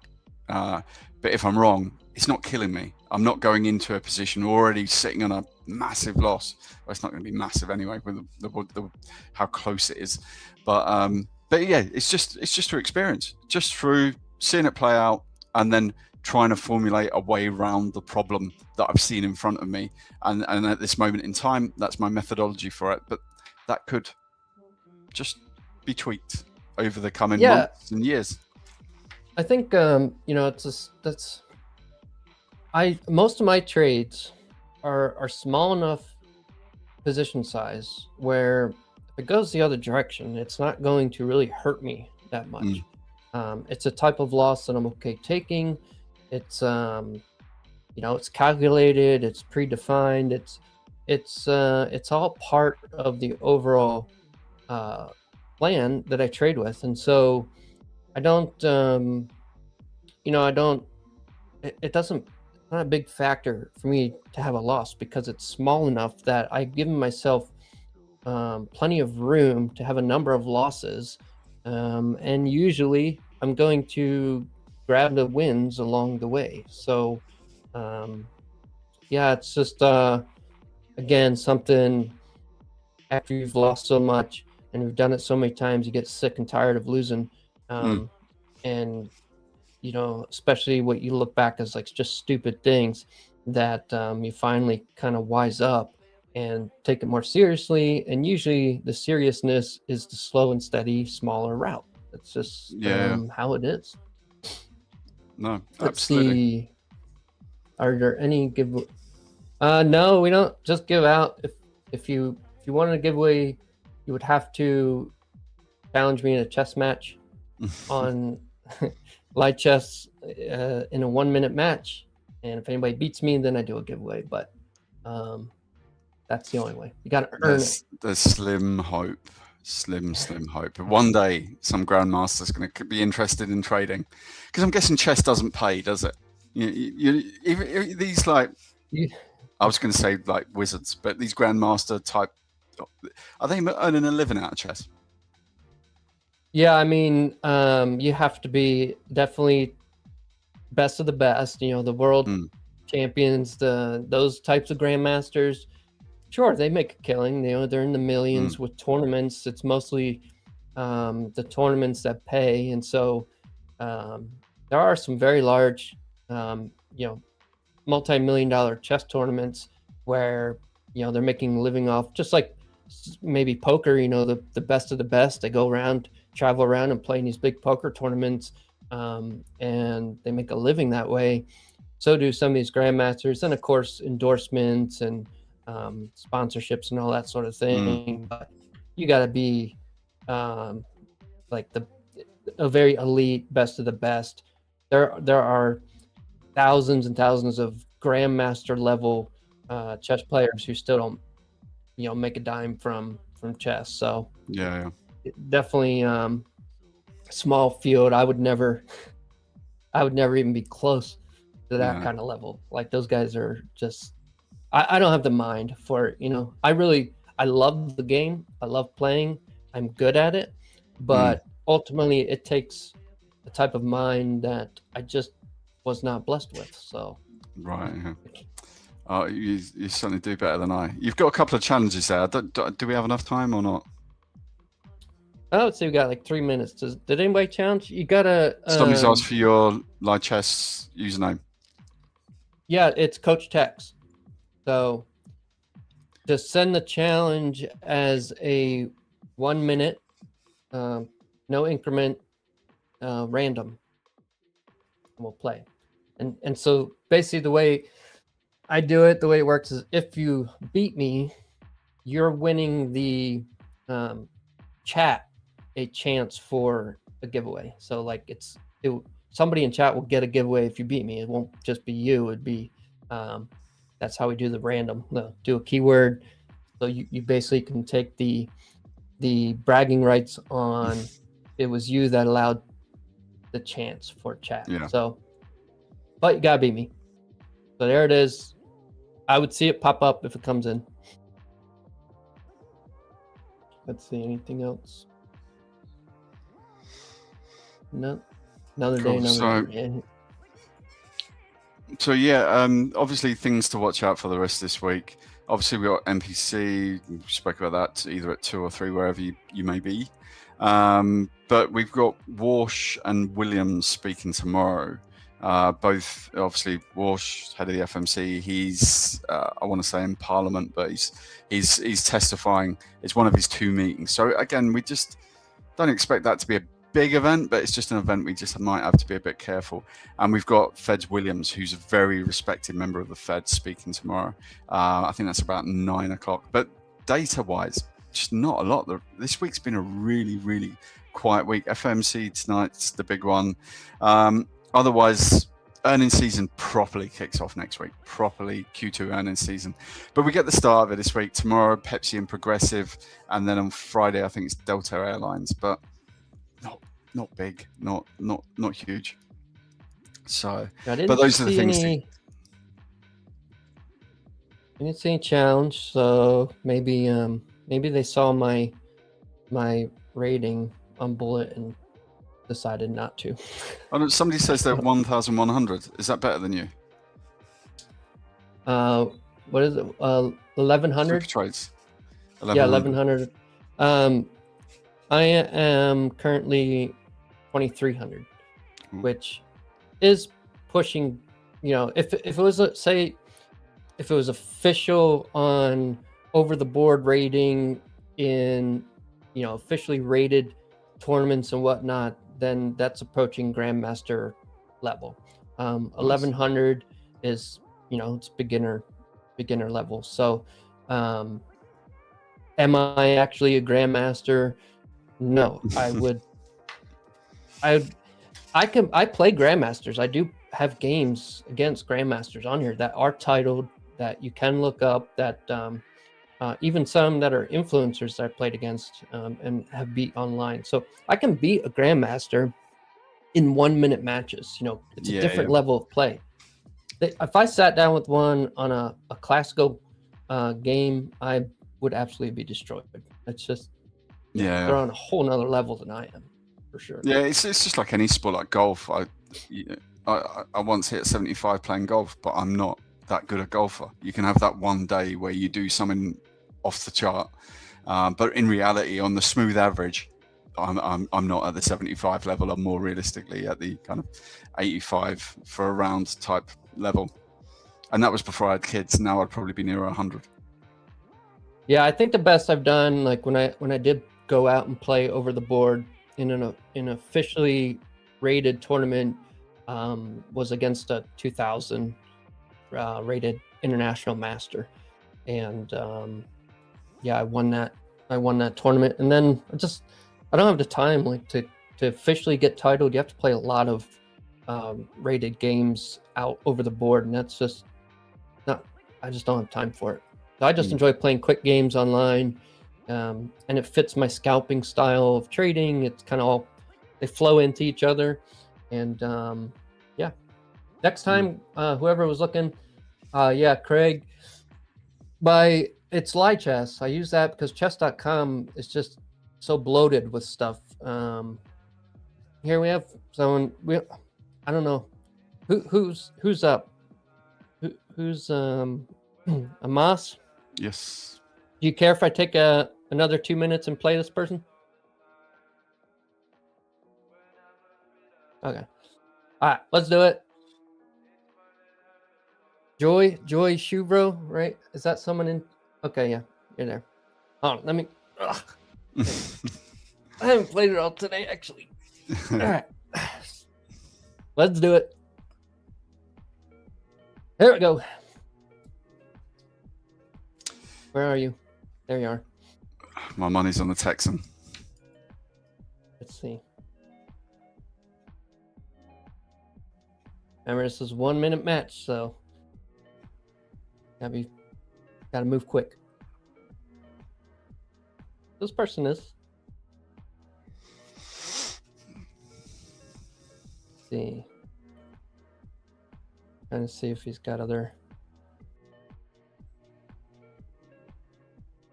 Yeah, been on here 4 years, 3,000 some games.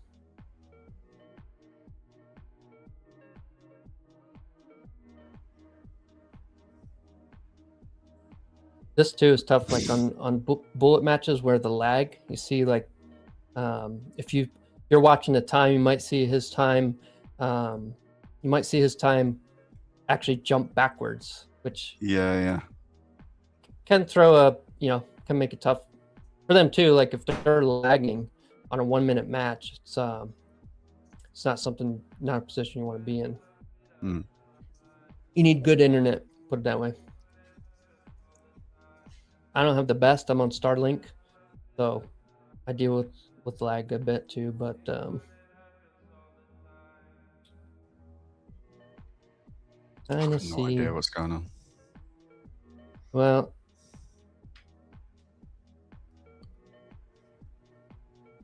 this is like one of those things where once the queens are off the board, it's safer to start bringing your king more into play and using your king as an attacking piece. In this case, like this is a good match. The problem is probably the internet, probably the lag. So, like I still had 18 seconds to think and make moves, and he ran out. Was he losing the match? No, it's pretty. It could very be drawish, and depending on how his endgame is, could have won. So it's a good match. So Joy, cool. Good game. Well played, Chevro. You certainly held your own. Yeah. So I look forward to the next one. So yeah, guys, thanks for being with us, and we will turn you over to Amos. Cheers, guys. Have a very good rest of the week, and I'll see you. Actually, I'm back on the stream in a couple of hours to do a post FOMC minutes run through at the start of Power Hour. So I'll see anyone there.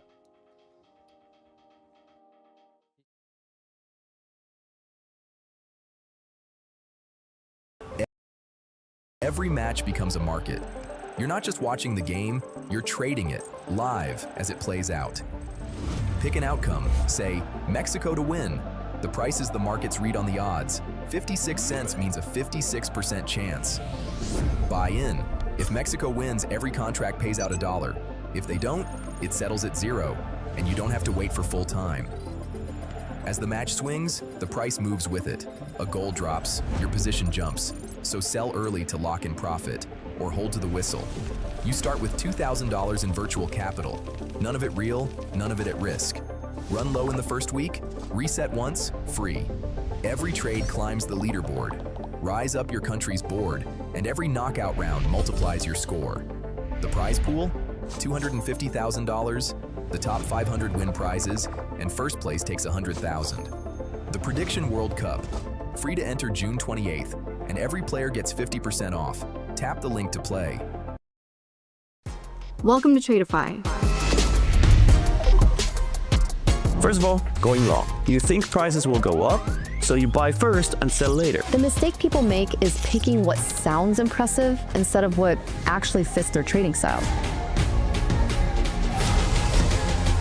Let's start with the basics. What type of account am I actually trading? Do you want to learn more about trading but scared to risk your own money? Let's talk about the 3 most important numbers you need to watch in Tradeify.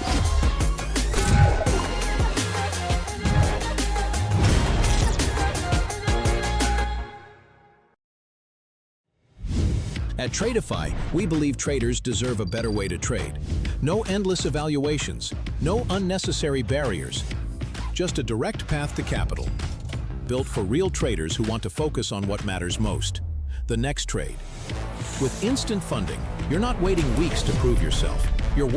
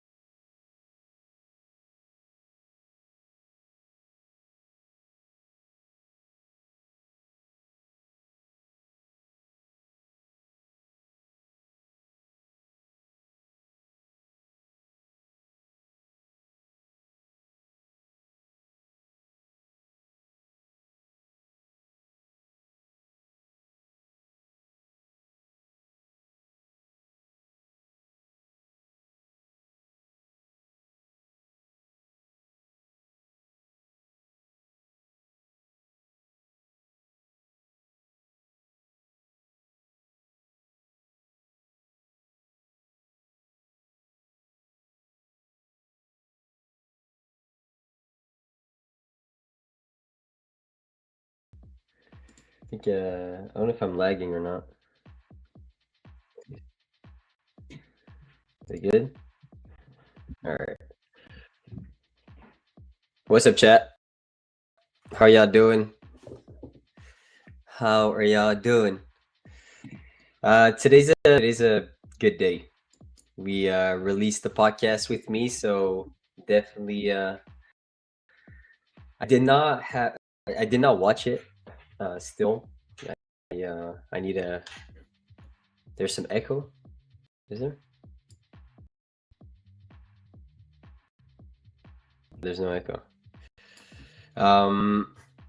Wait, let me just put that here. I think it's lagging a little bit. I don't know if it's from me or streaming PC, but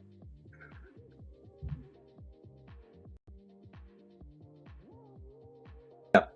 So yeah, there's like some little freezes.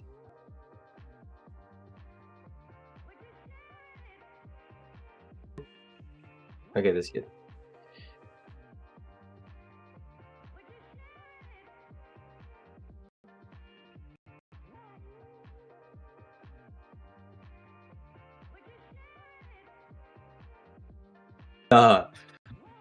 You guys saw me on my phone. I'm always on my phone before being live.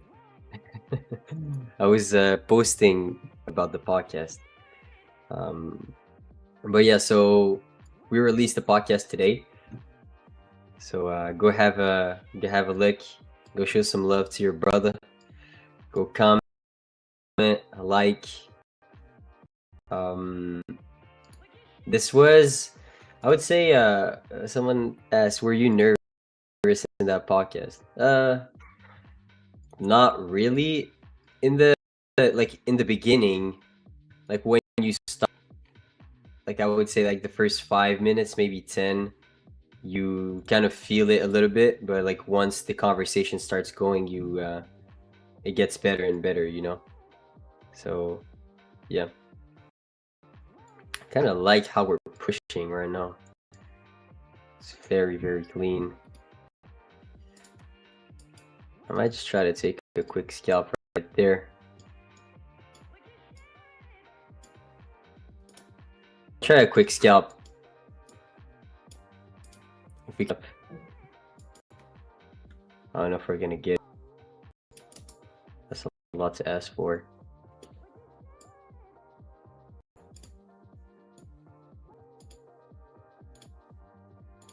I'll try a long here.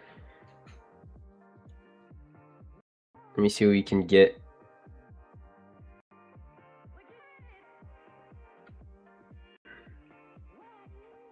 Guess what I'm in?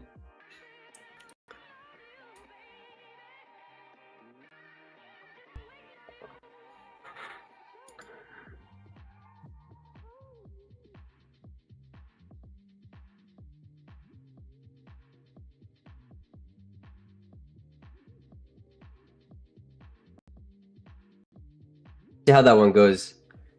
I have my target being at 74 off of that closure. I could see a deeper retracement. I would not want us to start closing below 89. That would be very bad. Best thing is we react right now to this 2-minute gap and we start pushing. Really like the structure. Really like how strong we are on the 15 too. And the hourly, we're very far above the opening price. Let's see if we can find a scalp back up. Potentially use 49 as stops.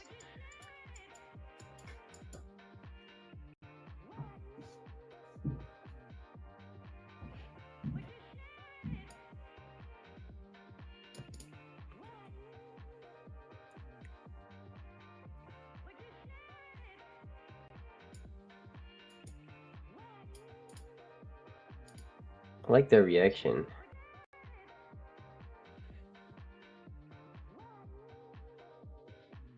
Really good reaction so far.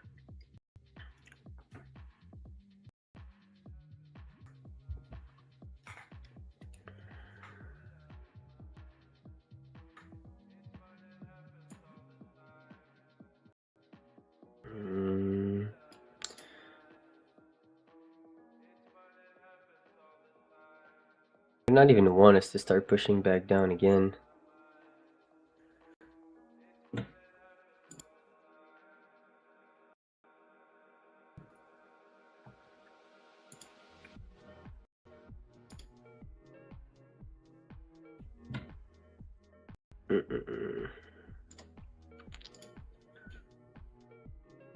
I'll let it like this. It's a very tight stop.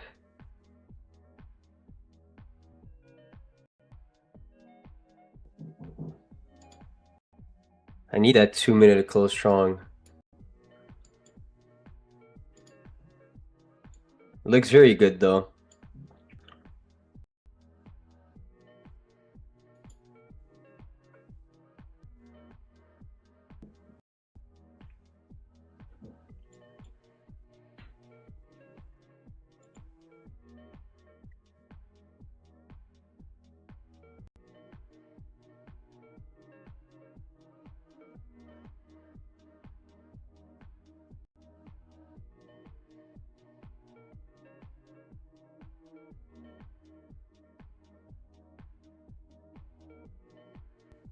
Macro's gonna start. Could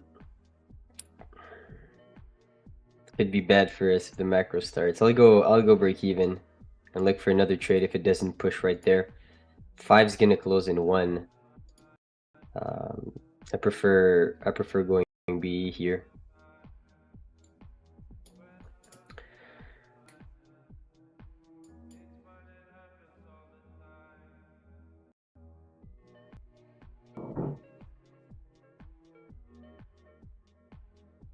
Come on, 5's gonna close right now. If we're gonna be strong, the last 1 minute bar from that 5 minute candle closure is gonna be strong too.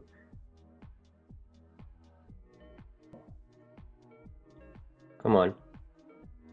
Come on, chat.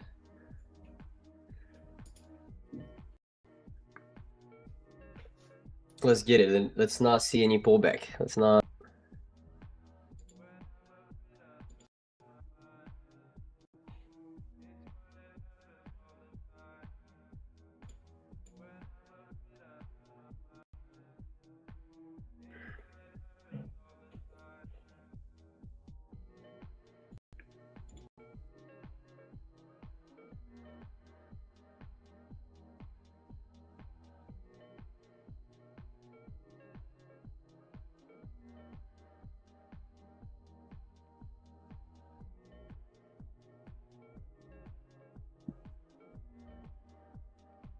Do have some good room for a pop here. We do. 50. Macro's starting right now. Okay. Stop's gonna be there. That's good. Ah, got stopped on that push up. It's alright. It's alright. W trade, W trade. Can you get some W's in the chat? That was clean. Quick little scalpy scalp. Right there off of that back here to that 2 minute gap. Really like the structure, really like the strongness of those buyers. I would say like there's still a pretty big likelihood of us pushing towards the AM high. So the 9 AM high with how aggressive that candle was. But if we're not seeing a lot of aggression at, you know, the most recent high I'm trying to target, then it's just better for me to wait for a deeper retracement than in. So W, we literally just started the session and clutch with a W, you know? So perfect exit also here and almost no drawdown on the entry. So beautiful. Let's go. Let's go.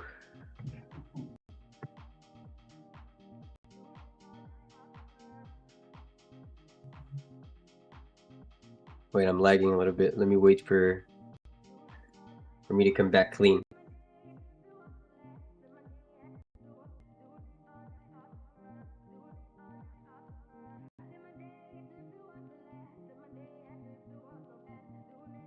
Will you trade Asia sessions? Bro, I received this question I think like like 5 times a day. I will always trade Asia session. Okay.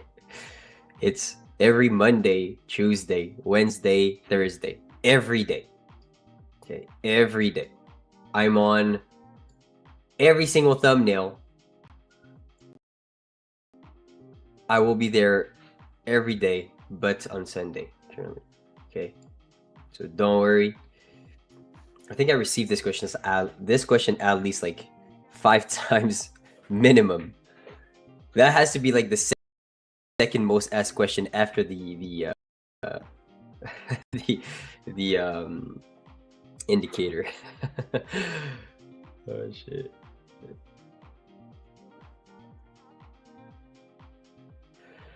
But yeah, so today Tradeify released the podcast that I did with them. So I did a podcast with Miriam, and did not have the time to watch it really. I just posted about it and tried to promote it a little bit on my socials. It was a great podcast. I don't remember exactly what I said. I saw some clips, but I will watch it once this session ends, and tell you guys what I think about it during the Asia session. Yeah, I'll let you guys know. But I think someone asked about me being nervous. I was not nervous for that pod. I would say I was more excited than anything. But I think it took me like a good 5 to 7 minutes before actually starting to pick up on things. Because when someone asks you a question, you could go so many ways, and you don't necessarily want to give out the boring answer. You really want to give out more value.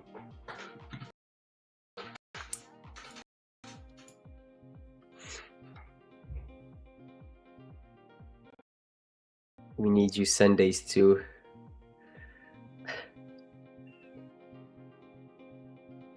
I mean, I could do things with Sundays is that I'm also doing live trading on Friday.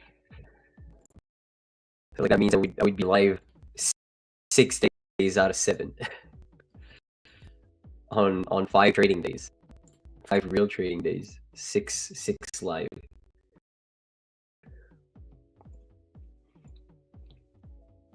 Which doesn't really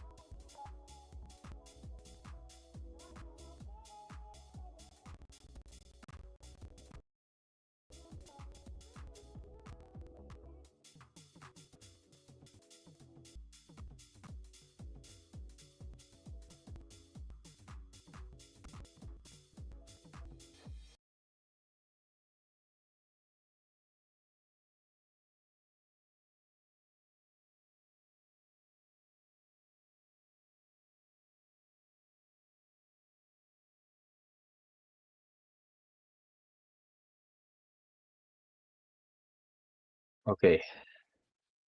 Let's do this background.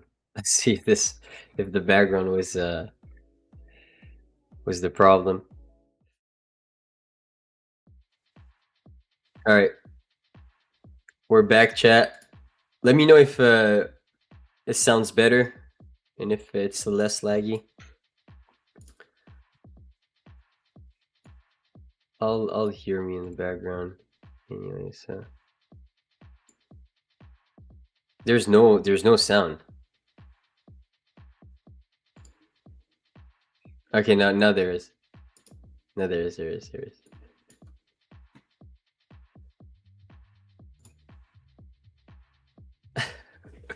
Okay, we're back. Yeah, that's better. Okay, so we just took a trade together. Basically writing out this hourly candle, pushing very aggressively above the opening price, also above 31. I really like the structure. I wanted to see, like, my final draw was definitely 400, so those highs. But when I'm in and I'm up, a good amount of profits, let's say 30, 40 handles, I definitely want to put my stop loss. If I want to see a push higher, let's say, I like to put my stop loss, wait for the reaction here, put my stop loss right at the high that I was targeting in the first place as, my first target, and then see what's the reaction from there. And then we pulled back down very aggressively, so nothing I could have done there. Was still a very good scalp, 34 points that I was able to grab. It got to 43, so I mean, it's not too bad. Could have gotten like 10 more points.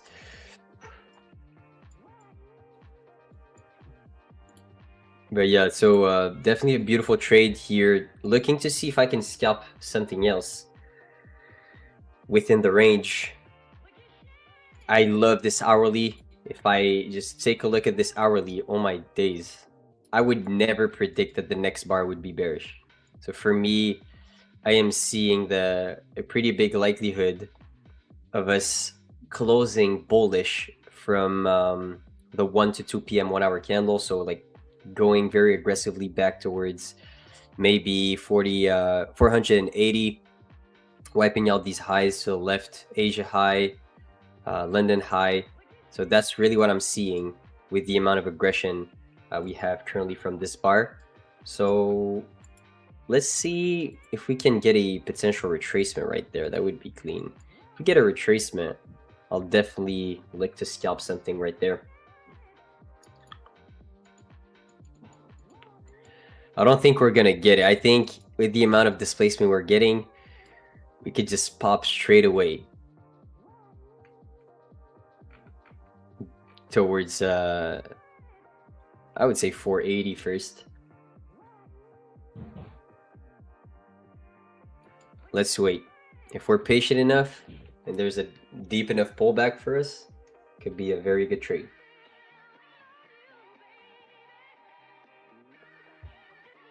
Opens up lower. Okay. That's not bad. There's a gap below us right there. If we can't find any buyers within this order block, which is right here, then we're most likely going to head back down into this 15-minute gap. It would be very, I would say, it's going to be a lot to ask for in this trend, of course. Waiting for that whole gap to get tapped into, like 50-point move to the downside. But that would be the best play, I would say. Along within this gap is going to be very clean. We're opening up lower right now. Let's wait.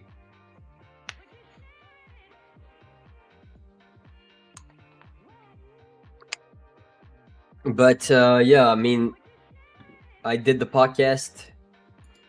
Definitely looking to see what I said within that, and judging my my overall performance. I would say I'm still new to this game in terms of like speaking my thoughts and talking about the business overall. So I don't put too much pressure on myself to perform in those. I mean, I just go with the flow. I'll do good sometimes. I'll be mid sometimes for sure. Yeah, hopefully I'll look back at it and find ways to get better for the next time, because it's just the start. Let's see if I can potentially take something within this range. I already took a win, but if we can add another one, it would be good. Currently respecting that bearish gap, looking to see some downside right here. If I see that this order block on the 15 is holding and we're pushing right back above very aggressively, accepting above 67, I would long. Easy long for me.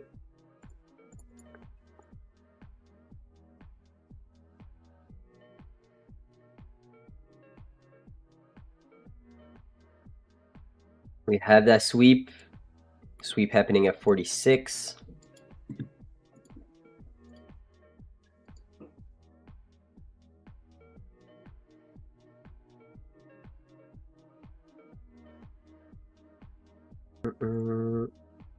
Staying patient. Staying patient, chat.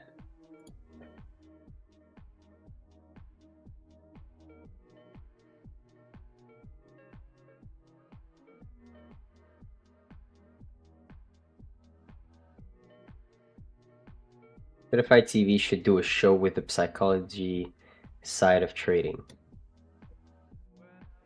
Leave that in the suggestion box. I agree.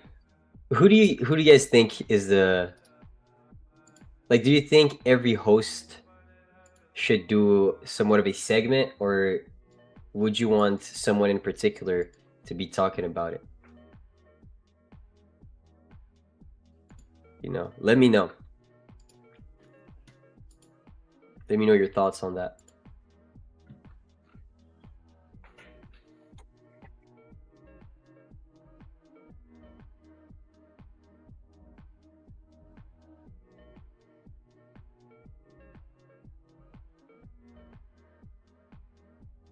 That's a pretty aggressive open to the downside. Looking to see if we find some buyers within this 50 level. If we can, that's gonna be a good long for me.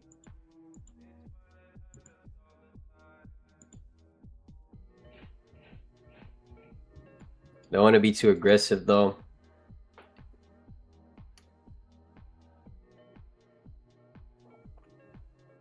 What's up, Monzo? How are you doing?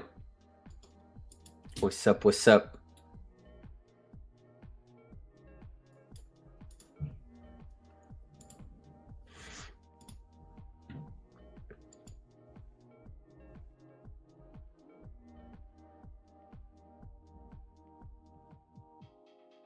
We do psychology side on the coach's hour.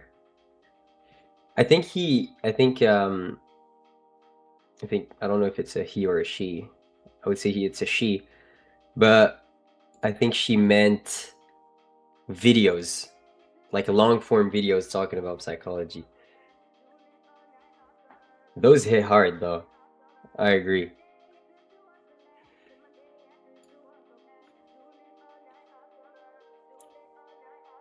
Tyler is good with psychology. Tyler. There's a lot of Tylers.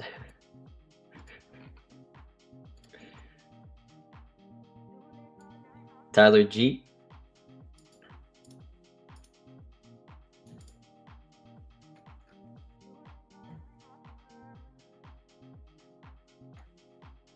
We want full courses. Full psychology courses. Full technical courses.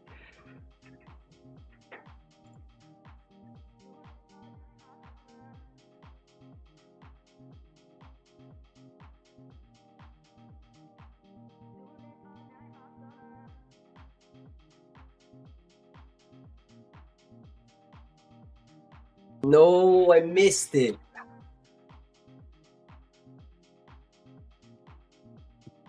Freaking pop. Immediate freaking pop, man. Those are impossible to take. And it's gonna go too. It's gonna rip. This is the move. This is where it starts pumping back towards 400, I'm telling you. I was late to the party. I was definitely late to the party right there. I could wait.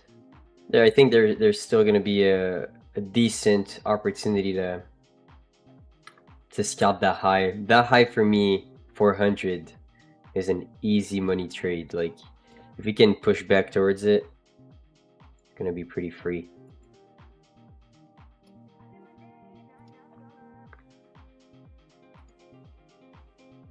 You see what happened from yesterday too?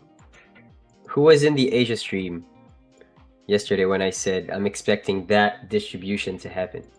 Now you guys are starting to understand a little bit more about how I view things.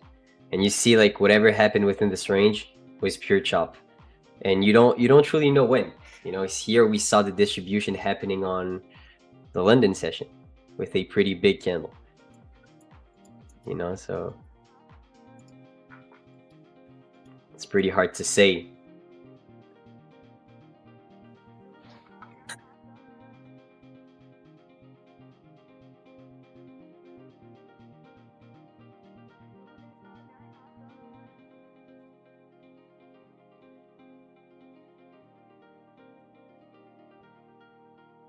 I want to get as good as a mouse and not have to use any indicators. Very impressive. Thank you. Thank you so much.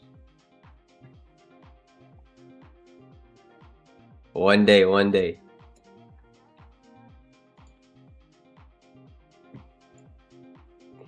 You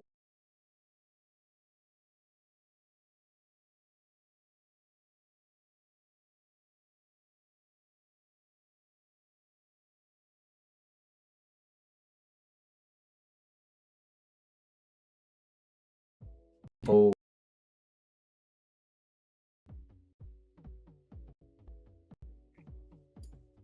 Am I back?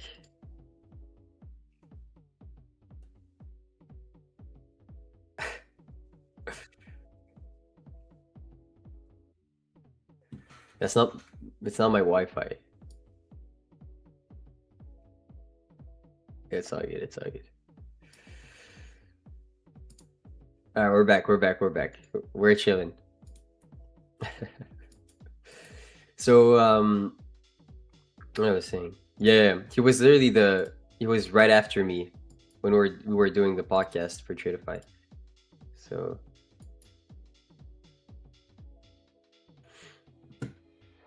they say we have a lot of delay also compared to before.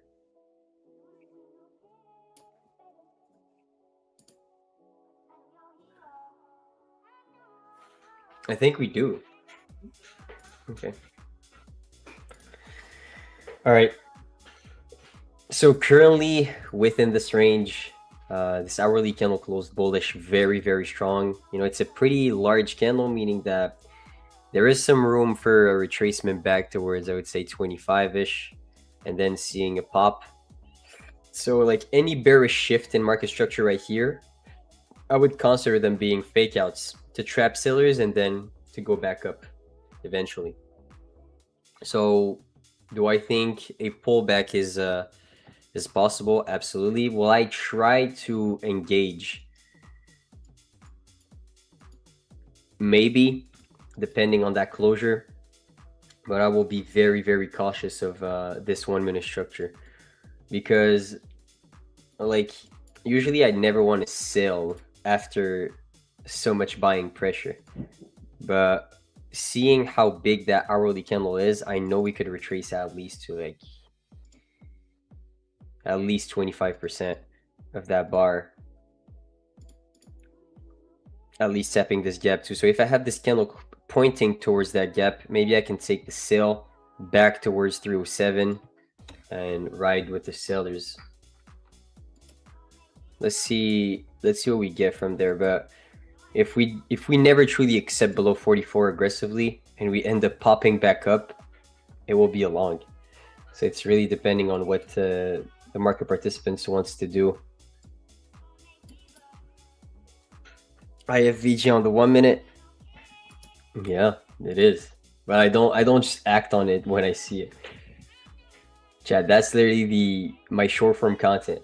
Accumulation, manipulation, IFVG, distribution.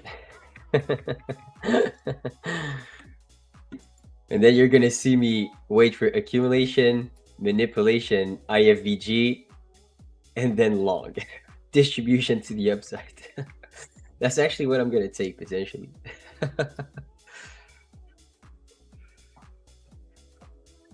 Because that's just a concept, but like I have such a different way of viewing things. So, you know, whatever shows up, whoever's in control, I'm gonna ride the trend with them.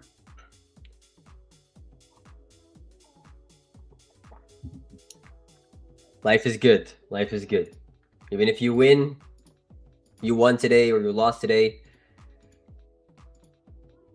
it's all right. Okay, don't worry.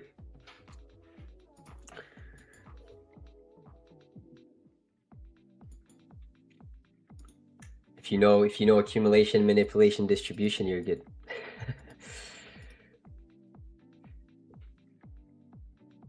Okay, pretty weak on the one here, I won't lie.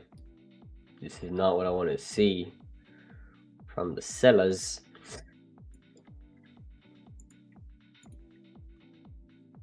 It might be a fake out candle. This might just be a fake out candle.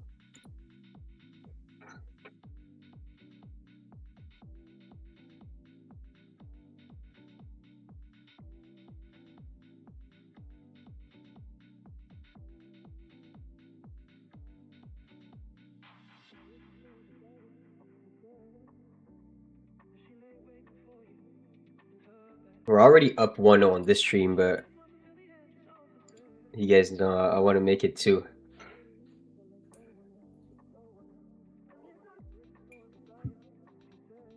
Yeah. Oh no.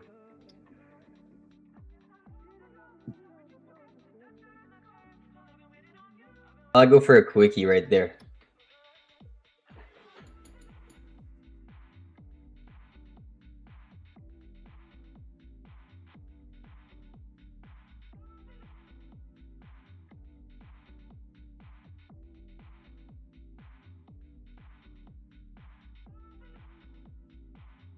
Now, like, what is this? We get the pops at the last second. So hard to read. It is. We'll wait.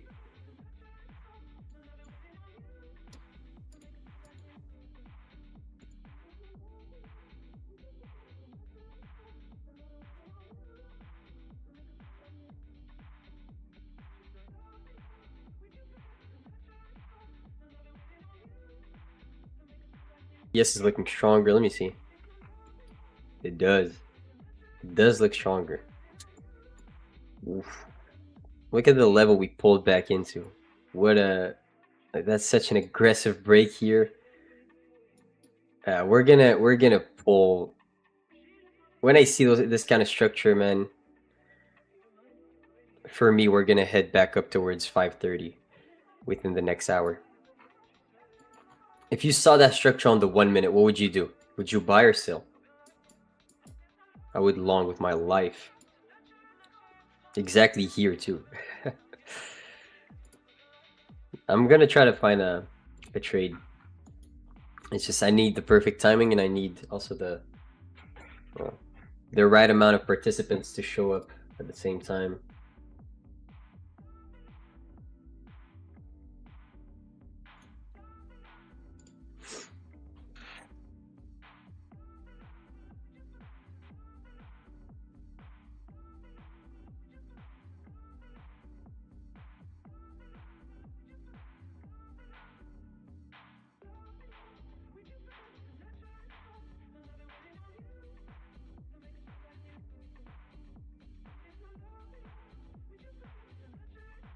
Okay. Any giveaways? Yeah, we could do a giveaway. Let's reach 860 likes. Let's reach 860 likes. All right.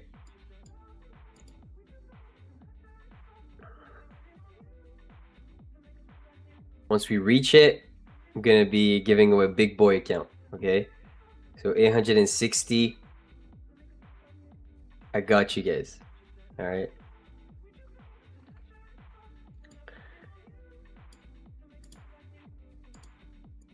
Literally see that shit everywhere. I started that trend though, I won't lie. I think I did. My video was one of the first being viral. You know, saying the accumulation, manipulation, distribution.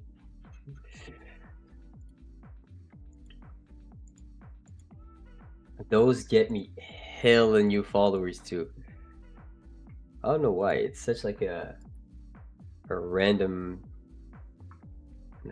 video. It's like you say the same word like 8 times.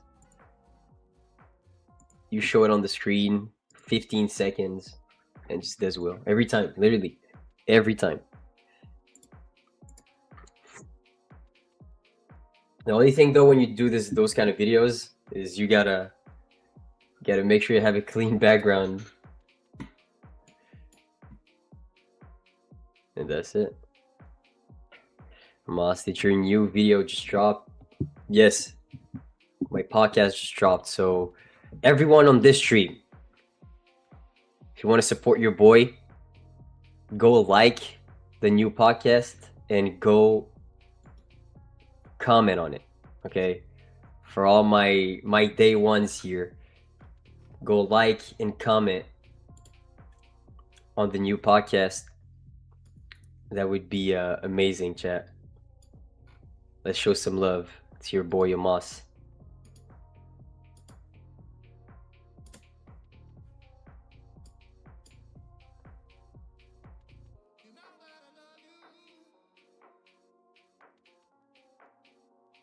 If we pull back down right now from that closure, I'll scalp. Depending on how that 5 closes.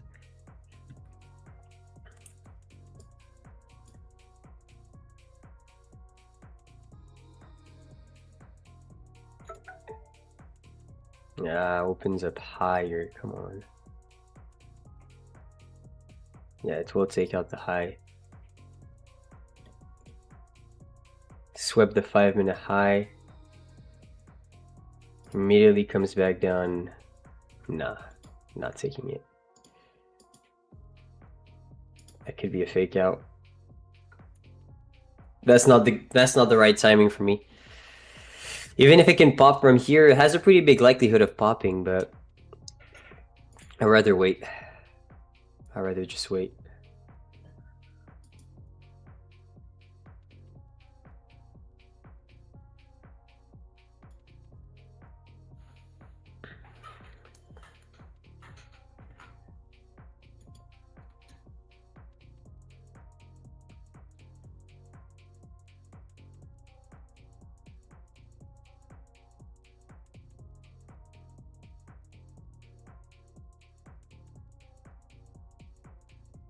We're at 713. How many likes do we have? We have 776. I said 860, and I'm giving away an account. Okay.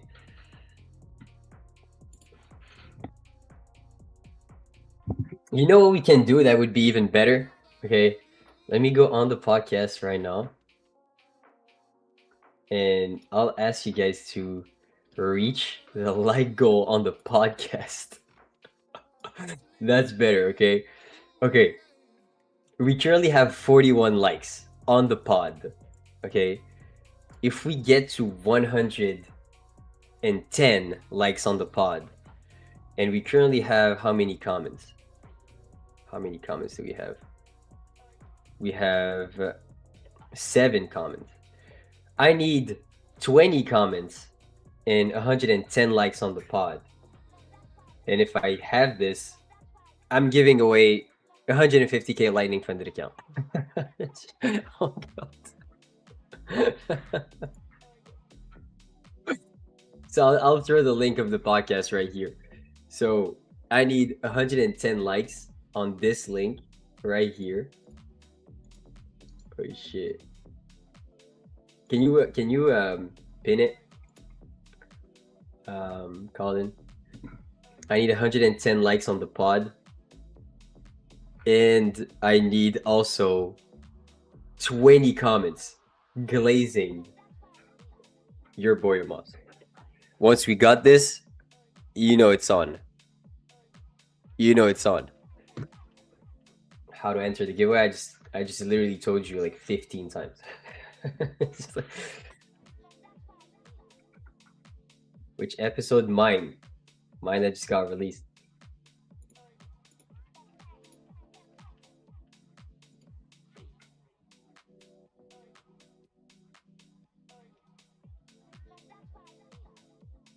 Happy birthday. How do you know?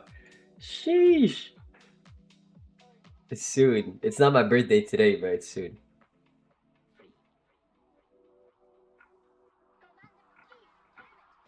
Okay. We're at 80 likes. Come on.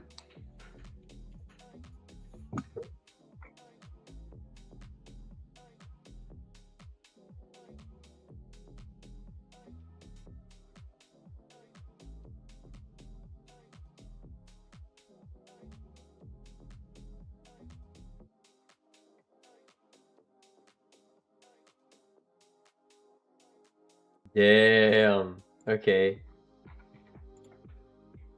Yeah, everyone has to like and comment. We're at 90 likes, 35 comments. That's not bad. We gotta see more though.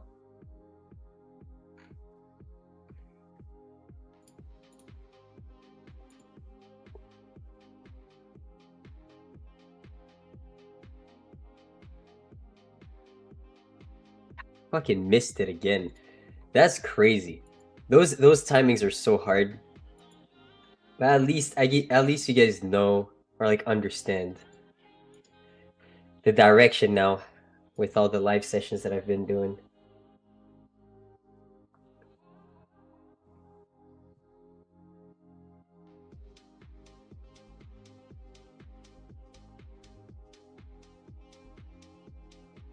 Your birthday started around 10 days ago. Shit.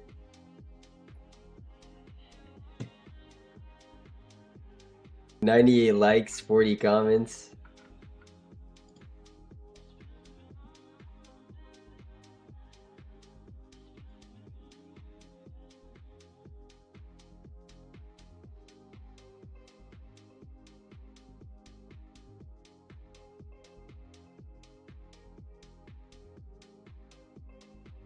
Bro, that guy literally typed, Amos made us comment and like for a giveaway. Done. Are you dumb?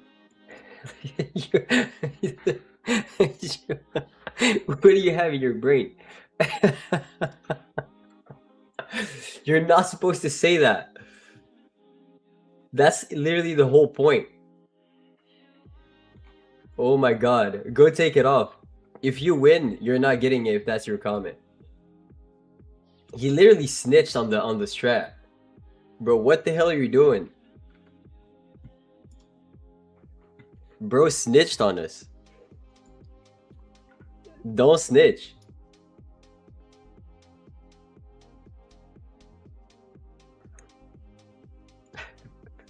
That boy snitched for real.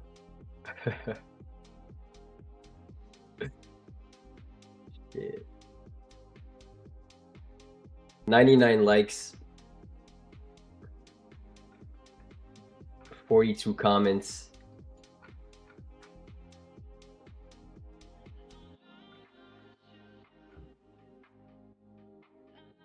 Moss, keep the mustache. That's kind of hard.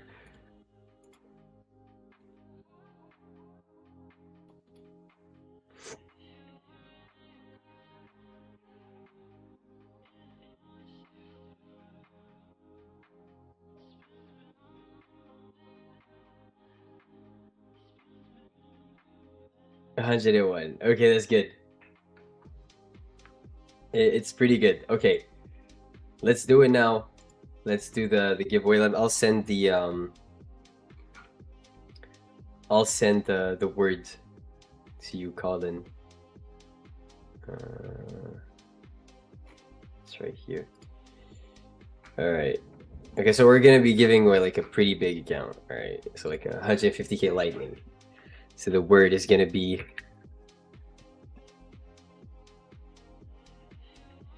let me know when it's ready so I can type it in the chat.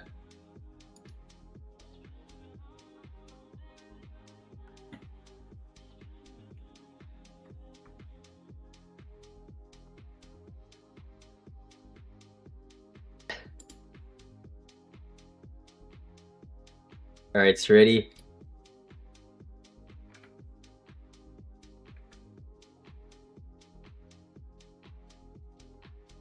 Podcast. The word is podcast.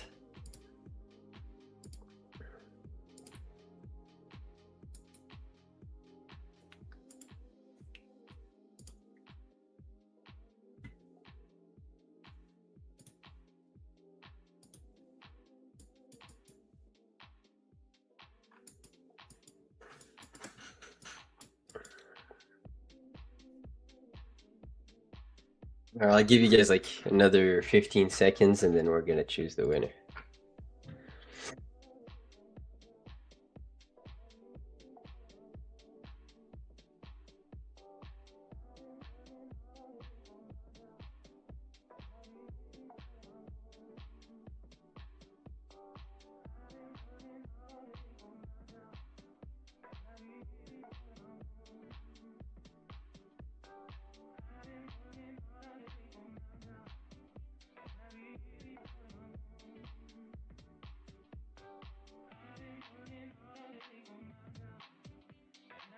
All right, let's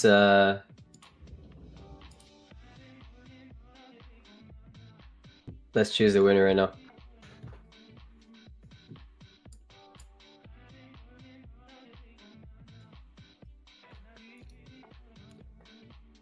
Congratulations, Mark NQ. Mark NQ. Okay, so that was someone. If you have NQ in your name, you kind of deserve it. Congrats, our brother. You won 150k lightning funded account. Hope you can, turn that into a payout, hopefully.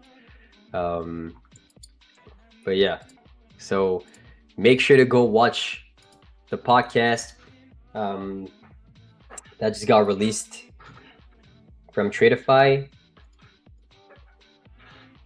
Make sure to like, comment, and let me know in the comments also like your takeaway from that video. Like, what did you like the most about my takes, or overall, how did you like the overall podcast?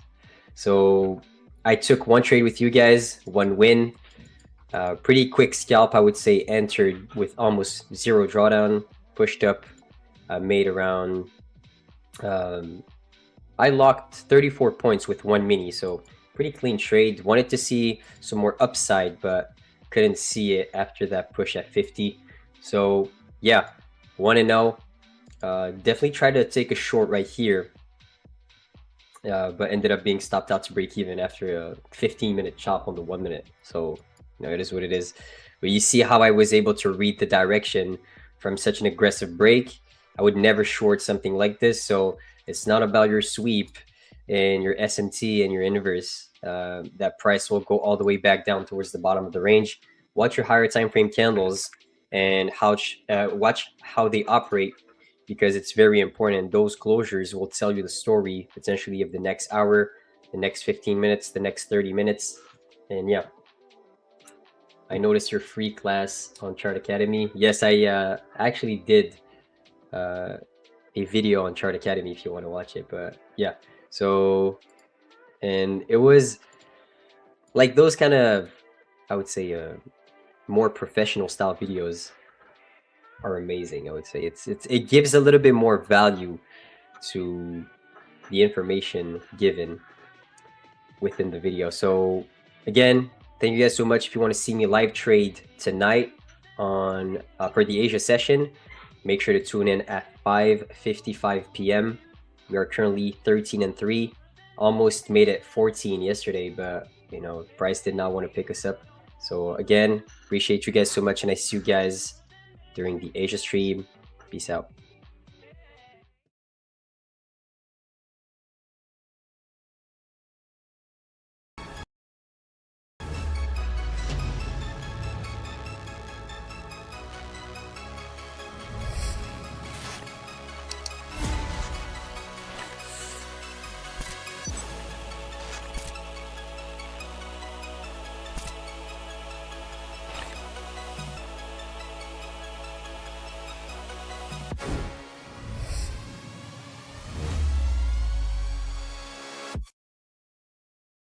The markets can be noisy. Dow fell more than 800 points by the closing bell. The shifting winds of the economy.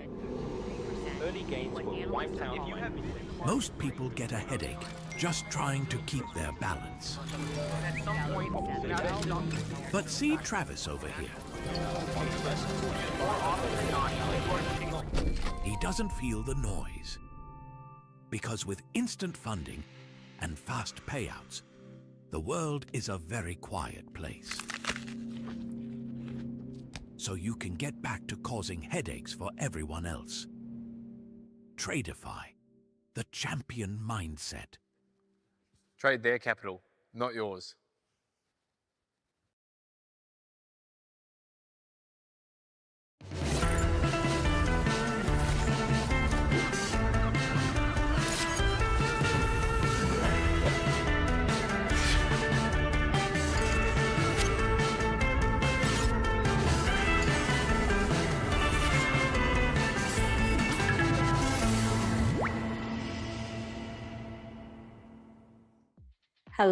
Hello, everybody. How's everybody doing?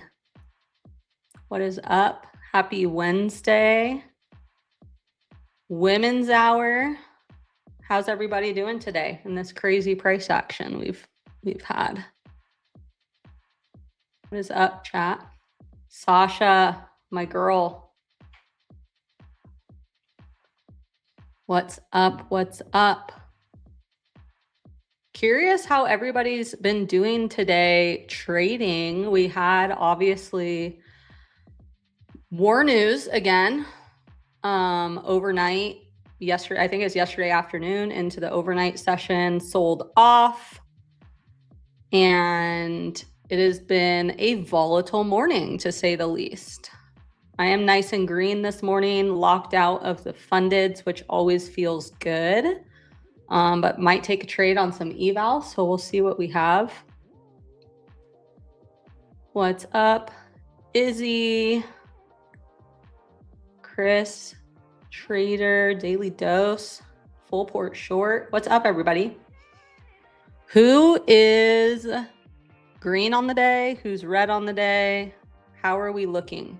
I'll go over the trades that I took this morning. Actually had a great morning. I was very cautious. I traded very defensively because I was kind of expecting just weirdness and volatility with the FOMC meeting minutes coming out, the war news, Trump spoke. There was just a lot going on.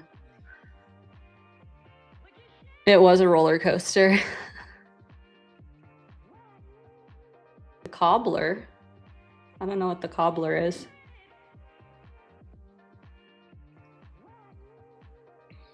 Schrodinger says this. Yeah, the price action is rough.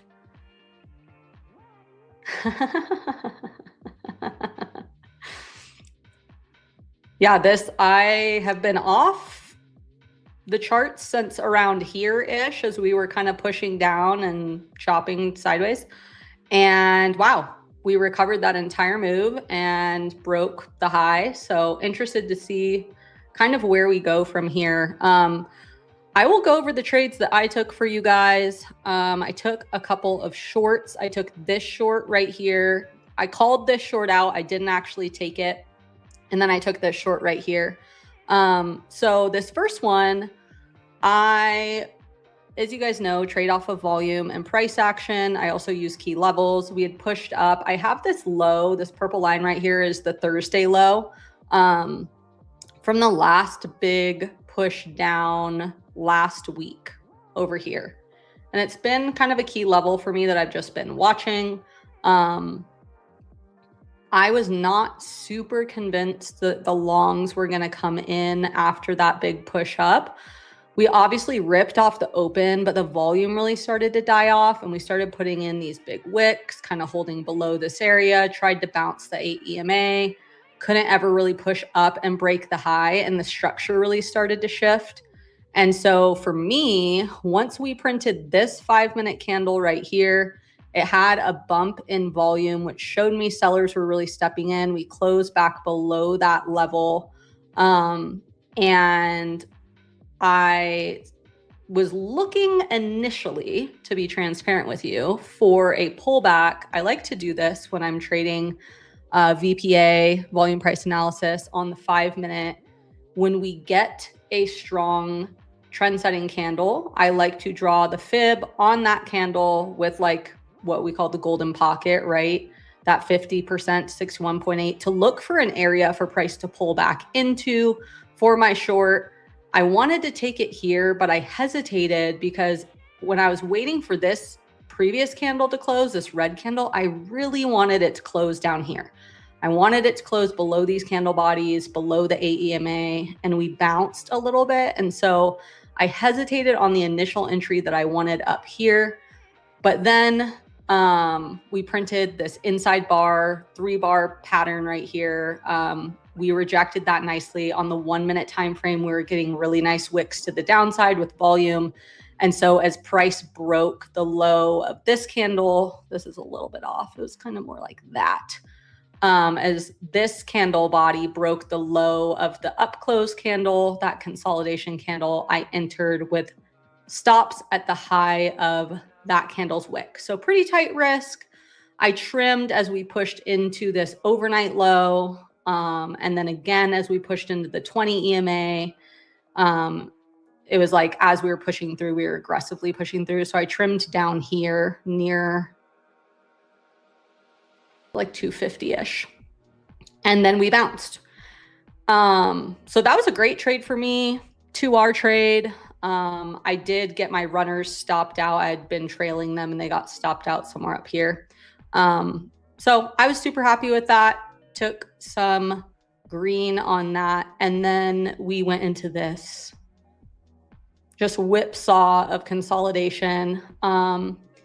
And what I told everyone during this time as we were whipping back and forth and wicking back and forth, I wanted to see another, again, always looking for that strong full body candle closure with volume, or a hammer candle with volume, something to show me like some clear direction. I had drawn a box. I'll do this sometimes where I will draw a box around the candle bodies like this to show kind of the zone I want to see us get outside of. And I told everyone I wanted to see a candle come down, close below my EMAs, below the overnight low, and outside of this box with a bump in volume. And I would look for the retest into this area for the short. I did not take this. I liked it. I almost took it. I just decided not to because I was already pretty green and Trump had been speaking. There was a lot of craziness happening, but it played out, as you can see, really nicely. The target I had told everyone I would look for was the bottom of the range in the opening print. So that would have been about an 80-point trade. A lot of people on stream took that. And it kind of went down from there, honestly, kind of dumped. Then the next trade that I took, similarly, was this one down here. Took this short. I wanted to see, because we bounced so aggressively down in this area, I actually had a fib level. It's no longer on my chart right here that we had bounced perfectly off of. So I wanted to see us clear that, again, looking for the strong close with the bump in volume, relative volume. It was like a textbook day for VPA. break and retest trades, which is like my bread and butter. So we got the strong close. I had some specific levels here that, again, I deleted off my chart because they're not relevant anymore. Shouldn't have done that. That's my bad. That I was looking for a pullback into, and was able to scalp this. And yeah, it got a nice little dump. A lot of people took this for the full like 100 points. I scalped it, moved my stop to break even really quick, and then basically trailed and got stopped out at like a little over a 2-to-1. So I think I had like a 13-point stop. I think I made like 25, 30 points on it. So good enough for me. Days like this for me, in terms of especially prop trading, I try to trade very defensively when there's a lot of volatility, a lot of news in the market. I will be known to move my stop to break even pretty quickly and take profits pretty quickly. Because the thing is that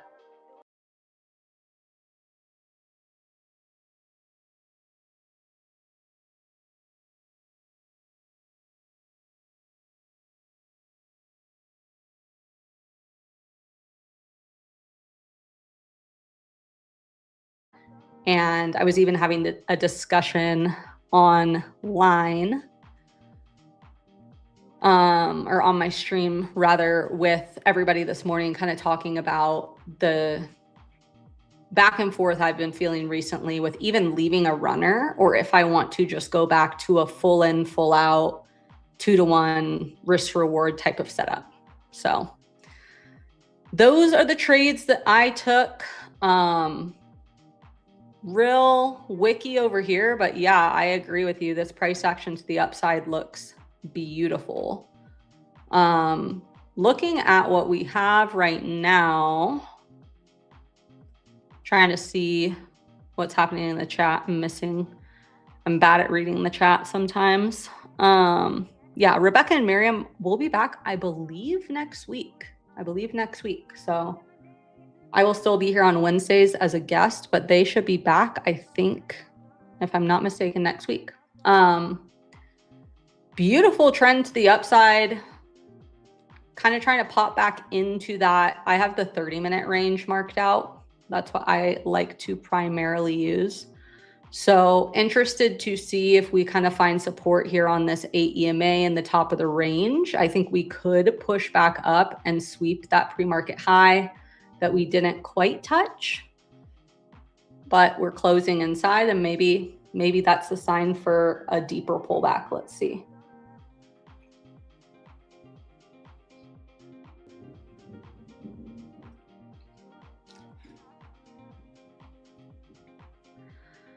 In long, after an aggressive break of today's London high entry, 29,130. Nice. TP 29,906. Whoa. Let's go. That's amazing. Are you tuning in from London? That's incredible. Love that. Love that, love that. Curious what you guys in the chat think about kind of that conundrum, that risk management. I think that I've been looking back at my stats, especially in the volatility, like the past few months. Most of the time, my runners are ending up stopped either at break even or where I trailed them to. And I'm missing out on profit. So curious how do you guys feel like you've had to adjust your risk management at all with the way the market's been moving over the past few months? Have you changed anything? Are you one-to-one traders? Are you high R traders?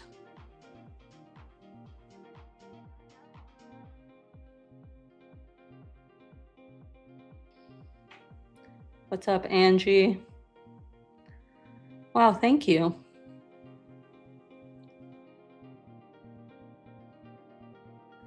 So GXT asked, how I define a bump in volume. So I don't look at percentage and I don't actually even look at the numbers on the volume. I use volume price analysis, which is using candlesticks and the volume bars that you can see on the bottom of my screen here.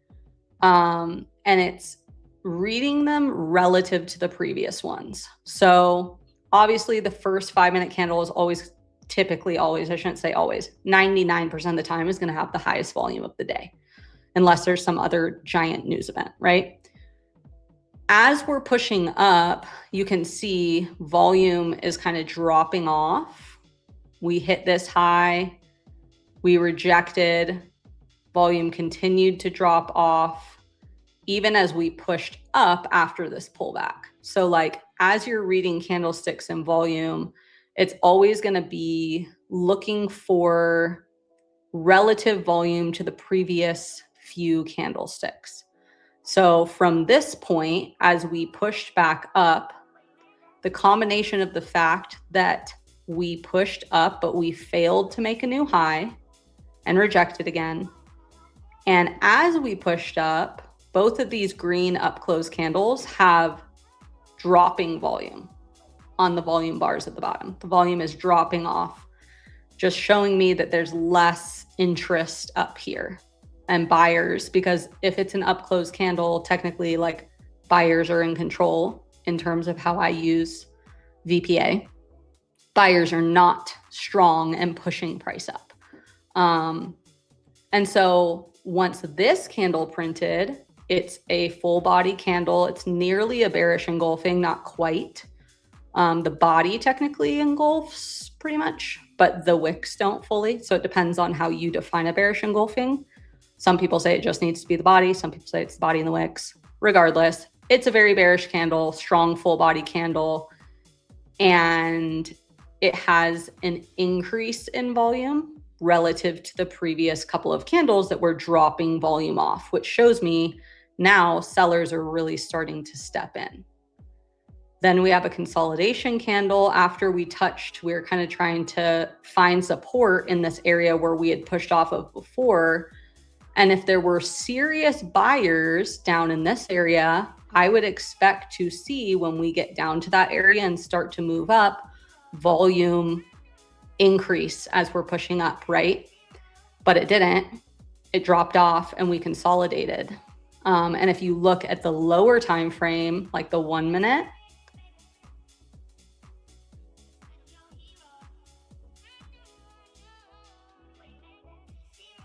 you can see like these wicks right here. I entered, I believe, on this candle.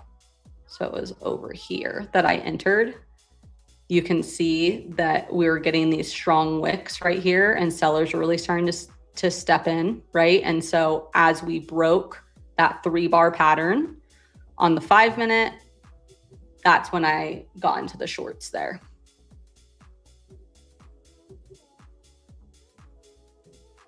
And same thing here. It's always with volume, it's always relative, right? So I'm looking for an increase in volume relative to the previous 2 to 3 candles typically.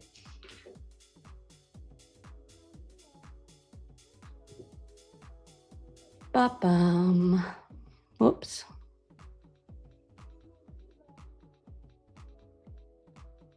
Having success with negative RR.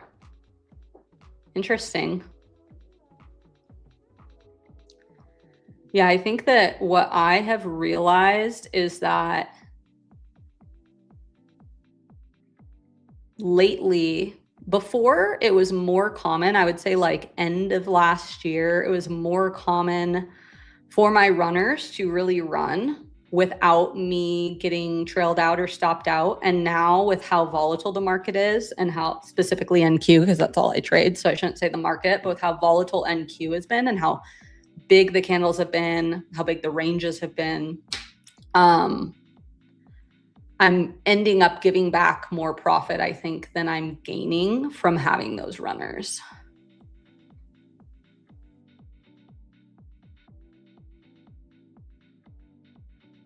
You permanently move back to ES? Interesting. I have seen a few people say that recently, and you know what? I've actually never traded ES. Miriam and I had a conversation about this a while back when she was trading more ES. I don't know about more, but there was like a period of time where she was focusing a little bit more on it a while back, and we talked about it. I'm intrigued by it. Maybe I need to give it a shot. I just feel like I'm so comfortable and familiar with NQ, but it also sometimes feels like a toxic relationship. I don't know if anyone else ever feels like that.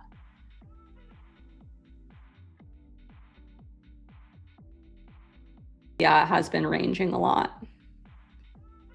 I will not marry you. I am happily married and pregnant with my third baby. But thank you for all of the hearts and roses.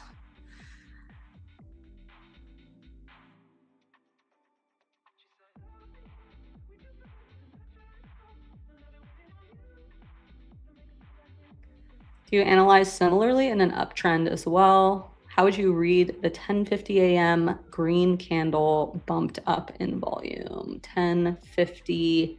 Are you talking about Eastern, I'm guessing?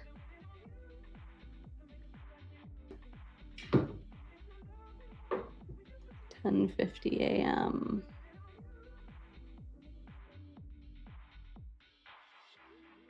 This candle? Yeah, so when this candle printed, so I actually had a fib level here. I had drawn a fib from the overnight low to the high of the session, and that was the 0.5. And essentially, to me, it wasn't extremely bullish because when I'm trading, I'm typically watching the 5-minute, but I'm also watching a lower time frame, such as either the 1-minute or the 2-minute. So if we do this and we put the 5-minute on one side, so we can see that candle, and then we have the 1-minute on this side.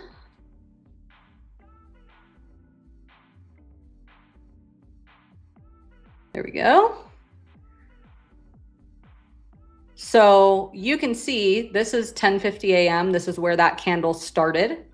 It hit the level. It did react aggressively, but it was a doji and it wasn't extremely, like for a 1-minute candle, that wasn't an extremely bullish candle. We pushed up, volume dropped, kind of stayed the same, pushed up, and we had a massive wick off of this previous area of support, right? This is where we were holding before. We also had that whole psych 300 level right here, and we wicked down aggressively off of it, and we closed on the 1-minute and held for 1, 2, 3, 4 minutes straight under the overnight low, which is one of my key levels. And so in this scenario, looking at this is why I use multi-time frame analysis, which some people will say is too complex.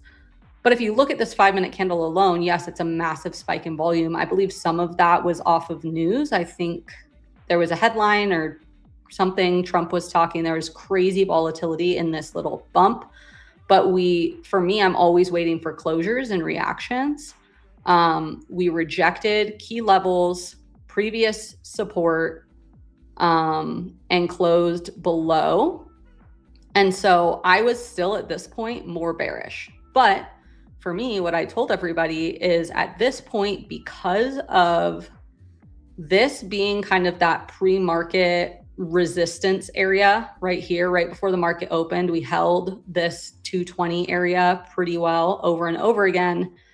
We have this little consolidation of candles. I actually drew a box again around these candle bodies and said, for me to truly be bearish and want to take the short, I want to see a really strong candle close below, is actually probably more like that, below these candle bodies, this level with a bump in volume, and then I would potentially try the short.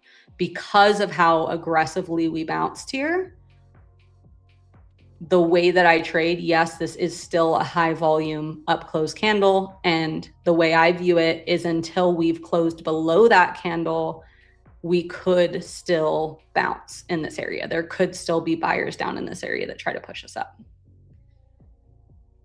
So hopefully that makes sense to you. If you're more interested in volume and learning specifically volume price analysis and how I use it, I would really encourage you to pick up the book, A Complete Guide to Volume Price Analysis by Anna Cooling. It's this book. I actually have it right here. Phenomenal book. You can find it on Amazon. It teaches you all about how to read volume price analysis, which is essentially not just the amount of volume, but the combination of volume coming into the market with market structure and candlestick anatomy. It is, I say this a lot, but I would say it's like the biggest part of my edge.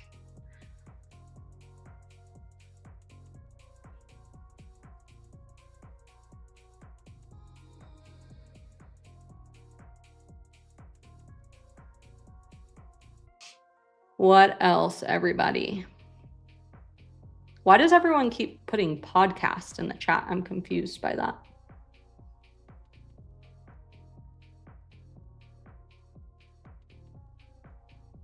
Oh.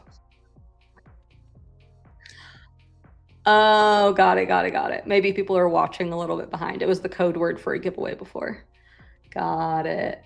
Yeah, if you guys haven't already seen it, the next funded podcast with Miriam and Amos just dropped today. I will be listening to it. I'm very excited. I actually was telling Amos in the background that I started listening to his podcast last night on, I forget what it's called, but a different podcast he had done. And I was really enjoying it. He was actually talking about why he trades one-to-one. And that was actually part of what really started sparking me in the past 24 hours, looking at my stats and kind of thinking through, should I really be leaving these runners, or should I just be getting out of the trade and taking as much from the market in my moves that I'm getting? Because pretty much all of my trades, if they work out, they hit a 2-to-1. If they don't work out, they hit stop loss. It's not super often that they stop at a 1-to-1. I know that for a fact. But yeah, I'm very much looking forward to that podcast. Make sure you guys subscribe to that and go give it a listen. I've really enjoyed all of the funded podcasts so far. It's a great podcast. So, looks like we might be trying to find some support in this area. But again, reading volume, the way that I read it right now, it's looking like the market's, a little heavy here. I'd want to see, which we're starting to get right here, actually a pop in volume off of this area to potentially feel strongly about the longs coming in here and the buyers defending this area. So we'll see.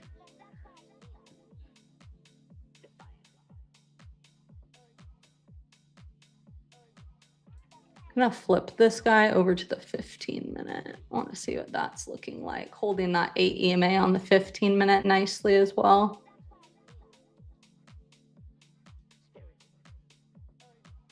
Actually gonna try a little long here on my evals.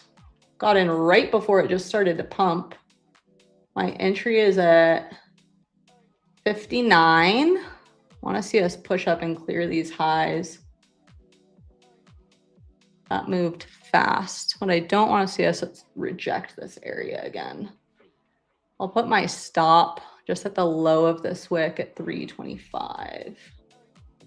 Just taking this on some evals. Want to see if we can push back up. Would love to see us go up to this pre-market high at 473, honestly. Nice move up so far. Let me go ahead and throw this. I'm on trade C, so I don't chart on there, so I can't really share my actual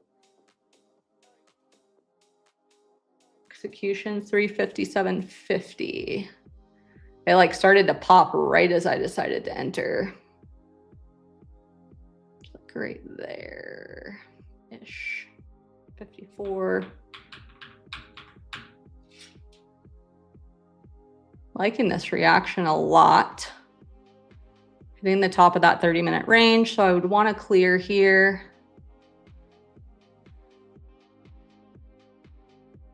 Wow, beautiful push up, guys. That was really fast. Sorry, I couldn't really call that out any quicker.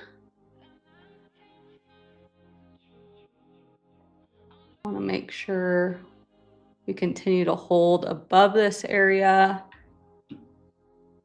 and not fail below it. Not loving that rejection there. I am going to move my stop up to break even at this point.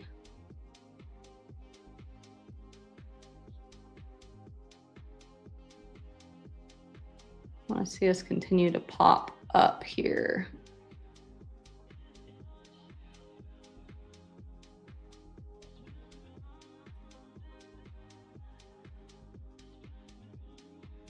Just going to exit this right here, guys.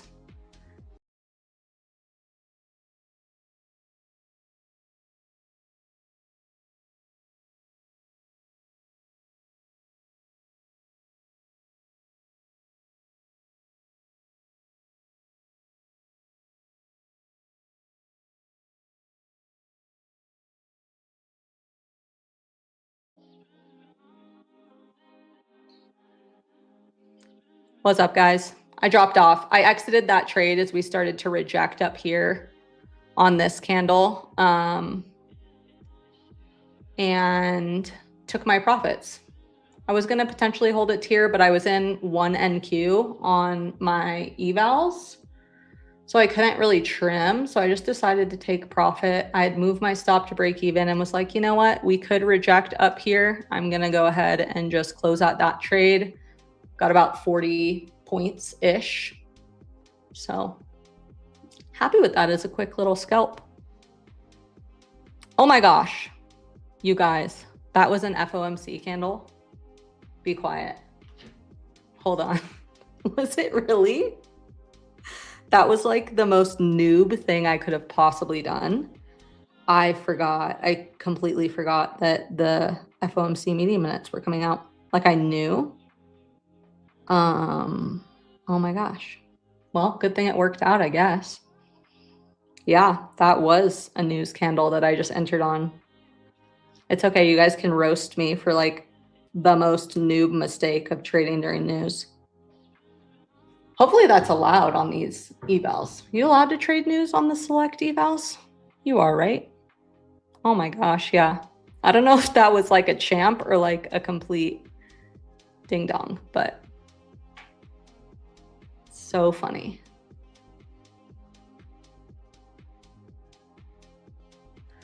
I'll take it. Worked out for me.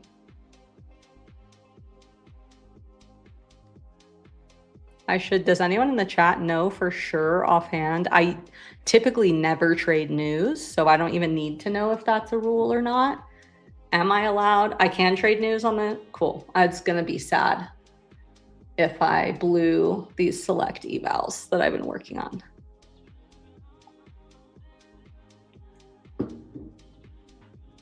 That's so funny. It was a good trade, honestly. It was a good trade, regardless of the fact that I accidentally took it during news. I'm surprised no one's roasting me more for not realizing that it was news. The rule is you go full port on news. Nah, that is not really my style. I'm not really a full port kind of girl. It's always tended to get me into a lot of trouble. I tried to do the CPI eval passing thing that everyone likes to do. And it worked for me like a couple of times, and then multiple times in a row, I just got, I don't even know, just destroyed. So I was like, you know what? I like passing evaluations the old school way. I will trade them much more aggressively. Absolutely. I don't treat them the same way I treat my fundeds, but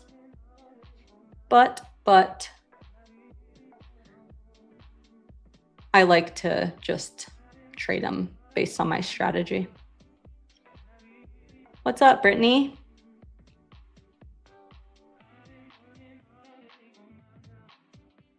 Yeah, I do think this still could go push up to that target.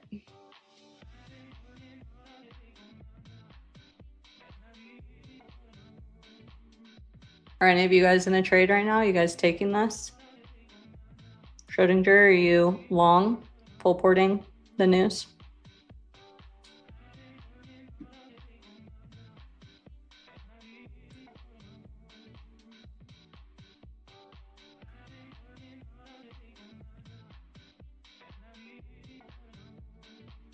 I didn't actually look and see.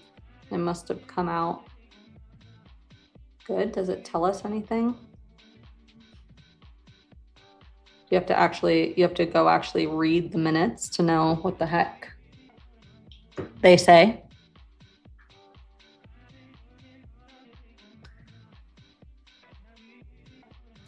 Waiting for a pullback and then we're at supply. Oh yeah. Yeah, there is this hourly supply, I think, over here, which was the other thing that influenced I forgot to talk about that with this short, is we did have this hourly supply over here when I took my short earlier. That was one of the things. I don't really trade supply and demand, but I've popcorned around in my early trading journey enough different trading strategies that those things kind of float. They just kind of live rent free in the back of my mind when I'm looking at the charts. It's like, oh, there's also a supply. So that gives me some confluence, like even additional confluence and confirmation for the trade that I'm looking at. It's a blessing and a curse sometimes. Just chilling. Ooh, carrying some options trades from low of day on SPX. You want to teach me options? I'm trying to learn options right now. And do you trade 0 DTE? I've had some really good moments and some really bad moments with options. It's very unforgiving.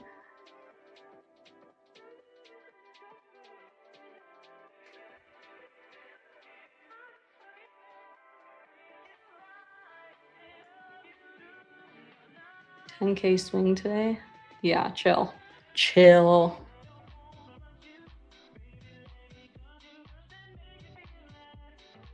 For sure. Options are trash? Wow. That's an aggressive take.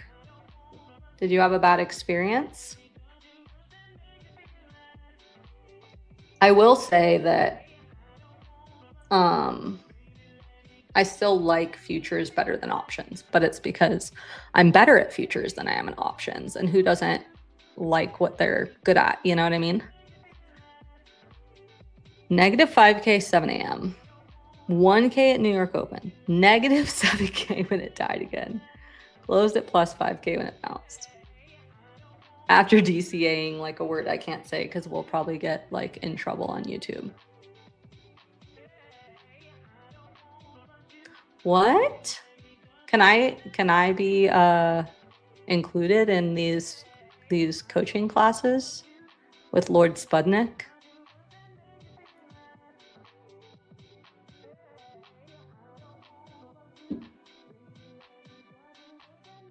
Just so you guys know, if Spud ever decides to open his mentorship and he names it the Tater Accelerator, that was my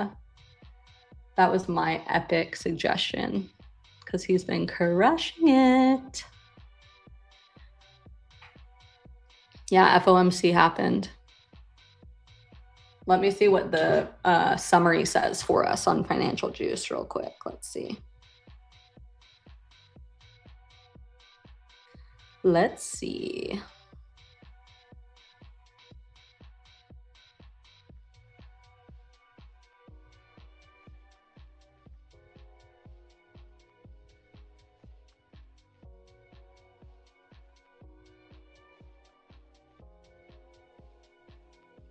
Fed, a majority saw risk high inflation may affect expectations.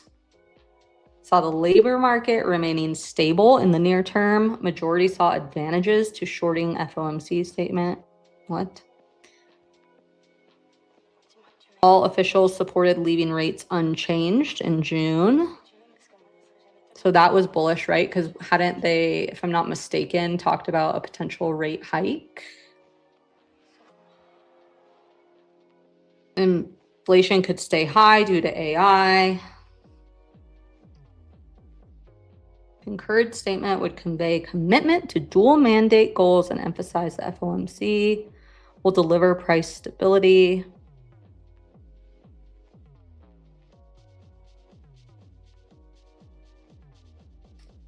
In such scenarios, almost all of those participants indicated some policy firming would likely be warranted.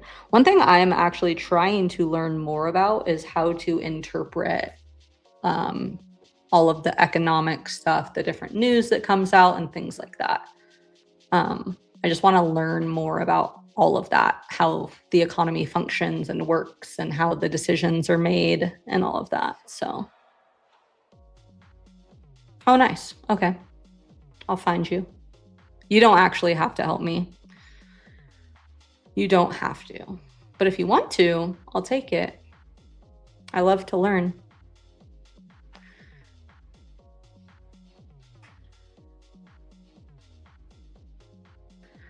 Well, we're kind of just consolidating now. Let's go back to the 5-minute and see. Closing above and holding above the range, that 30-minute opening range. Suppose that would also be, I know a lot of people use IB, initial balance, the first hour. That would also be the IB high that we're holding above.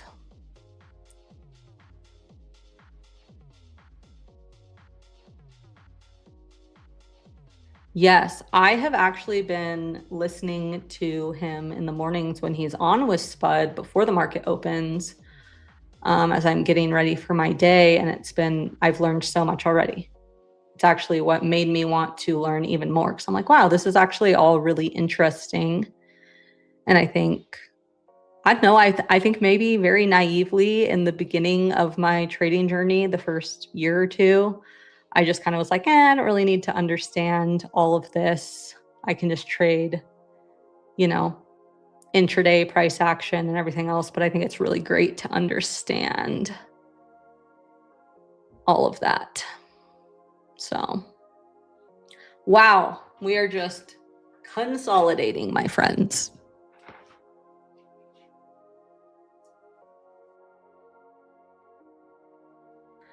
Nothing too exciting. We did get a 15-minute close up outside of the range, but I don't know. I personally am not probably going to enter another trade at this point. I took that little scalp. I'm interested to see if we push up to this area, but otherwise, just going to chill. See what's up.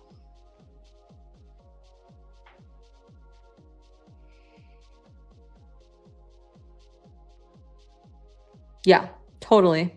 Yeah, foolish is a good way to put it. I mean, you don't know until you know, right? You don't know how important some of that stuff is until you know. And I think that especially like the first year I traded, I don't know if anyone resonates with this, but the market was like a lot more chill, right? And then we had a change of president, we had the tariffs, we had a lot of different news, a lot of economic changes. Now we have war, and so I think in the beginning I could get away with not really paying attention or understanding. And now I'm starting to realize like how much weight a lot of that stuff actually does hold. So yes, I'm attending his sessions, 67 William. I was saying that when I see him and I can, my schedule is a little tight, oftentimes being a mom and having kids and stuff. I can't always tune in, but I have been watching what I can of his, and it's been awesome. Such an asset. So cool to have him, listen to him talk, and have him on the team, on the Tradeify team. Sputicus. I haven't heard anyone call him that before. I'm new to the channel. What trading software? I use TradingView for my charting. It's just what I've always used. And I trade with Tradeify on TradeC. I really like TradeC so far. It's what I've been using pretty much since they launched it. And I haven't really had many issues. It's been an awesome platform to use for me so far. So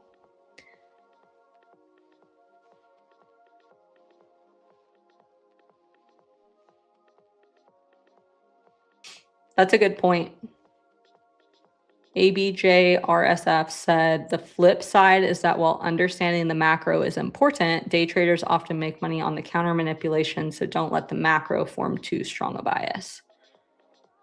I like that. I think that's a good point for sure. I just like knowing what's going on generally, and understanding what the different, all the red folder news, CPI and PPI and all of those different things, what they actually mean versus just like, hey, there's that red folder news. So, doesn't Spud have a cowboy hat? I believe he does, from the outlaw days.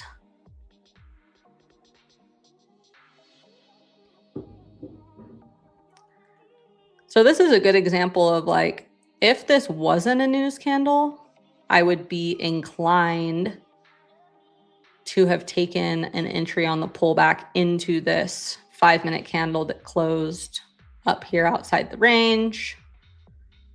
Big spike in volume. It's a news candle, so news candles kind of get, I don't want to say they don't matter, but I don't give them as much weight in terms of volume because there's always going to be more volume on a news candle, similar to the opening candle.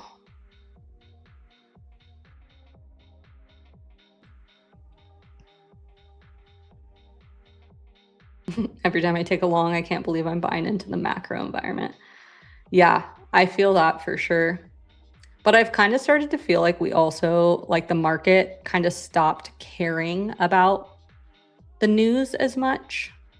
That's a conversation I would love to have with Coach Duncan actually, and pick his brain on, is like, it feels like as specifically like the war news and all of that has progressed, the reactions to it have been, they're still reactions, but they're very brief.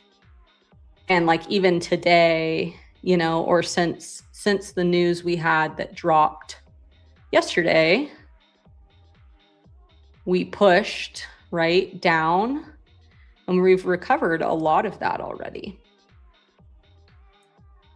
And I don't understand necessarily why that is.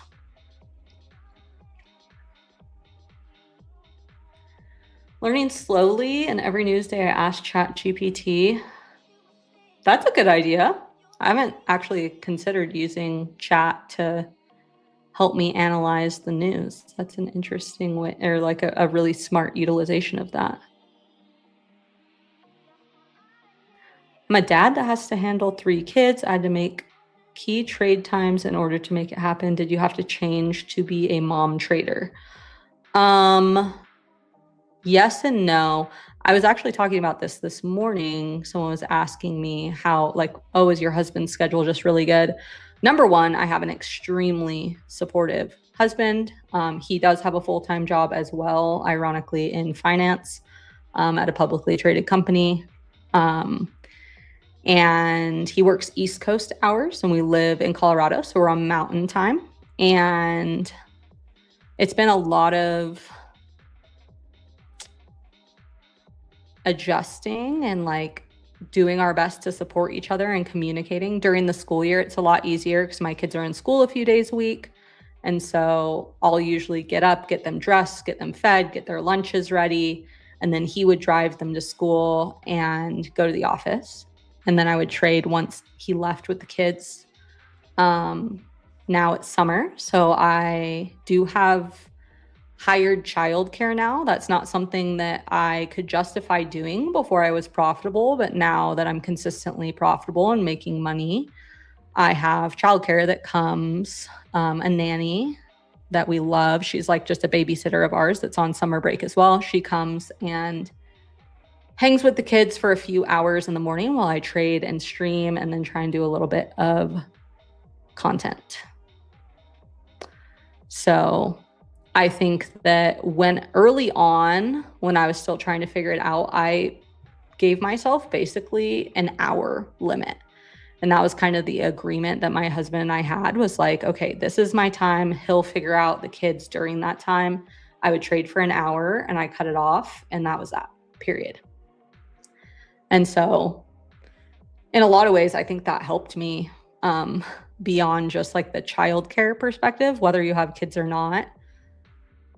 It helped me be okay with walking away without taking a trade, cutting myself off on red days and stuff, because it was like, okay, it's, you know, this time, typically I would trade 7:30 a.m., like open to 8:30 a.m. and be done. And it would be like, okay, I'm done. That's it.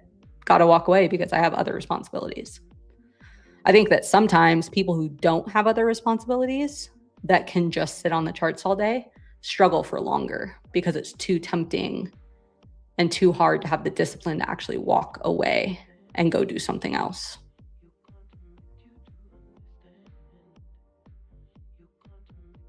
Maui Magic. What's up, Maui? I'm from Maui. That's where I was born and raised, if you guys didn't know. Shout out to all of the Hawaii peeps and Maui Magic.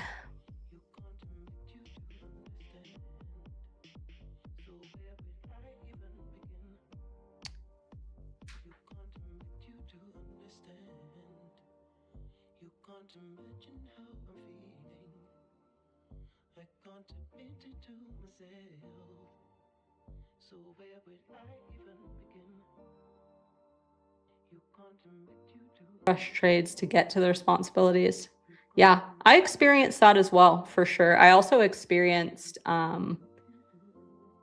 if you're a parent and you've learned trading, you've probably learned this lesson, but there was a time where I would let how my morning went trading impact how I interacted with my kids the rest of the day, which, like, I'm really ashamed to say, but it's just the truth. Like, if I blew an account or went on tilt, it was like they got a different version of mom than the days that I did well. And I was very lucky to have a mentor that kind of like shared his experience with that with me and pointed out early on, like, that's not okay. Like, your kids should always get your best and they should never even be able to tell if you had a good or bad trading day.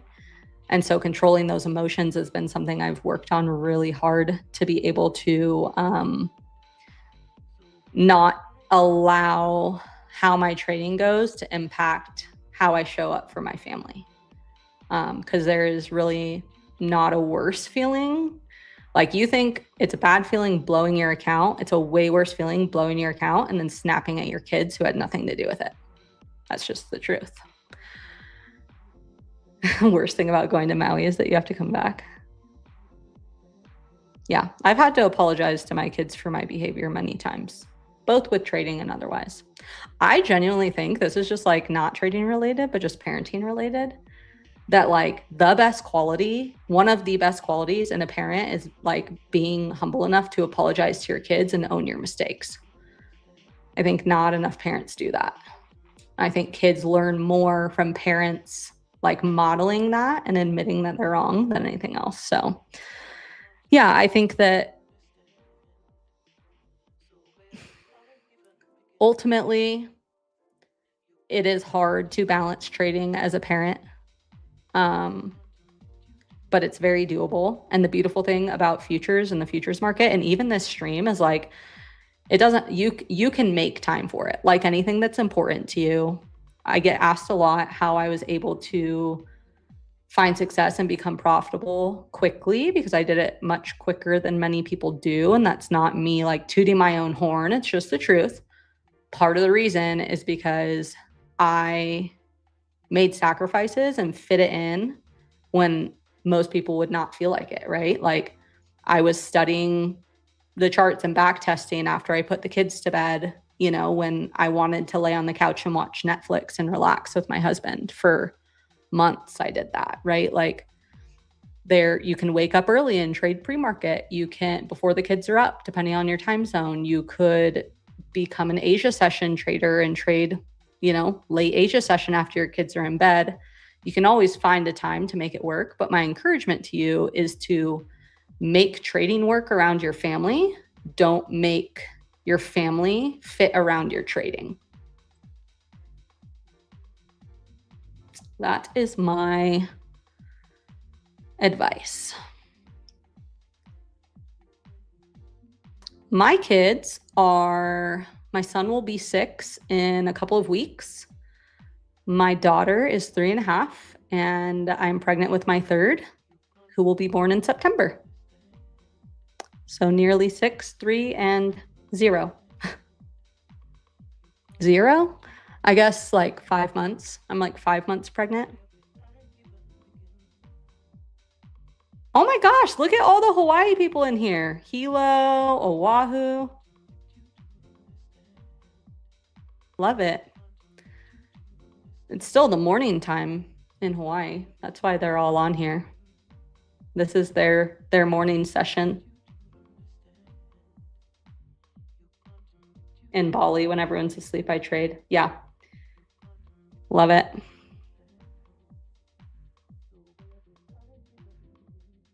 Yeah, I'm biased. Maui's amazing. It's a lot different after the fires, but it's a very special place. I was just there in June, beginning of June.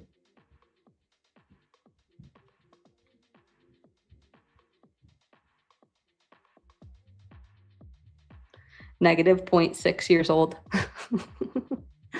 That's funny. Well, guys, this price action has been grand. I think I took the one possible trade, even though it was accidentally a news trade on here. Oh my gosh, you guys, what a treat. Coach Dunk is in the background. I see him. We were speaking amazing things. Everyone in the chat was singing your praises. And he's on today. I didn't even realize that. So I'm probably going to stay on in the chat too and listen in so I can learn from the GOAT. The goat and the potato. What a duo. Good times. Well, guys, I appreciate everybody for tuning in. We didn't get anything really exciting during the women's hour, but we had some good combos. We accidentally took a news trade. And yeah, hopefully everyone's green on the day. If you're not, trade smart, trade safe, and have a wonderful day. Spud and Coach Dunk will be on in a few, so stick around and we will see y'all soon. Thanks, guys.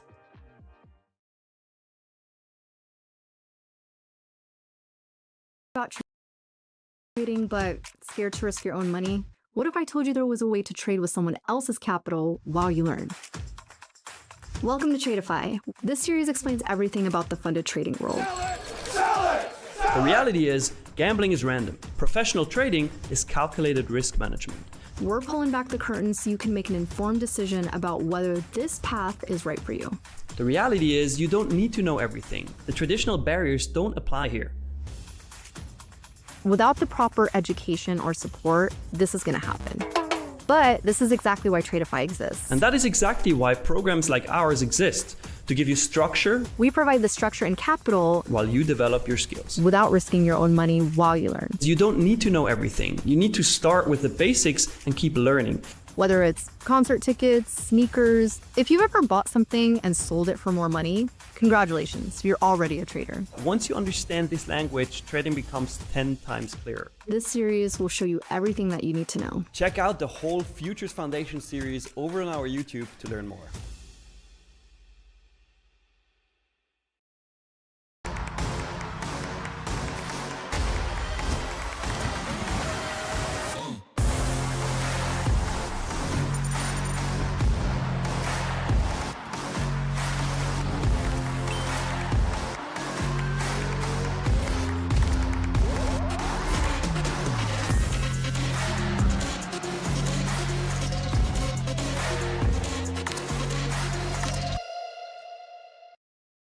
Here's how the Prediction World Cup works.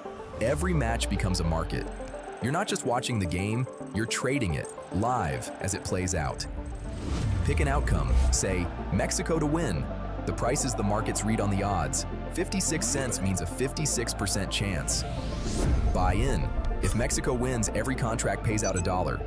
If they don't, it settles at 0, and you don't have to wait for full time. As the match swings, the price moves with it. A goal drops, your position jumps. So sell early to lock in profit, or hold to the whistle. You start with $2,000 in virtual capital. None of it real, none of it at risk. Run low in the first week, reset once, free. Every trade climbs the leaderboard. Rise up your country's board, and every knockout round multiplies your score. The prize pool? $250,000, the top 500 win prizes, and first place takes $100,000. The Prediction World Cup. Free to enter June 28th, and every player gets 50% off. Tap the link to play. Welcome to Tradeify. First of all, going long. You think prices will go up, so you buy first and sell later. The mistake people make is picking what sounds impressive instead of what actually fits their trading style. Let's start with the basics. What type of account am I actually trading? Do you want to learn more about trading but scared to risk your own money? Let's talk about the 3 most important numbers you need to watch in Tradeify.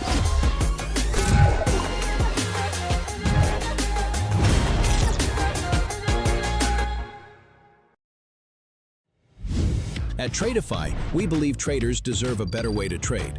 No endless evaluations, no unnecessary barriers, just a direct path to capital. Built for real traders who want to focus on what matters most, the next trade.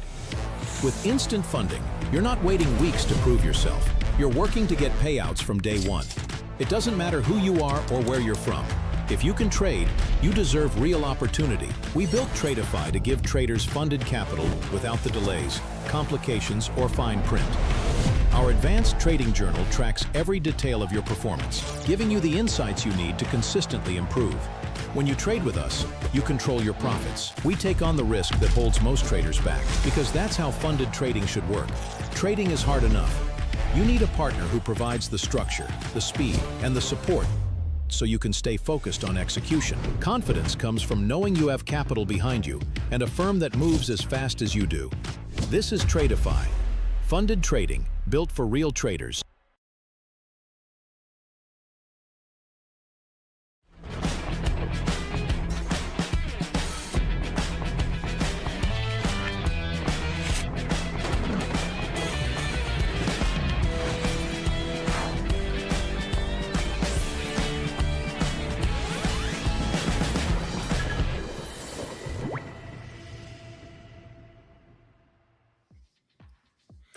Yo, welcome back, everybody. Coach, how we doing?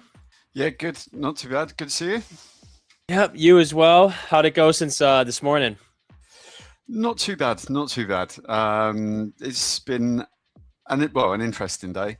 I think the markets have taken what's been going on quite well. Obviously, we just had the FOMC minutes, which hasn't really. I perked up a little bit more interest in this. I normally don't really care about minutes, because they come at it's stagnant information.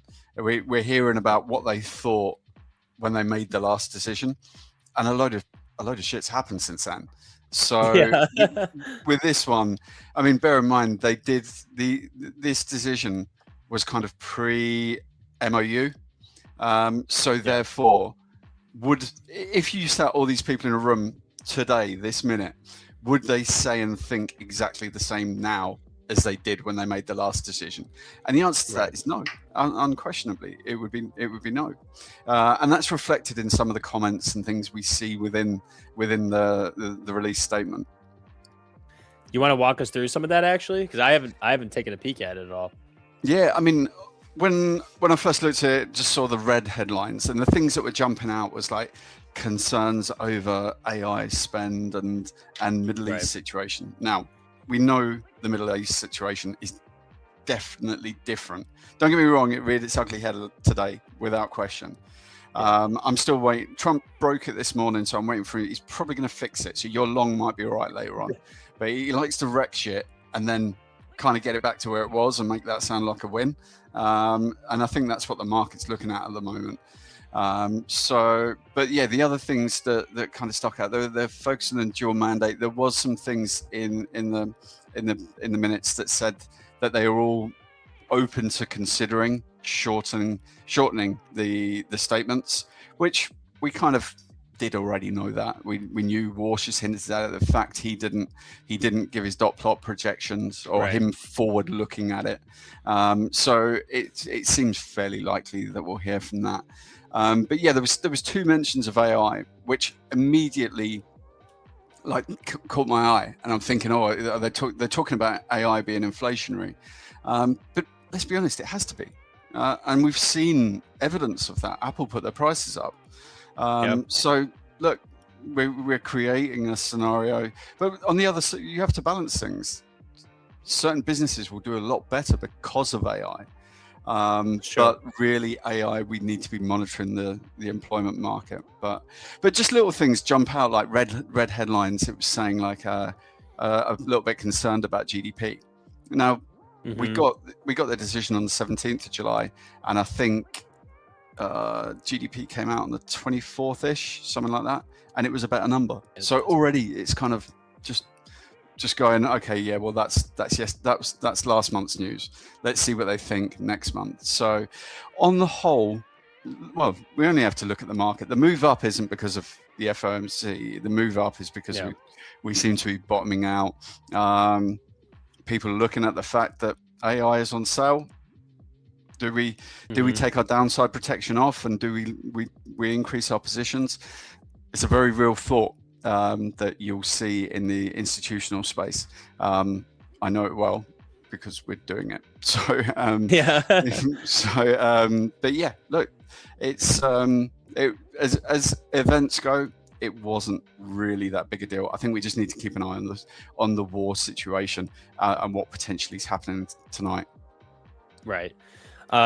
Interesting on FOMC minutes, because you kind of called it out, but like normally they're kind of like old news, and so the decision's kind of priced in. But like, is there anything different with the minutes that came out today? Like you did mention, war sat out on the dot plot, kind of gutted the statement a little bit. So do you think that? I mean, I know it was a boring FOMC minutes, but like, was anybody actually looking for something specific in the transcript that wasn't already priced in, or maybe not already known? Not really, because it was just a lot. They used the term many a lot. It said many people could see inflation going back towards 2% target. Many could see it keep going if the Middle Eastern situation continues as it was at the 17th of July. And many said that if that did happen, then rate hikes would go up. Now, again, when you just see that as a red headline, you go, oh, many said that they could. But again, when you just take a step back from it and go, look, yeah, that makes sense in the scenario that was then. But we are here where we are today. But in terms of general theme and tone, it was pretty much what we expect. But what we can certainly expect is to see a bit of a taper back on the amount of information we're going to get from the committee. So I'm trying to weigh up if that's a good or a bad thing. It makes, in a way, forward guidance helps stabilize markets. Because if they're giving us forward guidance, they drip information at us. So we'll suddenly start to creep up, and then we'll get a bit more. When we have scenarios where, I don't know if anyone's ever traded through this before, when you don't know if you're going to get a hike or a cut on an interest. I've done this so many times. We just generally don't know. This is kind of pre-forward guidance days.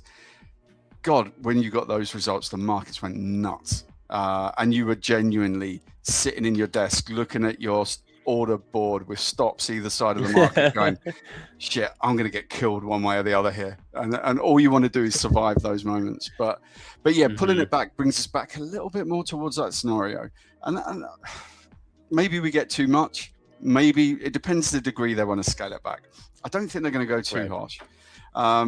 But basically, maybe it gives them carte blanche. Look, if I was a central banker, I'd probably want that, because the more you give away, the more you look stupid when you pull it back.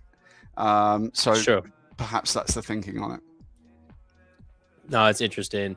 And like on his framework as well, I know that a lot of his language and I guess outlook is that supply shock inflation, like if we saw an oil spike, he's mentioned that they should look through it and that AI is disinflationary.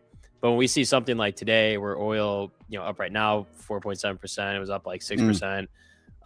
When oil rips like that on Iran news, do you think there's a point in which the supply shock stops being a look through and then becomes something that that Warsh and the Fed have to start basically forcing their hand? Yeah, no, there will definitely be a moment for that. I just don't think we're there yet. You only have to look at what's that. Look, the US hit 80 different sites in Iran last night. It's pretty big. And oil only went up 5%. The market is unquestionably still trying to look through it. So I think it's a scenario of Trump wants to go out physically aggressive, verbally ridiculously aggressive. Like some of the language he uses is just just thick, in my opinion. For example, just like calling someone scum. You just find more intelligent, appropriate words. Oh, you're talking about? I thought you were talking about Warsh. Oh no! Sorry, I was talking about Trump. No, I saw that from Trump earlier today. I was like, oh man. Yeah, no, Warsh hasn't made it onto my shit list yet, but Trump's right up there. But yeah, no, it's just, I think the market wants to look. Well, look, it's a scenario that we've seen play out so many times. We didn't get it on Monday for the Open, but perhaps we're back here again today. The typical Saturday, the world's falling apart. Sunday, the world's fixed, and the market's just waiting for the world to be fixed now. I guess that's why that's why we're not going too high in oil. Right.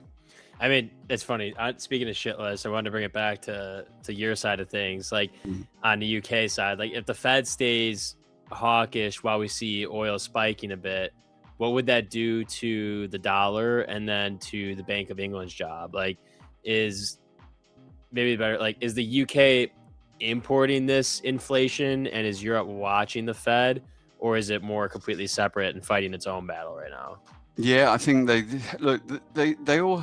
they all have to kind of have an eye on, and I actually talked about this on the Coaches Hour with Ryan, because obviously with what's been going on today, we've gone from a point where we were expecting 3 hikes from the ECB, 3 hikes from the Bank of England, and just last week we went down to expecting 1 because things were going in the right direction, oil was coming down, and then situations like today kind of flipped it, and suddenly we're back up to 2.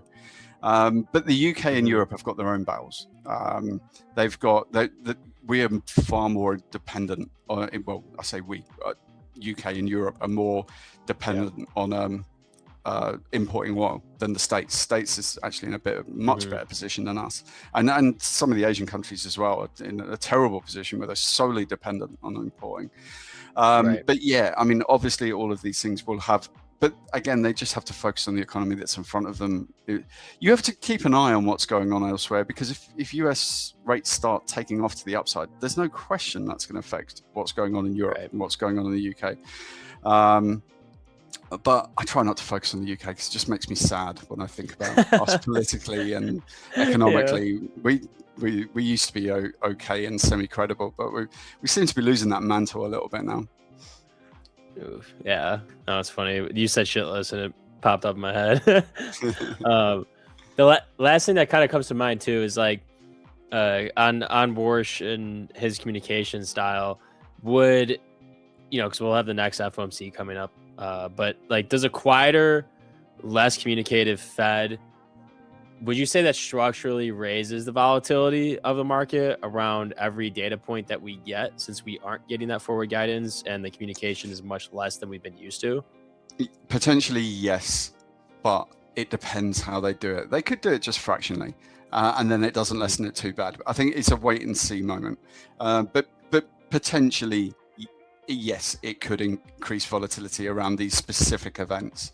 Right. But look, we should be able to join the dots of when we see, if we know they're targeting 2% on inflation, if we know what they want in growth, what they want in employment, we should either be able to work it, not necessarily ourselves, but we should be able to go away and research what that should necessarily mean. I'm not talking about me, but smarter people than me can break that down, and then what I try and do is just take it down a level lower to simplify it. But look, yes, in answer to the question, yes, but I don't think they're going to go too far. Yeah. Okay. No, that makes sense. That's all I really had coming into minutes today, because minutes was pretty chill. Market didn't even do too much. Obviously, we've been kind of sitting around this 400 mark. But I don't want to hold you. I know it's late for you, so I don't know if you want to get anybody any last words, and then we'll roll into do our little quick video of the Spud Center, and then kind of go from there. But I'll leave the stream up to watch the Spud Center then. This is what trumps at the top of my shit list. Do not mess with football. Do not mess with football. Do not try. Well, we got what we were getting, or I guess we deserved it. Getting taken out 4-1. But yeah, that's but funny. Look, they're a good team. They're a good team. So look, I watched it. I didn't watch it till last night, but yeah, they're a good team that's growing a little bit older. But you got them on full form. So, but look, you did a lot better than my team, Scotland. So I'm not going to comment on that. Oh, that's right. You're running Scotland. Yeah. Long gone. Best fans in the tournament, worst football team.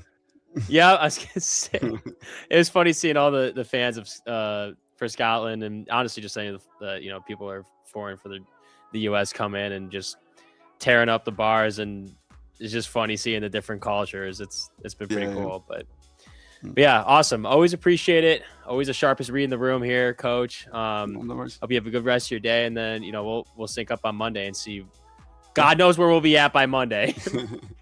Oh, the world will be fixed, broken, and fixed again by Monday. Yeah, it's so true. Okay, guys. Awesome. All right, we'll catch you later. All right, see you later, guys. Have a good one. Yeah.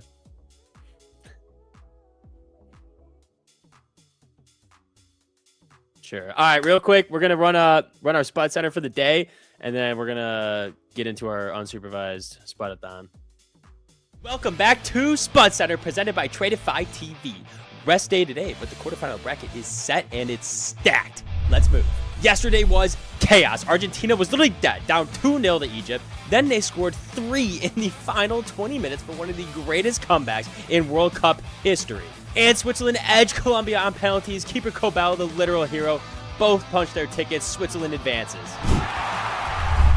Thursday kicks it off, France versus Morocco, a rematch of the 2022 semifinals. Friday, Spain versus Belgium and LA, streak against streak. And Saturday's doubleheader, Holland's Norway versus England, then Messi's Argentina versus Switzerland. On the big board, France still leads at 33%, Argentina and Spain tied at 19, England at 16, and Norway just 6, despite being in the final 8. And on the halftime market, Bieber jumped to 79%, reportedly in talks, but watch Coldplay at 62 all week because Chris Martin is the show's official curator. That's the tell. Burna Boy at 32 is your long shot.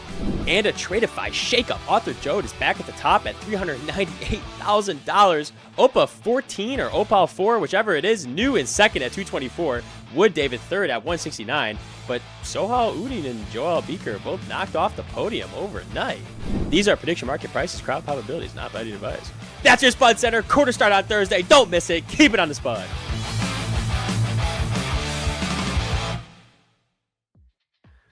All right, keep it on the Spud, baby. Keep it on the Spud. How we doing?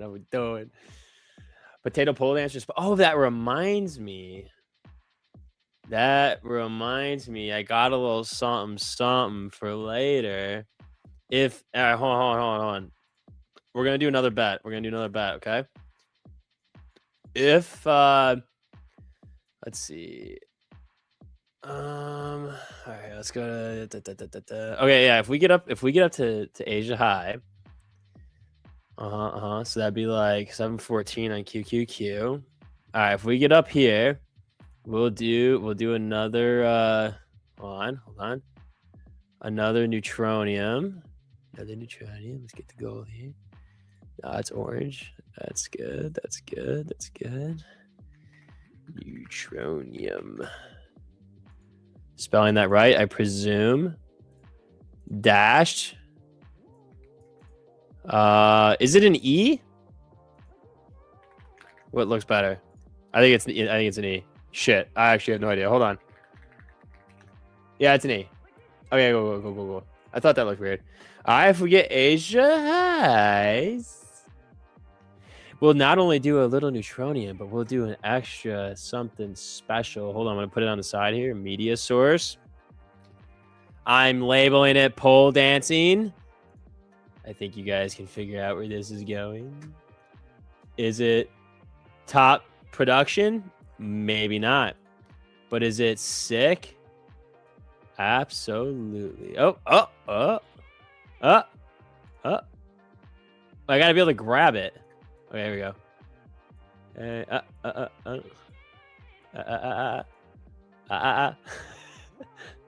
All right, it's over there. It's over there somewhere. I wish I could like not show you guys so I could mess with it. Tyler, how we doing? Game night. Oh, let's go. Oh yeah, you're playing Mecha Chameleon. I gotta download that shit though. Don't let me forget. Do not let me forget. I gotta download the maps. It's gonna get swifty tonight. It's getting real swifty. Yeah, a little Tradeify after hours. Yeah, so we need to hit let's see, basically 600. So just a smooth like 150 to 200 points. Nothing big. If we get up there, then we're gonna do some ripski, because lowest of keys, still holding. So I did 3 micros on the fundeds from down here, so this is a bag. If we can get up here, this would be even more of a bag. And then we might be fullest portus on QQQ calls from yesterday into today. So they're not looking too spicy unless QQQ gets up to like 713, which would be probably Asia high on NQ. So that being said, Tyler, I'm not doing the best at this whole options full porting shit. I'm not going to lie to you. Just want to say thanks for the shares and draw down like 3. Then I'm going to make backs. I took your share from the beginning. Thanks a lot. Oh, hell yeah. Daily dose quotes. That's sick, dude. Good job. You press the buttons, brother. You press the buttons. I mean, this looks good. It's just, I don't know if we're going to get the volume to get us to the top. It looks like NQ's a little exhausted at this point. But it is squeezing. I mean, you could probably argue this as more of a trend line than anything. Let's see. CBD had a nice move up. I was at the gym. Was not really looking at any of this, but it looks okay. Looks okay. Listen, it could be in a worse spot.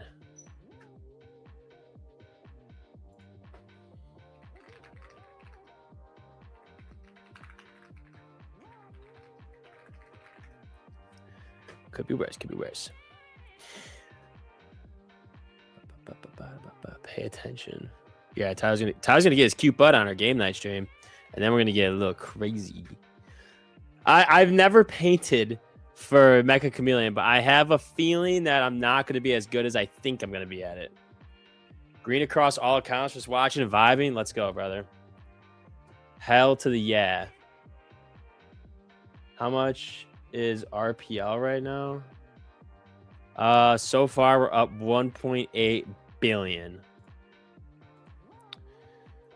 But on my fundeds, this is like 48K or something across the board. It's somewhere around there. I don't have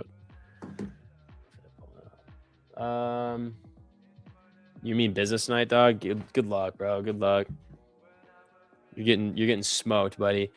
Literally, you won't be able to evade my eyes. They're gonna be so locked in on your little guy. Like, you're not getting out of here, dog. You're just literally not getting out of here. Moflo, how we doing, brother? I love you too. NQ just kind of gonna annoy me a little bit. We're probably just gonna stall out here unless Trump comes out and says that the war is over. We're all peace again. But the Spuddy needs a little ripski for power hour. I'm not gonna lie.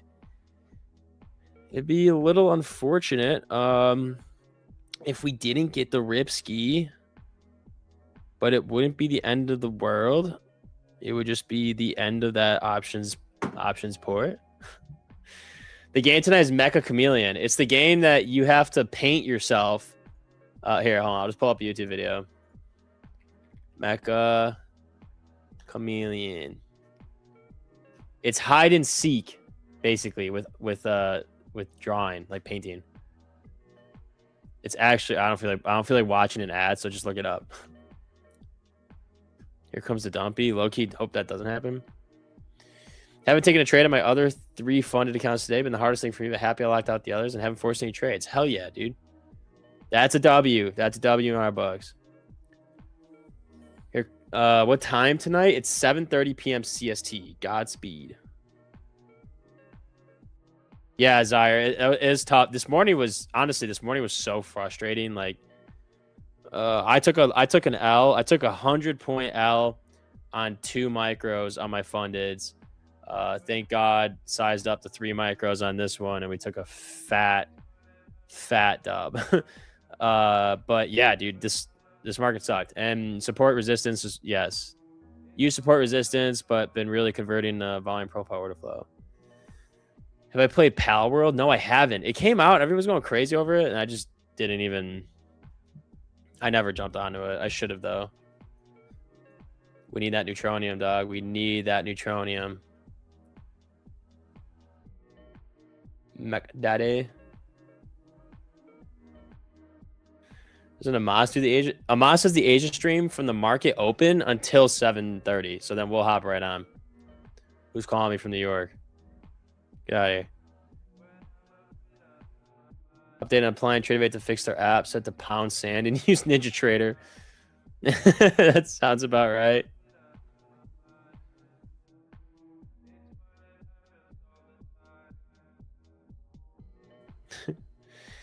Oh man, that's too good. That long was nice. Passed 3 evals on the ES long. Fire. Did EVAS come? Yep, EVAS. Did ES come down right into the GP? Yeah, dude. This GP was one of the most beautiful GP trades that I have seen in a while. I mean, that literally, chef kissed that freaking 707 and said, "See ya. I'm gonna go literally 11, 12 points into drawdown, and then I'm gonna rip it." Major update coming on the 10th. Let's go. Bouncing the area of heavy high previous closing development profile. Yeah, I really hope we don't chop. I really want to get this break before 30, or your boy's gonna be a little upset. I smashed a Jersey Mike sandwich before this too, and I got a Pepsi right here. I might actually end up hitting a second Pepsi. I gotta throw some dews in the fridge for game night tonight because it's been like 3 weeks since I've been to a game night. Should I try trading NQ over ES? Trying to fix on a new eval. I plan on taking smaller ones overall, so I should build some capital. Oh, it's up to you. I mean, NQ can be cover your children's ears. I'll give you like 3 seconds to do so. But NQ can be a bitch.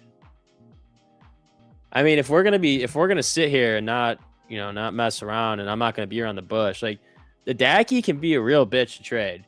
So if you don't want to deal with volatility, maybe stick with ES for a little bit. But I mean, these candles, like let's keep it 100 real quick. These candles can be 70 to 80 to 100 points on the 5 minute, and their wiki is I mean, look at that, 120 points, 5 minutes in a complete wick from open to close. Like it just sometimes it sucks. Yeah, NQ could be a see you next Tuesday. Haven't seen any of the game night streams due to the time zone. Does chat get to play in the games? Yeah, sometimes we'll do the chat play with us.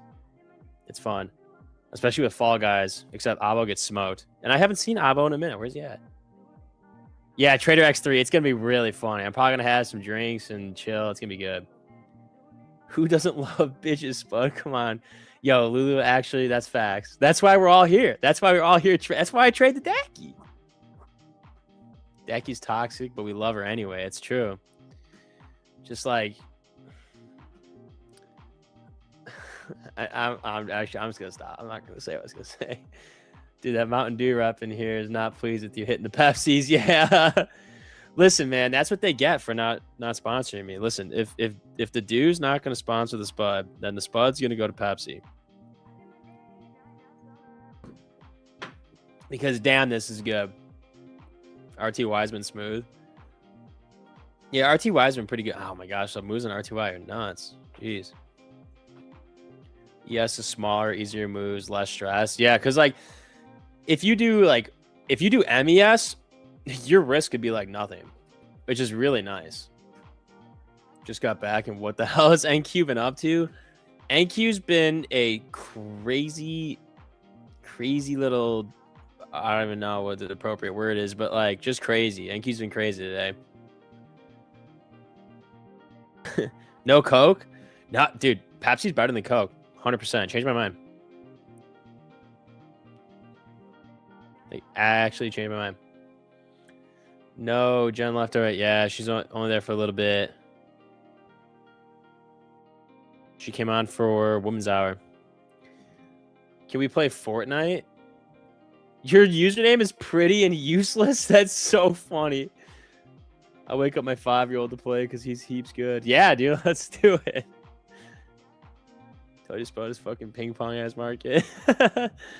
I mean, it actually is. Look at this. Like, what are we doing? What are we doing? We had a nice little. It looked like it was gonna break out at 440. Just the VA or the VA. It's the VA.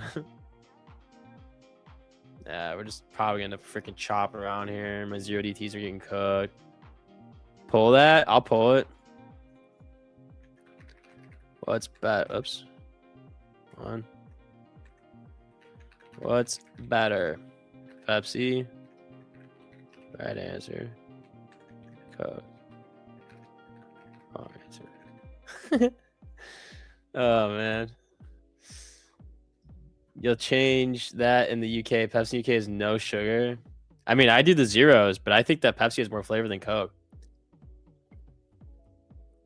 You'll come to every game night forever if we play Fortnite. All right, bet. Honestly, we'll just start having the Spud's gonna have to just stream some Fortnite because we play a lot of games that that others can play, or like more community games like Friend Slop. Have all our kids battle for us. Try an ice cold cherry Coke. Oh no, I do love a cherry Coke. I do love a cherry Coke. Yeah, Trader X3, dude, it's pop. Come on, bro. So glad I locked out at 11:30. We kept trying to catch a short for sure.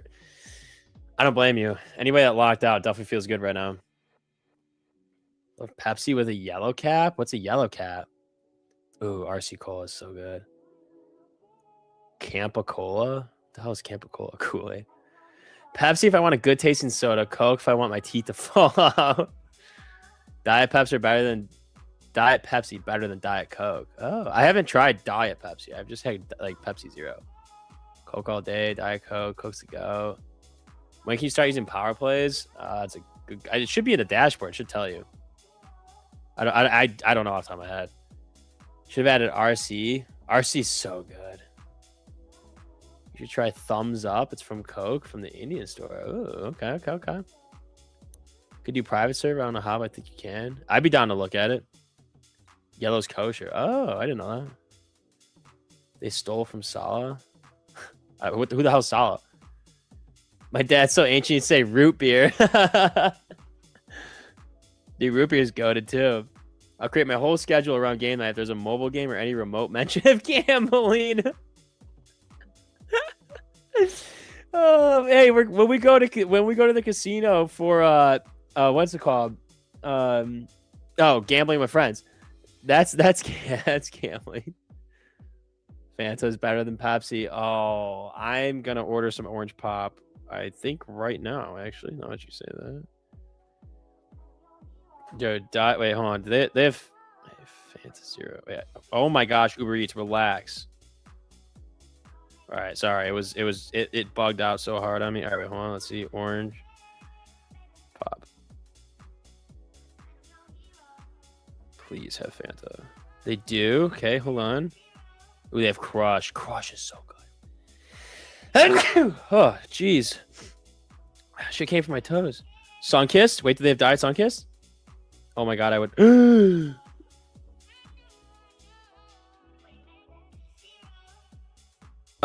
Getting 2 of these. Oh, it's buy one, get one free.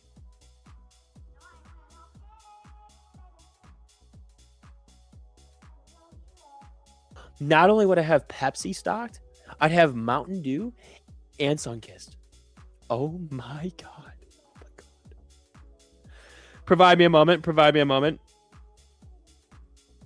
Add $8 to get a $0 delivery free. Really? I can't just get Pepsi's or freaking Sunkist. All right. What else could I get? What else should I get? What kind of groceries do we need? What kind of groceries do we need? What's a good snack for tonight? Yeah, honestly, gonna need a bigger fridge.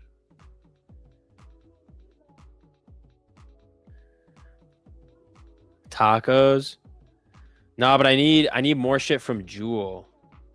Wait a minute, they might have it at a. Wait, hold on, should I just go get it after stream? Am I being dumb? Okay, I think I could just go walk and get some. It's probably easier. Peanut butter. What am I gonna scoop a bunch of peanut butter? What's BOGO? Buy one, get one. Thanks for the bless you, by the way. What's your size for a 25K account? I actually don't think I've ever traded a 25K account in my life. Literally nothing against them. I just never have. I do 25K, try to scale. Tahava iced tea, simply lemonade. Yo, okay, hold on. All right, we're just gonna get a bunch of drinks then. Okay, let's go back. Go back to Jewel. Okay, do they have Tahava? Oh, okay, wait. Tahava. Is it with a J? Tahava iced tea. Oh, that looks like some cultural authentic shit. I could get a diet Arizona iced tea. What's the Arnold Palmer Light? Hold on, I gotta check how many calories are in that. Fuck, 20 calories still on or 20 carbs on that? Come on, man. Ooh, Arizona iced tea, half and half, 0. Hold on. It's all about not wasting carbs. Listen. Details. Man, I'm assuming the 0's got nothing in it. Start with 1 to 2 micros. That makes sense. Arizona iced tea, 0. Oh, I gotta do my research. As a freak that counts as calories, that tough.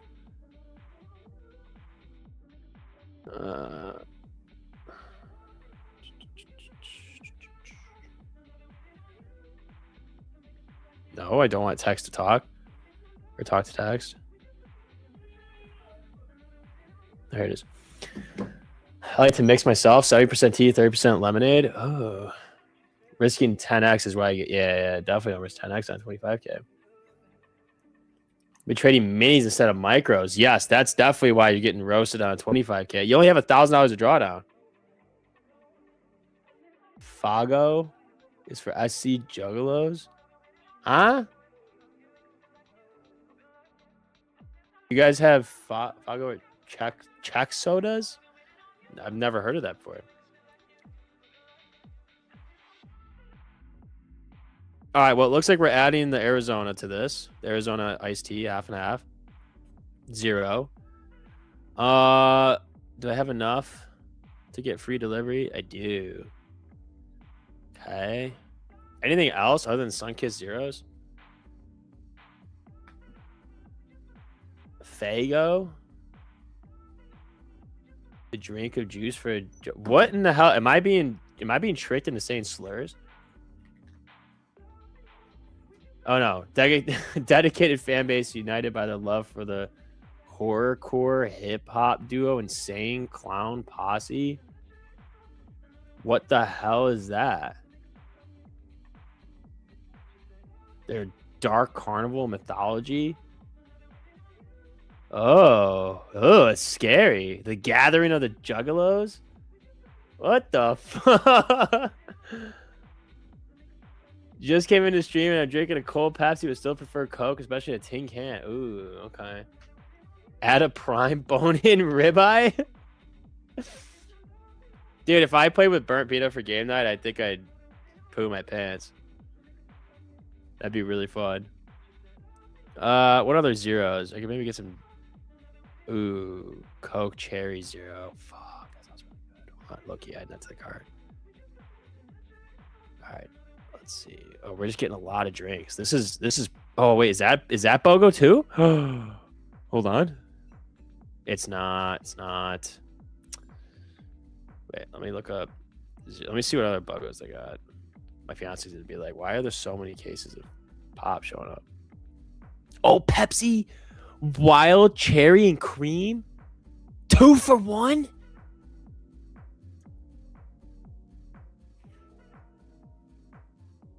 Oh my gosh! All right, forget the Coke. Forget the Coke Zero Cherry. We're getting Pepsi Zero Wild Cherry and Cream. Okay, so I've got. Okay. All right, I got 2 cases of Dr. Pepper Zero, 2 cases of Pepsi Wild Cherry and Cream, 2 cases of Sunkist Zero, and an Arizona iced tea. I'm gonna take off the Arizona. I don't need that. I don't need that much liquid. I do not need that much liquid. We're fine. We're fine. We're fine. I'm going a little crazy. I gotta chill. I've gotta chill. Ooh, business prior. Oh, I get priority. Nice. Leave at my door. We got a promo? Oh, free. Oh, okay. Free priority. It doesn't need to be priority. That's fine. Okay. Tip. Sure. You take 10%. Okay. Hey, wait, that's a lot of money for just pop. Okay. Place order. My fiance's gonna be like, why are there 6 cases of pop? Oh my gosh, why is everybody voting Coke? It's the wrong answer. Unbelievable. Wait, I'm a Gatorade guy. The new Gatorade mashup? Whoa, no. What's the new Gatorade mashup? So much for power. Both indices pinning to the same options levels for. Yeah, I mean, this shit is boring. I'm still holding this. My stop is here though. My stop is at 320. Sorry, I should have mentioned that earlier. My stop is 320. It's 270 points. I lost. Hold on, I got to see what I'm down actually so far because I lost on 115 points. So I lost 4. Yeah, so basically I lost 115 points early on 2 fundeds, and then I'm copying 20 of my funded. So what am I at? Like a $9,500 loss on the day. But then this, my realize, because it's like 270 points basically of profit. So my realize right now looks like if I were to realize it, I'd get 1,600 per account where my stop is. So I'd be up 20 G's on the day across my fundeds if I closed at 320. So I'm fine with that because I kind of got torched earlier. I should not have done 100 point stop. That was really stupid. Oh wait, hold on. Where was the Gatorade thing? Somebody said Gatorade. Oh wait, Dion. Where's Dion's next message? Oh, he hasn't said it yet. Add some heavy cream and stevia to your soda, and it's like a float. Wait, but I got the wild cherry with cream 0, which should be gas. Which should be really good. I'm actually really excited for that. You was Pepsi as a kid, but now you're Coke? What the hell? Gatorade mashup is a new Gatorade flavor, mixing 2 flavors together. Oh, ooh, orange and apple. Oh, caffeine-free Coke. Yeah, but we need that caffeine when it's game night. You know what I'm saying?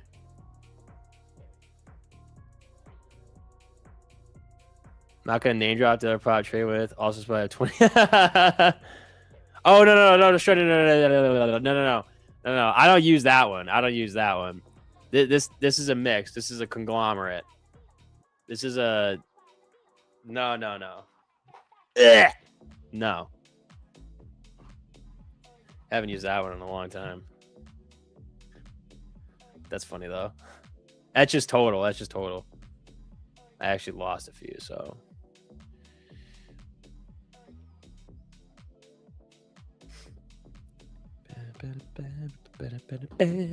I like Arizona iced tea. Yeah, Arizona iced tea is just so good. And NQ just sucks. Listen, we want the neutronium, okay? We just want neutronium up there.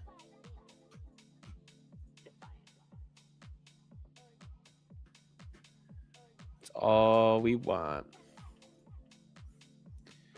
In Australia, a soda float is called a spider. Of course it is in Australia. Of course. Holy bottom tick. Yeah, I did this right before we got off stream, too. It was disgusting. We hit the 707, and I'm like, I got to take this. It's too good to not. Who's Miss Venture? She's a mod. A fellow goat.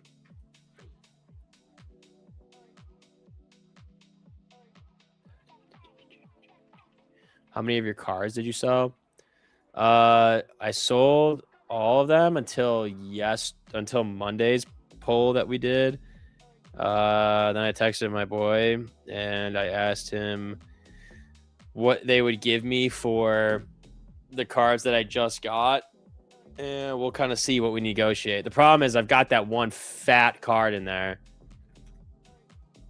Oh, let me pull it up. And we got this, John. This thing's huge. This thing is a monster card. So I don't know if they're gonna give me that. If I'm gonna be able to get, if I'm gonna be able to sell this one to them, I might have to just list it myself. But the rest I'm trying to sell. So we'll see what I can get out of those. I'm banned from that prop. Honestly, Sugar, I don't blame you. Cans of corn soup and potato soup and vending machines? What the hell? How do they serve it hot? Yeah, I saw that, Dion. It's crazy. That's why Tradeify's the GOAT. All these other firms going to go under. That's not because I know anything that you don't. That's purely speculation before anybody takes that. What'd you pull? I was out. We pulled a freaking $8,000 Pikachu card. This thing was sick. This thing's sick. Look at this thing. Japanese. Did the vintage 1998 Japanese cards are sick.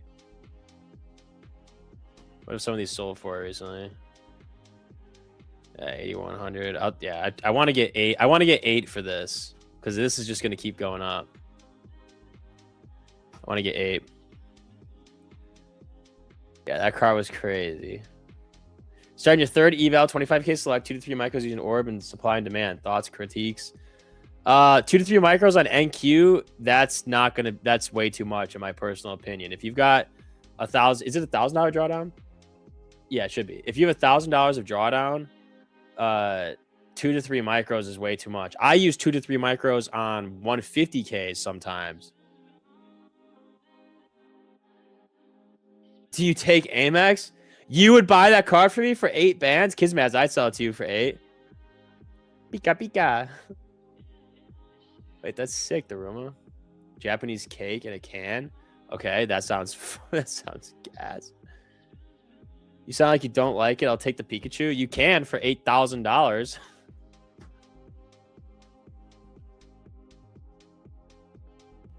This is a job of economists, not traders. Fantasy, working and losing money.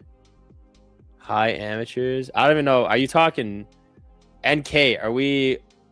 Just so I know what what's we're looking for. Just so I know what side you're playing for here. Are we critiquing the Spud right now? Are we on the side of the Spud? Just so I know like where we're at here. You know what I'm saying? So what's the rough overall profit loss on the first batch? I think all in, I'm like, let's see. I'm probably break even. Well, actually now with the pack that I pulled, I'm probably in like $1,000 of profit, but like that's after a ridiculous amount of pulls. It's literally just been to get Amex points at this point. So it'd be cool if I got some profit. I did make some bandos. I do have a freaking envelope of 10 grand on my desk right now.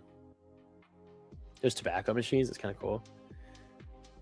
Did I sell it? Yeah, I did. But I don't get mad at me. I clicked because I thought Amos was streaming, listening to his podcast, man, right now. All right, Isabella, it's fine. You could just come in and say that I'm dog shit. It's all right. It's cool. No worries. It's GameStop's power packs. It's pretty fun. You're losing money trading. I know common sense. Okay, so we're definitely on the critiquing side of Spud. Nkate Kopascalia. Yes, I lost a lot of money today. I unfortunately longed from 29,045, and it's only up about 400 points. So I really fucked up by taking the long at the literal bottom of the New York session. It sucks, I know. Honestly, I wouldn't watch me either, dude. I wouldn't watch me either. Golden collectibles in New Jersey auctions get a lot of money for these cards. Ooh, okay. Can't believe you make the card. Yeah, real crispy. All right, I was gonna, but I talked to the guy that I was selling to, and we just it was his request not to publicize it. So I had to respect that. NK is an op. Chad about to go full Eric on you. NK it up. Do these things appreciate? They do. Yeah, I don't know how we're gonna launch. IRS, if you're watching, I'm reporting all of that money. But if I theoretically was going to figure out a way to use it and not necessarily put it in my bank account, what do we do with it? Where'd you say I lived again? I live in Chicago. Things you should not say to chat. 10K. Dude, the problem is I got. Yeah, actually, I'm just gonna stop. I have cash. I've got cash. I gotta stop going to. I got cash in the casino. I got cash from this. Search Trading Psychology by Mac Douglas. Watch all 7 and 6 minute videos. Repeat them every week. Or you just tune into Tradeify TV and you watch the Spudathon 5 days a week for 5 hours a day. Devil dog to the core. Started kindergarten in Okinawa. Wait, that's sick. But I know I said it on IG, but are you gonna yell at the goalie or not? You know, the one who was nowhere near the net. Oh yeah, that dude, that guy. Listen, he's probably going through it right now, so I'm not gonna add fuel to his unfortunate fire. But yeah, he kind of like shit the bed. So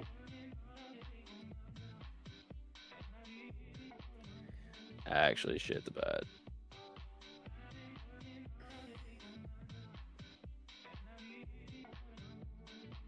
Don't mess with Spud. Good vibes only. Spud just second.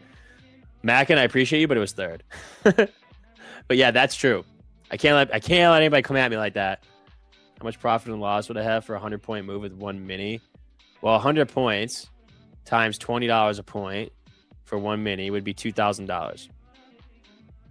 He's buying pop with cash on his desk. Wait, actually, low key, that's probably smart.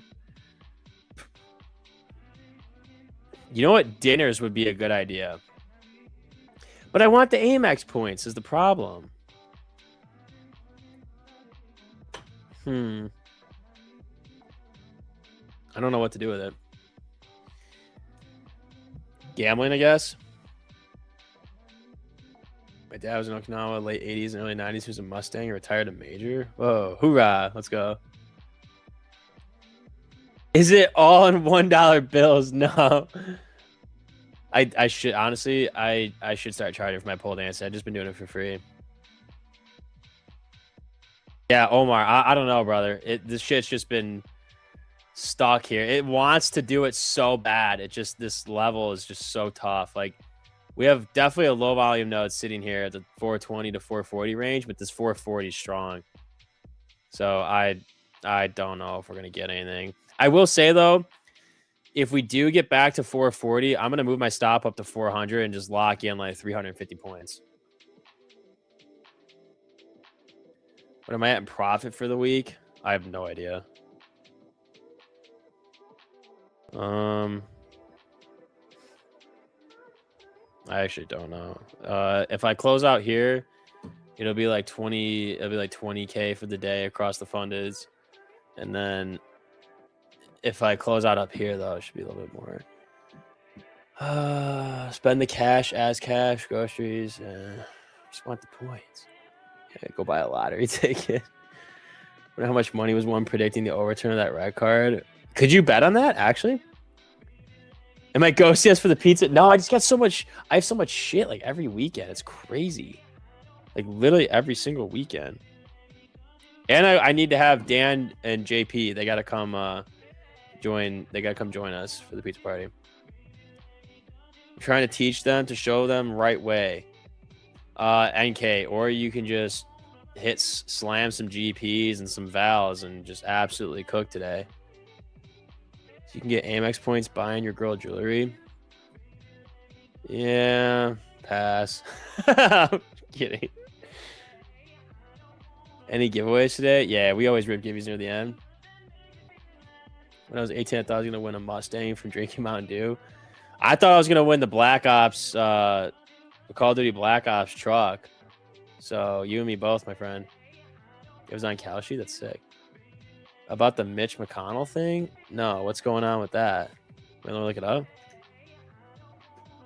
College speculation. Oh, what's he doing? On his health status? Oh, we got some conspiracy stuff happening right now. Pay for the wedding in cash. Honestly, not a bad idea. Could pay the DJ, the photographer. That'd be kind of funny. Be like, hey, you guys, I got a bunch of cash. Can I just pay you with cash? No, I'm not going to UFC this weekend, unfortunately. Yes, is the bullpen on the 5. Just one. I know. We're watching it happen in real time. It's so frustrating. Like, can we just break out? That's right. I was like, why is this so weird looking? Crow. Oh, Mitch's debit. The R's are in a minute. Really? Can I expense jewelry? Yeah, I know. Fortunately, what are the white lines indicating? These white lines are just, I just chart the patterns as they kind of happen just to get an idea of where we're bouncing. These white lines are the fib levels, and then these white lines are overnight levels. Sorry, there's a lot of white lines everywhere. Also, why does it have to reset my chart like that? He's definitely, oh my gosh, really? It's that crazy right now? Interesting. I haven't seen anything about it on the news. All in $1 bills. Sorry, Mr. TJ. They're trying to hold his seat. Interesting. Oh yeah, ABJ. That's right. I didn't forget about it, but I need like some opinions on what kind of. I don't want to say it out loud, but like what type, bracelet, necklace. Like, what are we thinking? Never shied away from a little white line. Yeah, Benny, this long is crazy. Come on, give me that. Okay, if we tap 4-4, wait, let me pull up my. Hold on, let me pull this up real quick. All right, CVD's finally getting a little bullish here. If we get to 4, it's more like 450.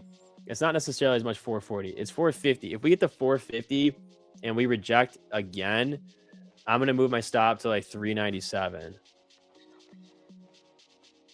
Oh yeah, okay. So that aligns both on the software and Tradeify for POC. What's Lane PA today? Yeah, it gave a nice opportunity though for the longs down here. Up a smooth 2 billion. Do you think the LARPing video would go crazy if I showed the 2 billion? People are lost in trading and losing money, and they're playing with perfect competition. I don't even know what that means. I think a lot of people in here make a lot of money. How many likes till the next giveaway? What are we at right now? Oh my gosh, dude, this freaking level. 880. Can we get to 1,000 likes? Can we get the extra 119? Okay, low key, if you were long, that 397 stop is arguably where I would move. Should we just do that? All right, I'm gonna move. Ah, man, there's no way it's actually gonna come back down. Give me a pop off of this.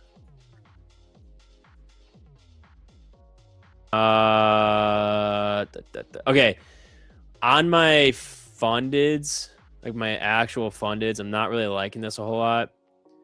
I'm gonna move my stop to 380. Hold on, let me look. I'm gonna move my stop to 371. So 371 is the stop on my actual fundeds.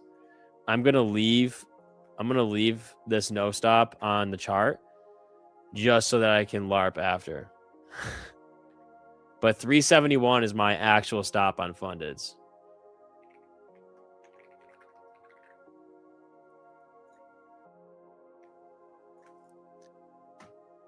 That's where I'm going to keep my stop. Oh shit, you can't even see that now. Okay, there we go. 371. No, Disc dude, I'm on hiatus. So bracelet. Actually, one of the ring earrings always hit well. Your name's Alan. All right, sick, Alan. Yeah, the bracelet's cool. Bracelet's a good idea. Actual SPX 7500 again, but QQ also like a 7. Yeah, QQQ's gonna cook me on that. My fiance goes, nice pop order. Are you prepping for game night? Yes, we are. This is a paper trade on TradingView, but I did take this on my fundeds. Just can't show them. Which treasury works better for measuring divergence?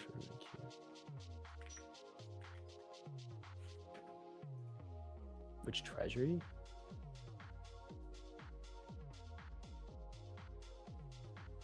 What do you mean, which treasury? Is this something I don't know yet? Glad to have got out of that. Yeah. You're in fantasy. You're not making money consistent. All of you here, I know common sense. All right, NK. You, sir, have overstayed your welcome in this kingdom. You are not wanted by its villagers. You are not wanted by its leaders. You are not wanted by even its jesters. So hereby, I sentence Kate to exile, to never return. Goodbye, good sir. Guards, take him. All right, they took him. He's gone. Bye, NK. It was cool to have you here. The funny thing is, you can type now and nobody can see it.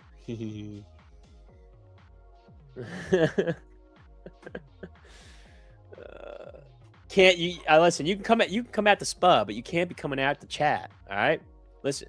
If you go at the chat, if you at our fellow Spadonians, our fellow villagers, our fellow money makers and bando generators, then you, sir, are worthy of exile. Luke goes, I might have caused that. He was talking to me. The Elsa Peretti color. Oh, wait, shit. Yo, Alan, you're kind of cooking with that? Hold on, looking that up. Oh, damn. That's really cool. Oh, shit. Wait, dude, that's sick. The Yard Sapphire bracelet. That's dope. Platinum is nice. Yo, wait. Okay, you actually cooked. This is really cool. This is really cool. Getting it. Alan, you just made my day, brother. I just control you. I can't control him. Feels like going back down. Got a limit above 460 and below 342. Yeah, it's not looking that great. So my funded stops 470. And I'm just gonna I'll let it ride from here. If it comes down to 470, task me out. Oh well.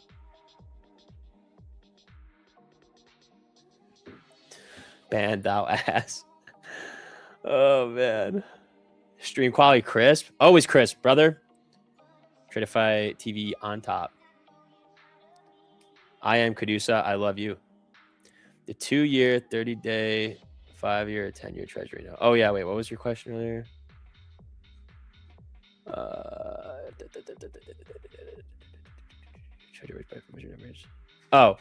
Usually I use the 10-year.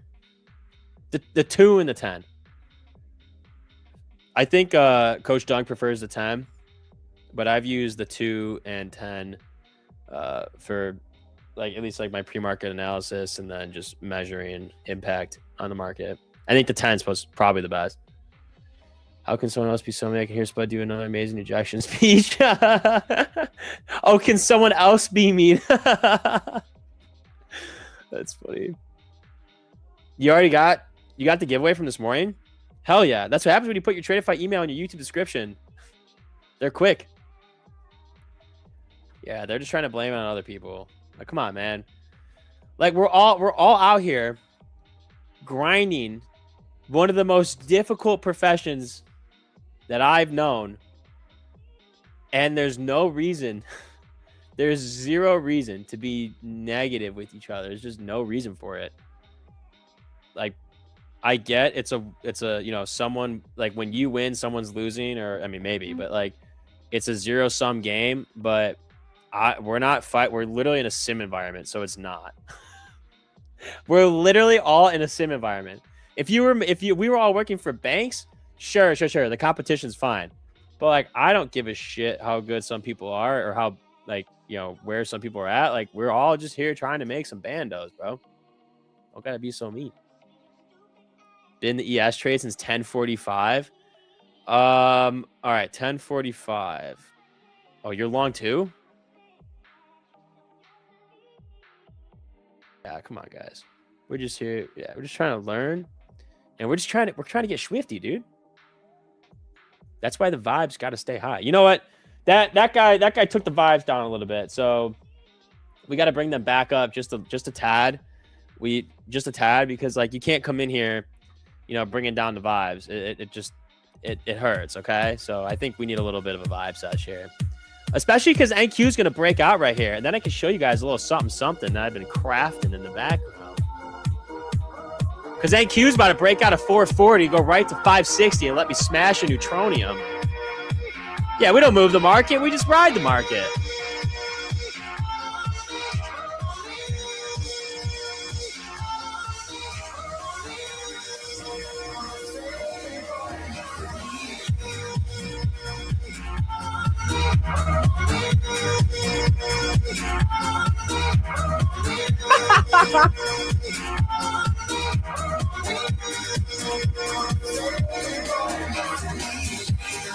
Oh yeah, baby, let's go.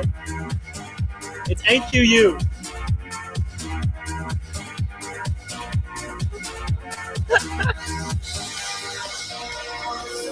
It's back. Spuddy dance.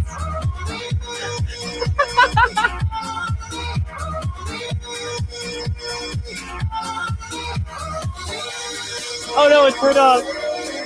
Oh man. Holy shit, that's way too good. I gotta look at that on the side. I gotta make sure it didn't cut off where it's not supposed to. All right. There it goes. This is my favorite part. My favorite part is the very end where it's just fire. And everybody's throwing money on me.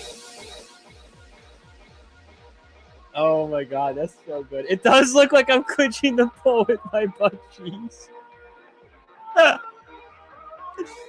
Wait, I'll do it one more time on the beat drop. Let me put $20 on the potato kini. Oh my god. All right, here we go.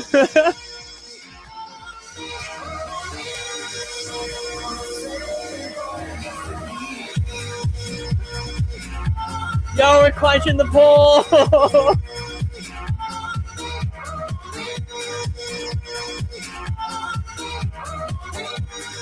Oh my god, yeah. Oh, we're so lit. I mean, come on, we're up 370 points.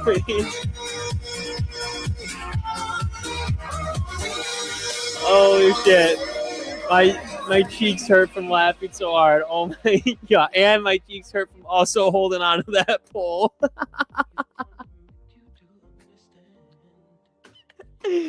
Oh my god. My cheeks literally hurt from laughing that much. Oh my god, that's so funny. Here's 100 for the kid. Oh my gosh. Brad, that's so funny. Thank goodness my wife's at work or she'd be in here drooling at the desk. Oh my god. Keep the change, bro.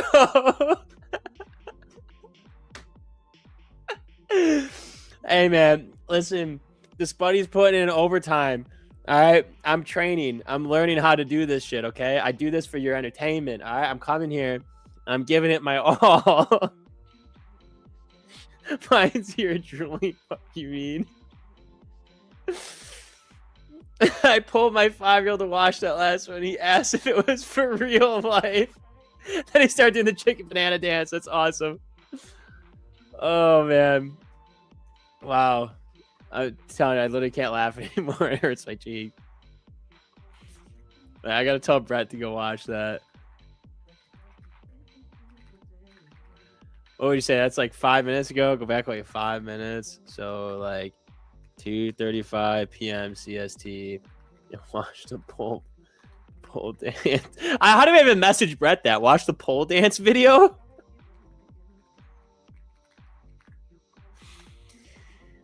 I just sent him a message. He's gonna see that and be like, "What is he doing on stream? This freak." Spud Max. Spud Max. The buffet. After my midday nap, put my mouse wiggler to work. Oh yeah, if you're working for remote, that's quality. Utago loves the chicken banana song. If I could throw tabs of butter at that stripper potato, I would. Oh my god. Rebecca's gonna be back next week, I think. And then I can show her some of the videos that I've been making. How many credits do I have? I don't even want to. I've used so many credits making these freaking videos. Wait, hold on. Okay, fire. That was straight heat. Let's give another. All right, I'm having to cook up another one. Tell him to watch me crack that pole. Oh shit! Is Rebecca taking a break? Yeah, she's on vacation. That's Miriam. Well, technically Rebecca's like kind of on vacation, but she's also moving. She's moving to Switzerland. Is it allowed to open an account as a company? Yeah, I believe so, but you might have to check the FAQs for that one, brother. Yeah, our goat Rebecca, the dynamic duo will be back. Potato, talk to me, baby. Oh my god. Also QQQ, what are you doing? We're cooked. This boy's gonna have to reload the options. Only if I could just dump this 10k into the options. I need 713. NQ, you gotta break out in like 10 minutes, please. Brett's gonna join, start throwing hundreds. Yeah. Show. Oh my gosh, the rumor. Oh fuck. Crazy. Come on, baby.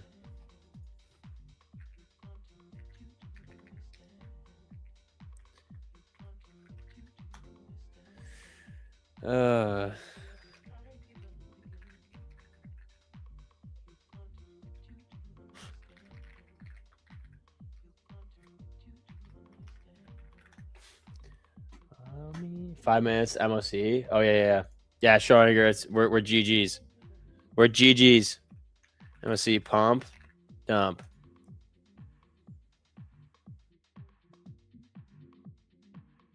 No, they closed me out. Those freaking rats.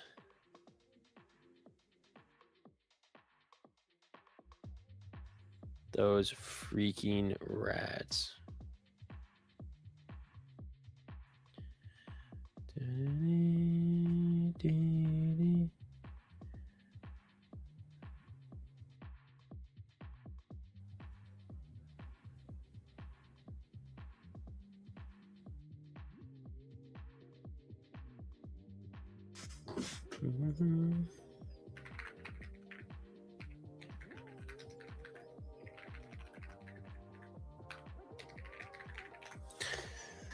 All right. I'm now no longer as biased as I was to holding this long into MOC, so I'm gonna close it on my fundeds, and we're just. Oh, actually, wait, hold on. Yeah, I'm gonna close it on my fundeds, and then we're just gonna hold on this one. Hold on, let's make it a way cooler RR. My stop was down at like 960 though, so let's do that. Okay, that's a disgusting R trade. And we're going to do that with neutronium up there. If anybody who's watching the LARP video understands what a neutronium is, they'll feel it'll be really cool. Okay. Do I recommend the IB? I don't use IB or ICT, so I have no idea.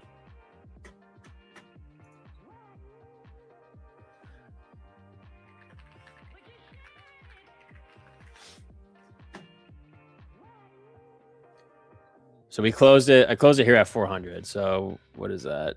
350 points. Yeah, that's sick. That is sick.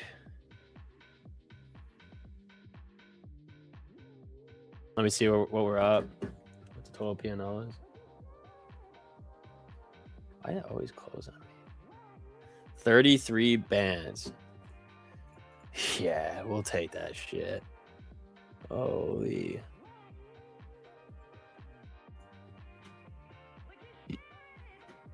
All right, here's what we're gonna do. MOC. Actually, that's fine. I don't really feel like doing another LARP video. Unless that LARP video on the IG does well, then... Wait, actually, is it doing well?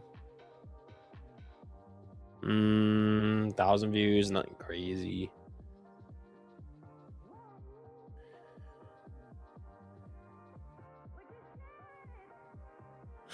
I thought everybody who knows it just laughs and puts LARPs. I'm like, LARP maxing. I'm like, yep.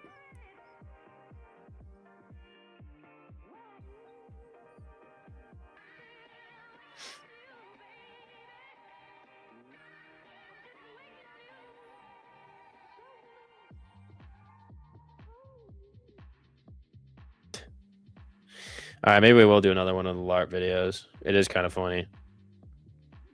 Oh, wait, I could do one of Amas's videos where he does the W or L trade. Wait, I got to record my screen. Hold on.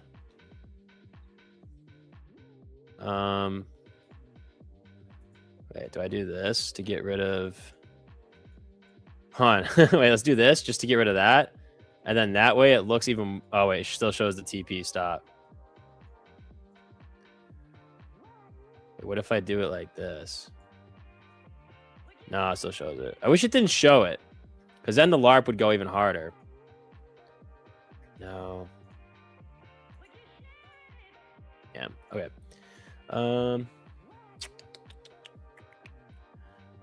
Yeah, I do recommend the reversal Durzel. Okay, so I gotta record the screen. Hold on. Gotta influence our max a little bit. Anyway. Oh yeah, I've seen people say that it's like just wipe off. Hopefully I didn't like brick my shit. Settings, video, 1920. Main, scene, window, NQ Lord Spudnik.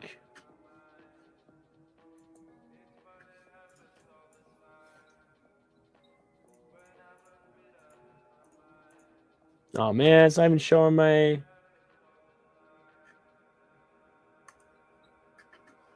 Well, how am I supposed to record this? Just go to MNQ and record it there? What would be an MNQ? I gotta have it. I gotta have the trade up here. I don't know why my...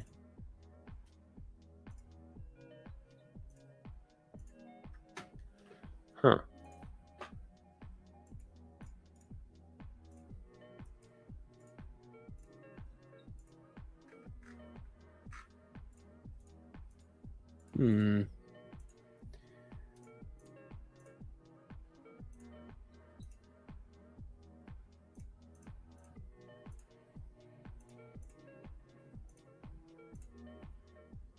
Match tile, otherwise find window of same type. Huh, it's weird. Doesn't let me record this. Damn it, it's going so crazy. All right, well, we're just gonna have to do... Wow, what a pump on MOC. Oh, Schrodinger, if only it let me hold that. Oh, that was probably a reject here anyway.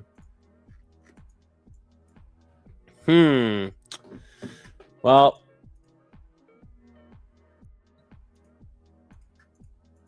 That stinks. I really wanted to LARP that. That was a nice trade.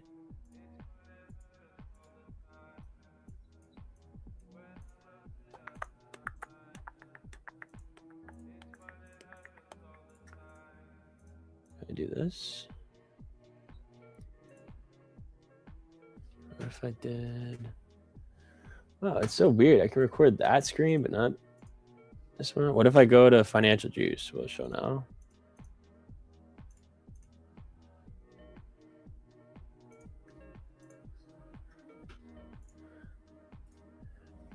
Follow me. Surgeon shoot runs up to you. Will stay with that response. Explosion hurt and Bondara boss. All right, nothing interesting.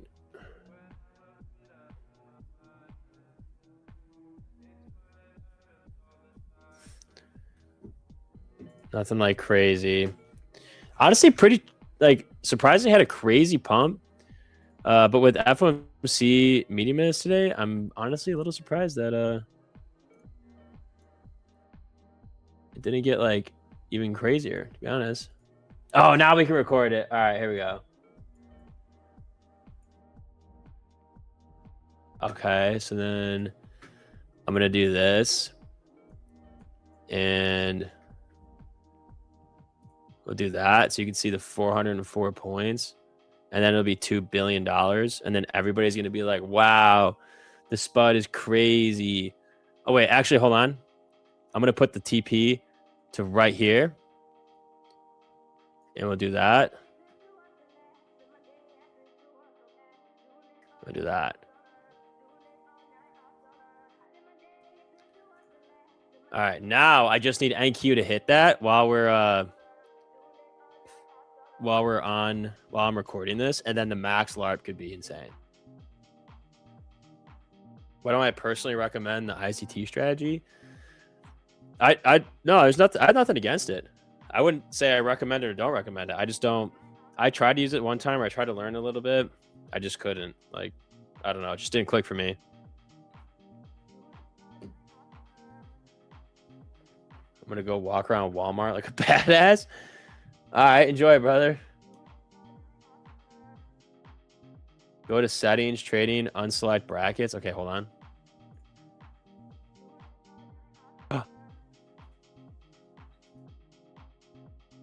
No, it still shows.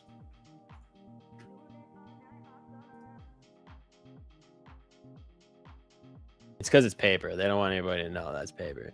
I mean, it makes sense. Damn it, and it hit. All right, we have to move TP up a little bit. Okay, now we LARP. Stop loss, put there. There we go. Okay, now we LARP. Close your trade now. I already did it on my funded. It's already closed. My funded is closed. Reversals? Not necessarily. Yeah, kinda, but sorry, I was looking at a message. Continuation or reversals, I don't think you really have a preference, honestly. I think reversals are easier using volume profile, but not like against any continuation trades. I like the continuation trades where we're going to like the lower volume nodes, and then we see orders rush in, volume picks up, and then we can catch the move and ride it. All right, let's go. Tap me out for 13R here. 426 point Ruskies. Listen, the LARP has to happen, so NQ, you have to go up. I moved it to here so that we could LARP, but if it doesn't get up there and we can't LARP, we're gonna be a little upset. Yeah, we trade the spider web strat. This was GP. This is a GP play. This was a GP play. Gold's looking bullish. All right, I'll check out gold in a sec. I gotta let the recording go through on this one so I can make a cool video like a Moss. Trying to be cool.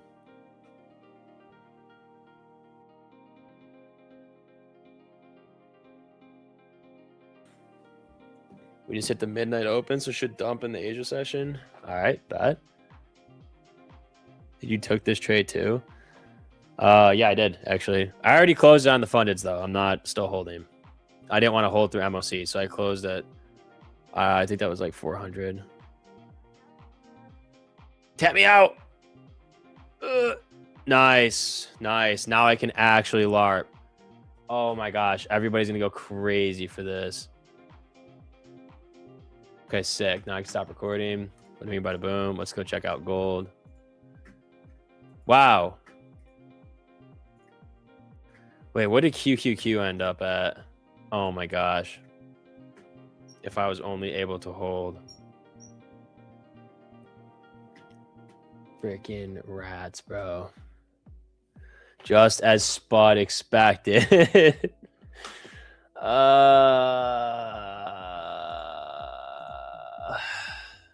Whatever. Whatever, major loser NQ.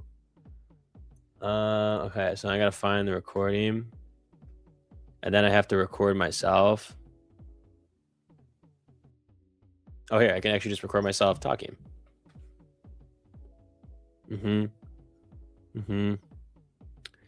Yeah, this is a banger. So I have to go back in time to talk about it. Oh, this is cooking. Oh yeah. Remember, I had to pretend like I'm still recording. Yup. Easy money. In case anybody can read lips. All right, LARPing is a success. I can't wait to post this video later. I'm going to put W or L. You guys all have to comment W on it. Otherwise, I will be very upset. But, you know, easy money, 400-point Bangarooski. Easy. Easy. Okay, stop recording. Nice. Yeah. All right, I feel cool. You should full port more evals. Don't do that. It's the end of the day.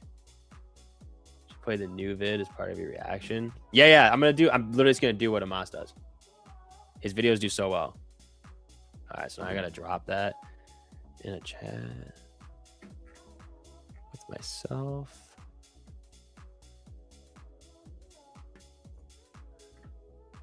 Okay, bada bing, bada boom. Send the videos to myself. Oh, yeah. Wow, bro. Of course it dumps at the very last 2 minutes, or dumps. Of course it pumps the last 2 minutes of the day.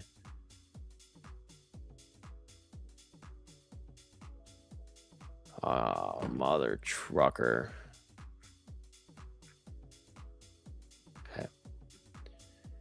All right, yeah, dump from here, you freaking shitter. Sorry, NQ, not mean to be mean, but I'm gonna be mean. All right, then we're gonna put like really epic music behind it. Otherwise, it's not cool.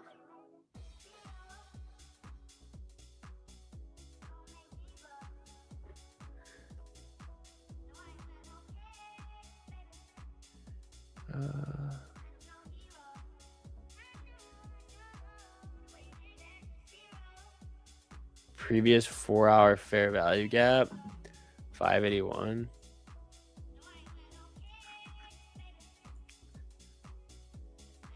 Yeah, this one. I mean, I don't hate it. That's probably the 50% from this whole move. Yeah, you're like really close to the GP. So like if you got to the top of that 4-hour fair value gap, you are lined up with the GP. I don't really trade fair value gaps. I remember learning about them a little bit ago. I just don't really know how to respect those kind of levels. Like if you just treat them like support and resistance or what.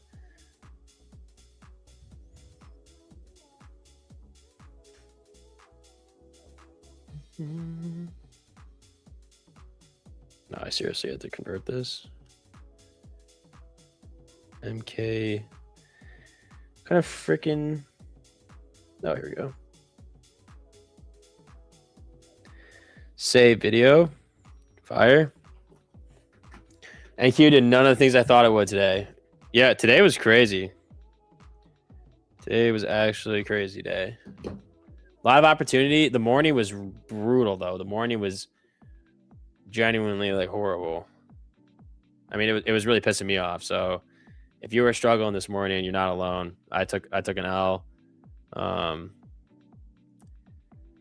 Was having a rough go at it.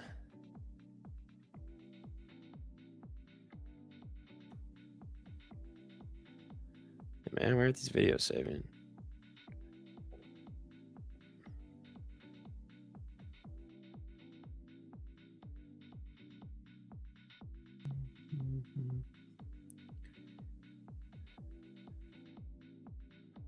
Oh, it's an MKV. What the fuck? MKV 10 before. That wick makes me believe we just have the liquidity and we're going down. Maybe. I mean, I wouldn't hate it. Where are we at? Yeah, I mean, we're just downtrending. Like this move was pretty crazy. Not really sure why we hit that kind of move, unless it really was just like a whatchamacallit, like a nice GP trade, but like it was a pretty crazy move. So I could see us going back down. Like not a lot of bullish things happening in the market. So pass your problem market on cube is very out of whack. Got a bounce. My wife is also blessed.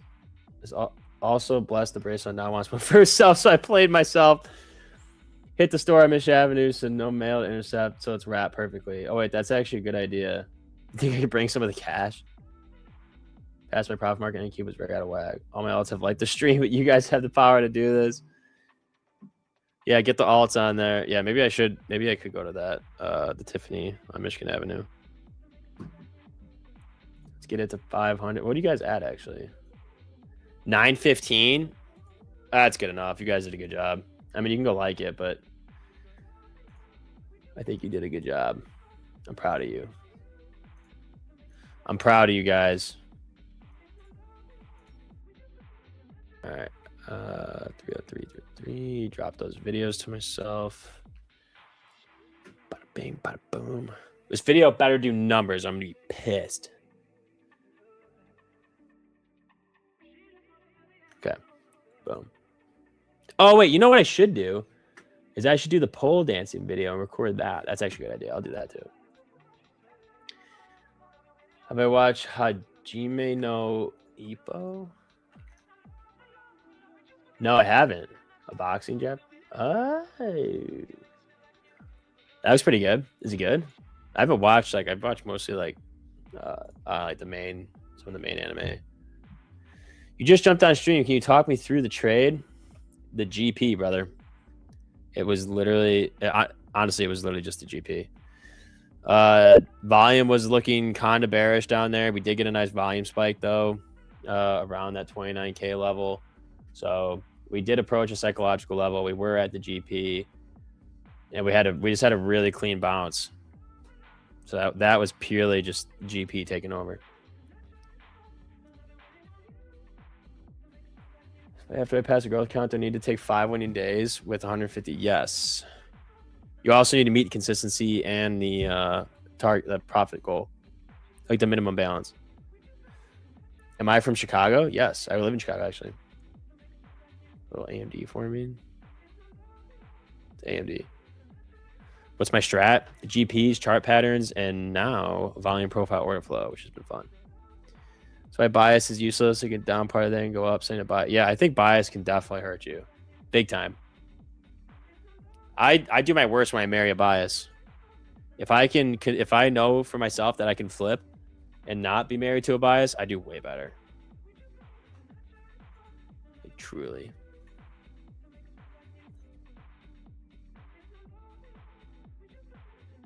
Call on me. All right, let's do here, hold on. Let's do GP is a golden pocket. So it's this Fibonacci retracement tool. And then the 0.618 to the 0.707, with the 0.707 being the actual GP. Order flow with heat map or DOM. Well, I want to try book map with order flow, but really just be using DOM and like footprint charts. GPs are from 618 to the 707. You could do the 786, but I think the 707 is a higher probability. All right, let's do a poll. Okay. Gibby format. No packs. Trivia. Straight keywords.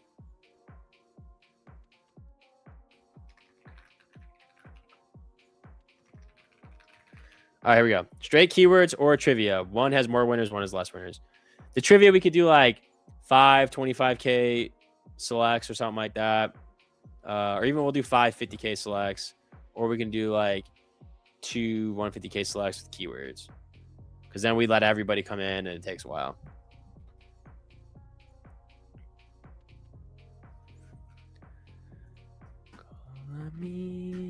Call me. You long there from you also long there? Let's go. Still bearish. I mean, still overall in a downtrend. I'd agree. I mean, I'm down just to let the market. Bitcoin, nice little bounce. ES pretty interesting. I mean, they're both squeezing. ES looks a little bit stronger than NQ, but they're both squeezing. I'm down to be perma bear. Drink water. Ah, thanks for the water break reminder.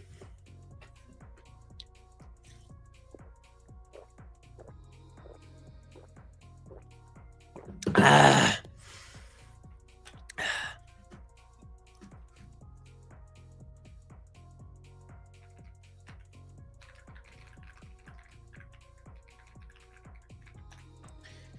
All right, Spud, why don't you guys do the giveaways from the top chat list?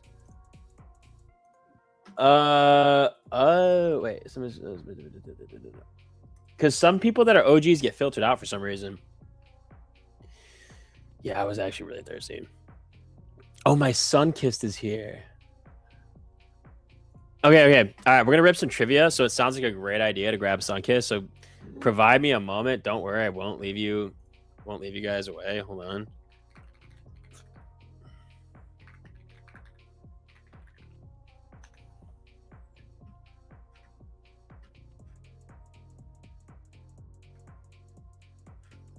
Hold on.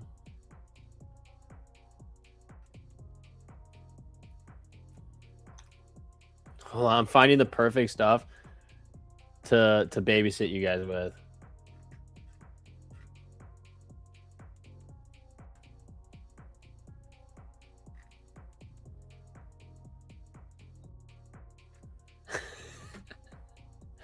Hold on.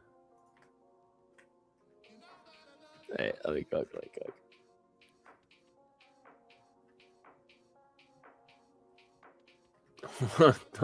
What am I looking at?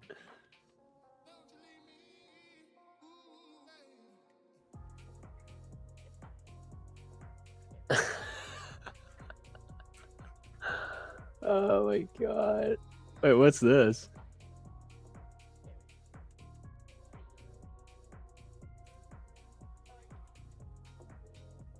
Oh wait, that's no. Okay, we're gonna have to go with the normal ones. We're gonna go with the normal ones. Okay, sorry. Let's do.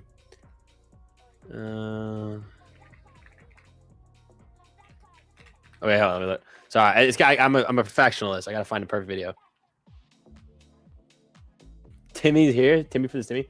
Slowly building out an OG list and do a special givey. Yeah, real Chris B. Honestly, if you want to, yeah.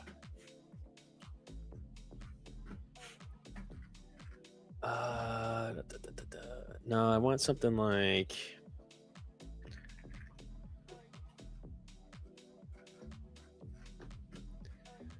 I guess I can I'll let you guys sit here with that. Ooh, the nighttime one's kind of cool. Hold on, I gotta watch an ad.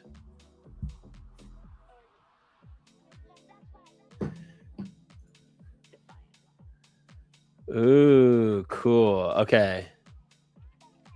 All right, I'm gonna leave you guys here for a minute. I'm just gonna grab a Sunkist and we're gonna do some trivia. So don't go anywhere, but just enjoy the Minecraft parkour for like 2 minutes. Or a minute.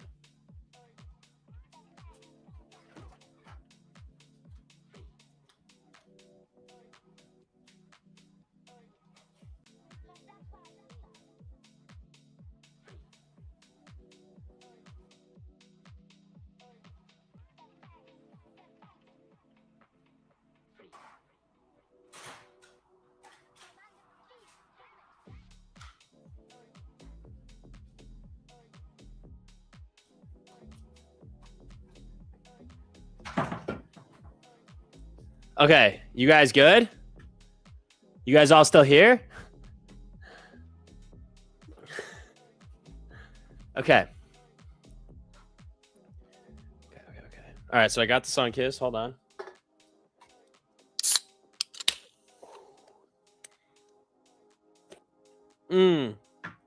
Oh my gosh. That's delicious. That's delicious. Whew. Okay. All right, hold up. Hold your horses. All right. Fire. Trivia. Questions.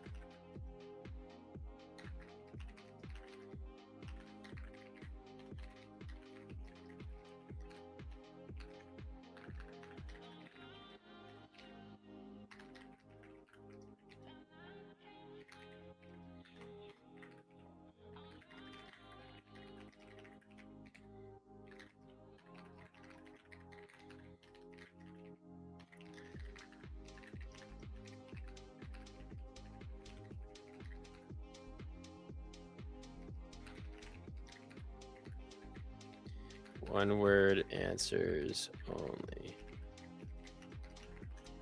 All right, here we go. All right, we're cooking. We're cooking. It sounds like a Miller Lite.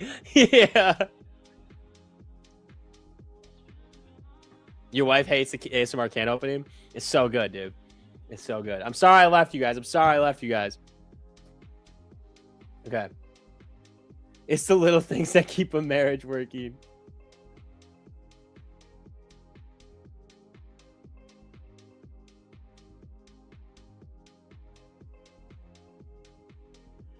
Ooh.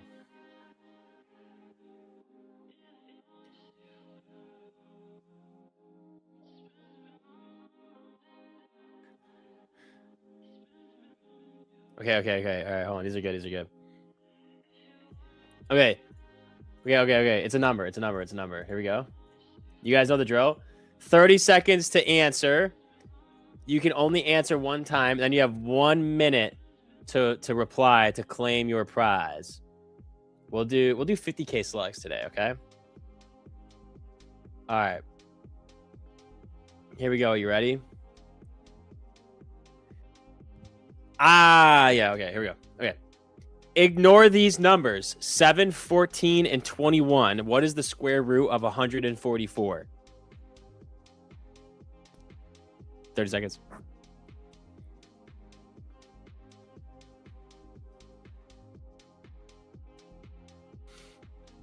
Yeah, 50K selects, my friend. Fill me up to the brim. All right, about 10 more seconds. I got to start it off easy, you know what I'm saying? Got to help some people out. Got to make sure a lot of people are getting into it, you know. All right, here we go. Bada bing, bada boom. Vikram, 3626. Congratulations, brother. 50K select-a-roni. Congratulations. Nice job.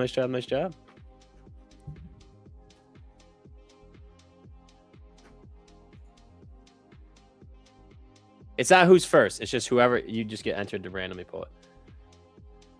So, yeah, literally full port short. That's funny. Congratulations, brother. All right, you can stop typing. You stop typing. Got everybody in here. Congratulations. All right. On to the next.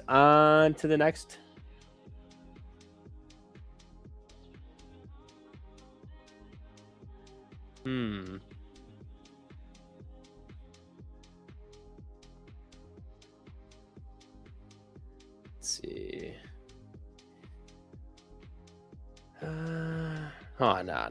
No. We need harder ones. These suck. Okay, hold on. I love giving AI shit.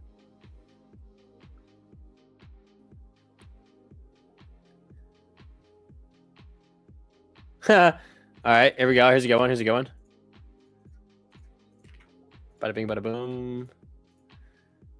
All right, here we go. Brain be good. The answer rhymes with floor, but isn't for. Which noble gas has the symbol XE? 30 seconds, 30 seconds, 30 seconds. Ooh, that's a good question, Dion. That's a good shot. That's a good question.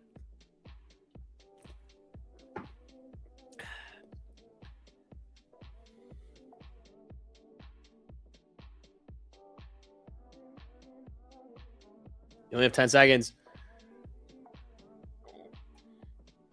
5, 2, 1.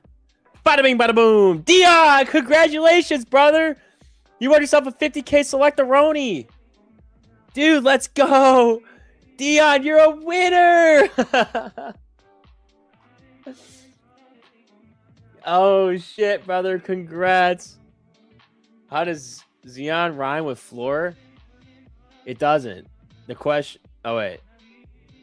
Yeah, it doesn't. The question's just made to throw you off because it's AI. Anybody who uses AI, I have to try to trick somehow, any way possible. Rigged, I tell you, rigged. Dion won it. Let's go, brother. All right, let's see. Let's see.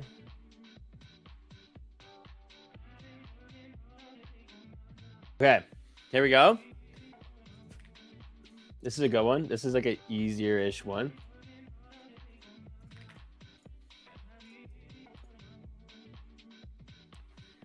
A good baseball? No, I gotta chill on the gambling. I gotta chill. Super rigged. But if a human gets tricked, do they become AI? Hey yo. Hey yo. Wait, does France play today? No, wait. Tomorrow is next, right? Oh yeah, Morocco tomorrow at 3. Okay. Here we go. Here we go. Here we go. Here we go. Lock it in. Lock it in. All right. All right. If you're AI, the answer is 25. And if AI finishes this sentence early, it'll say oxygen. Which element is most abundant in the sun?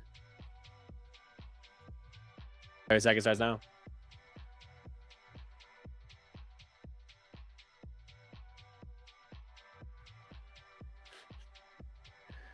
See that.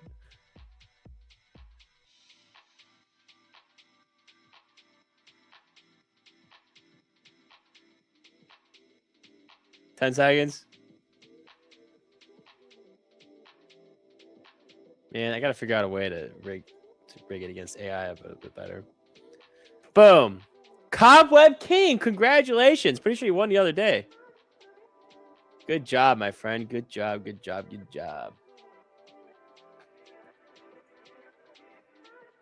Fact. Cobweb King, congrats, brother. Let's go. But he's actually cooking. Yeah, science falls under trivia. You're rich now. Let's go. Let's go. Let's go. Let's go. All right, we're gonna do one more. We're gonna do one more. Okay. All right, I gotta find a good one.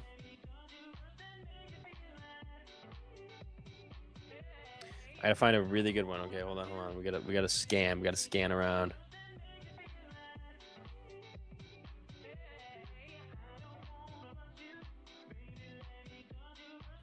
Let's see. Let's see. Okay, I got a good one. I got a good one. All right, all you freaking bots, not winning this one. As the last one, none of you are winning this one. Unless you've been paying attention. Hold on, hold on. Let me think. Let me think. Actually, hold on. Let me think.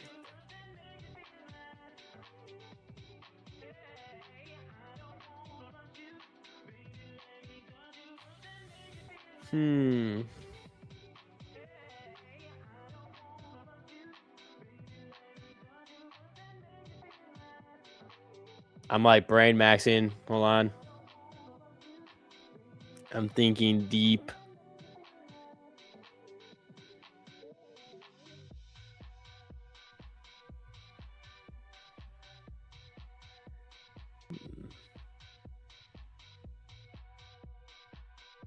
Okay, here.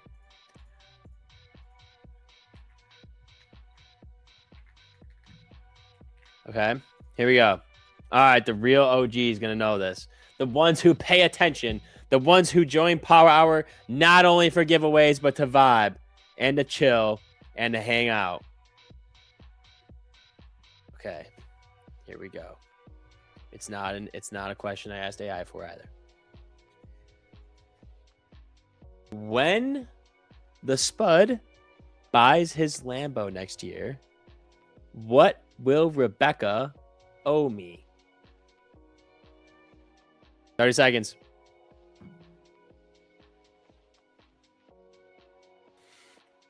Eric Williams. Oh shit, that's so good.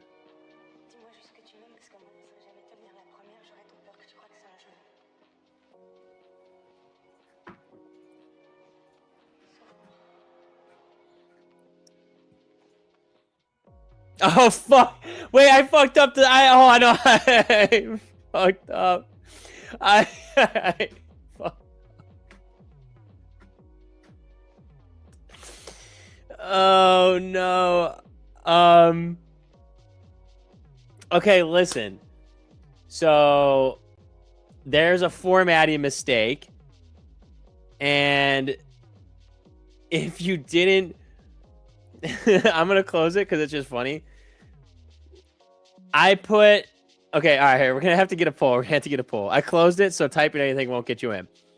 I put $10 10, 1 or 000 for like $10,000, but a lot of people just started putting 10K and or just like literally just 10K. So listen, there are 3 people who put in $10,000.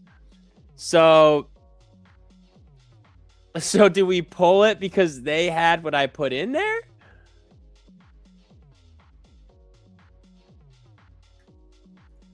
Because we've got NRG Trading Poker, Nathan Raji Trades, and Jasmine are the 3 who put $10,000.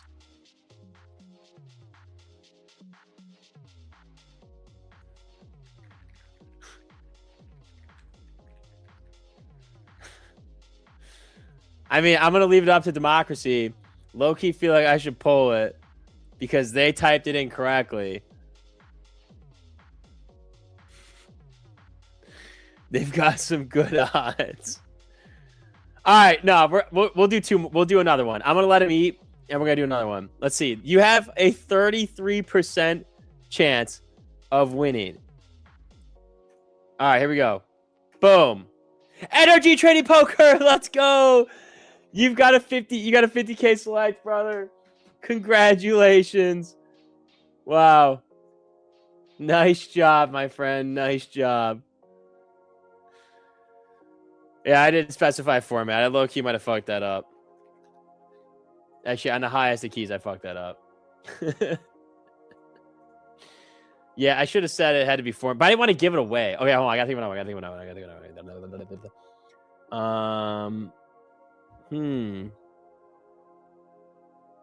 Ooh, okay, here's a good one. Me Big Daddy. Nice job, brother. All right, here we go. This is good. This is another one if you're paying attention. Okay. All right, here we go. I've said it a couple times before on stream. Not right after my wedding, but where will I be going in September to late September to early October for a couple weeks? Where am I going? 30 seconds starts now. Oh, that's true, Dennis. That's funny.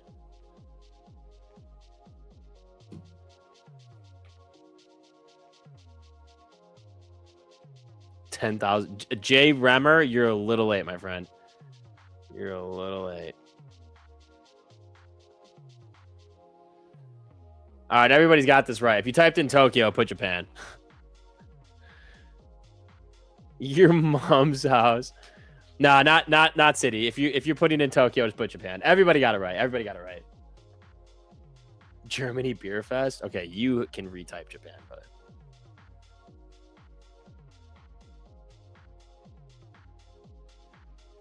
Lulu.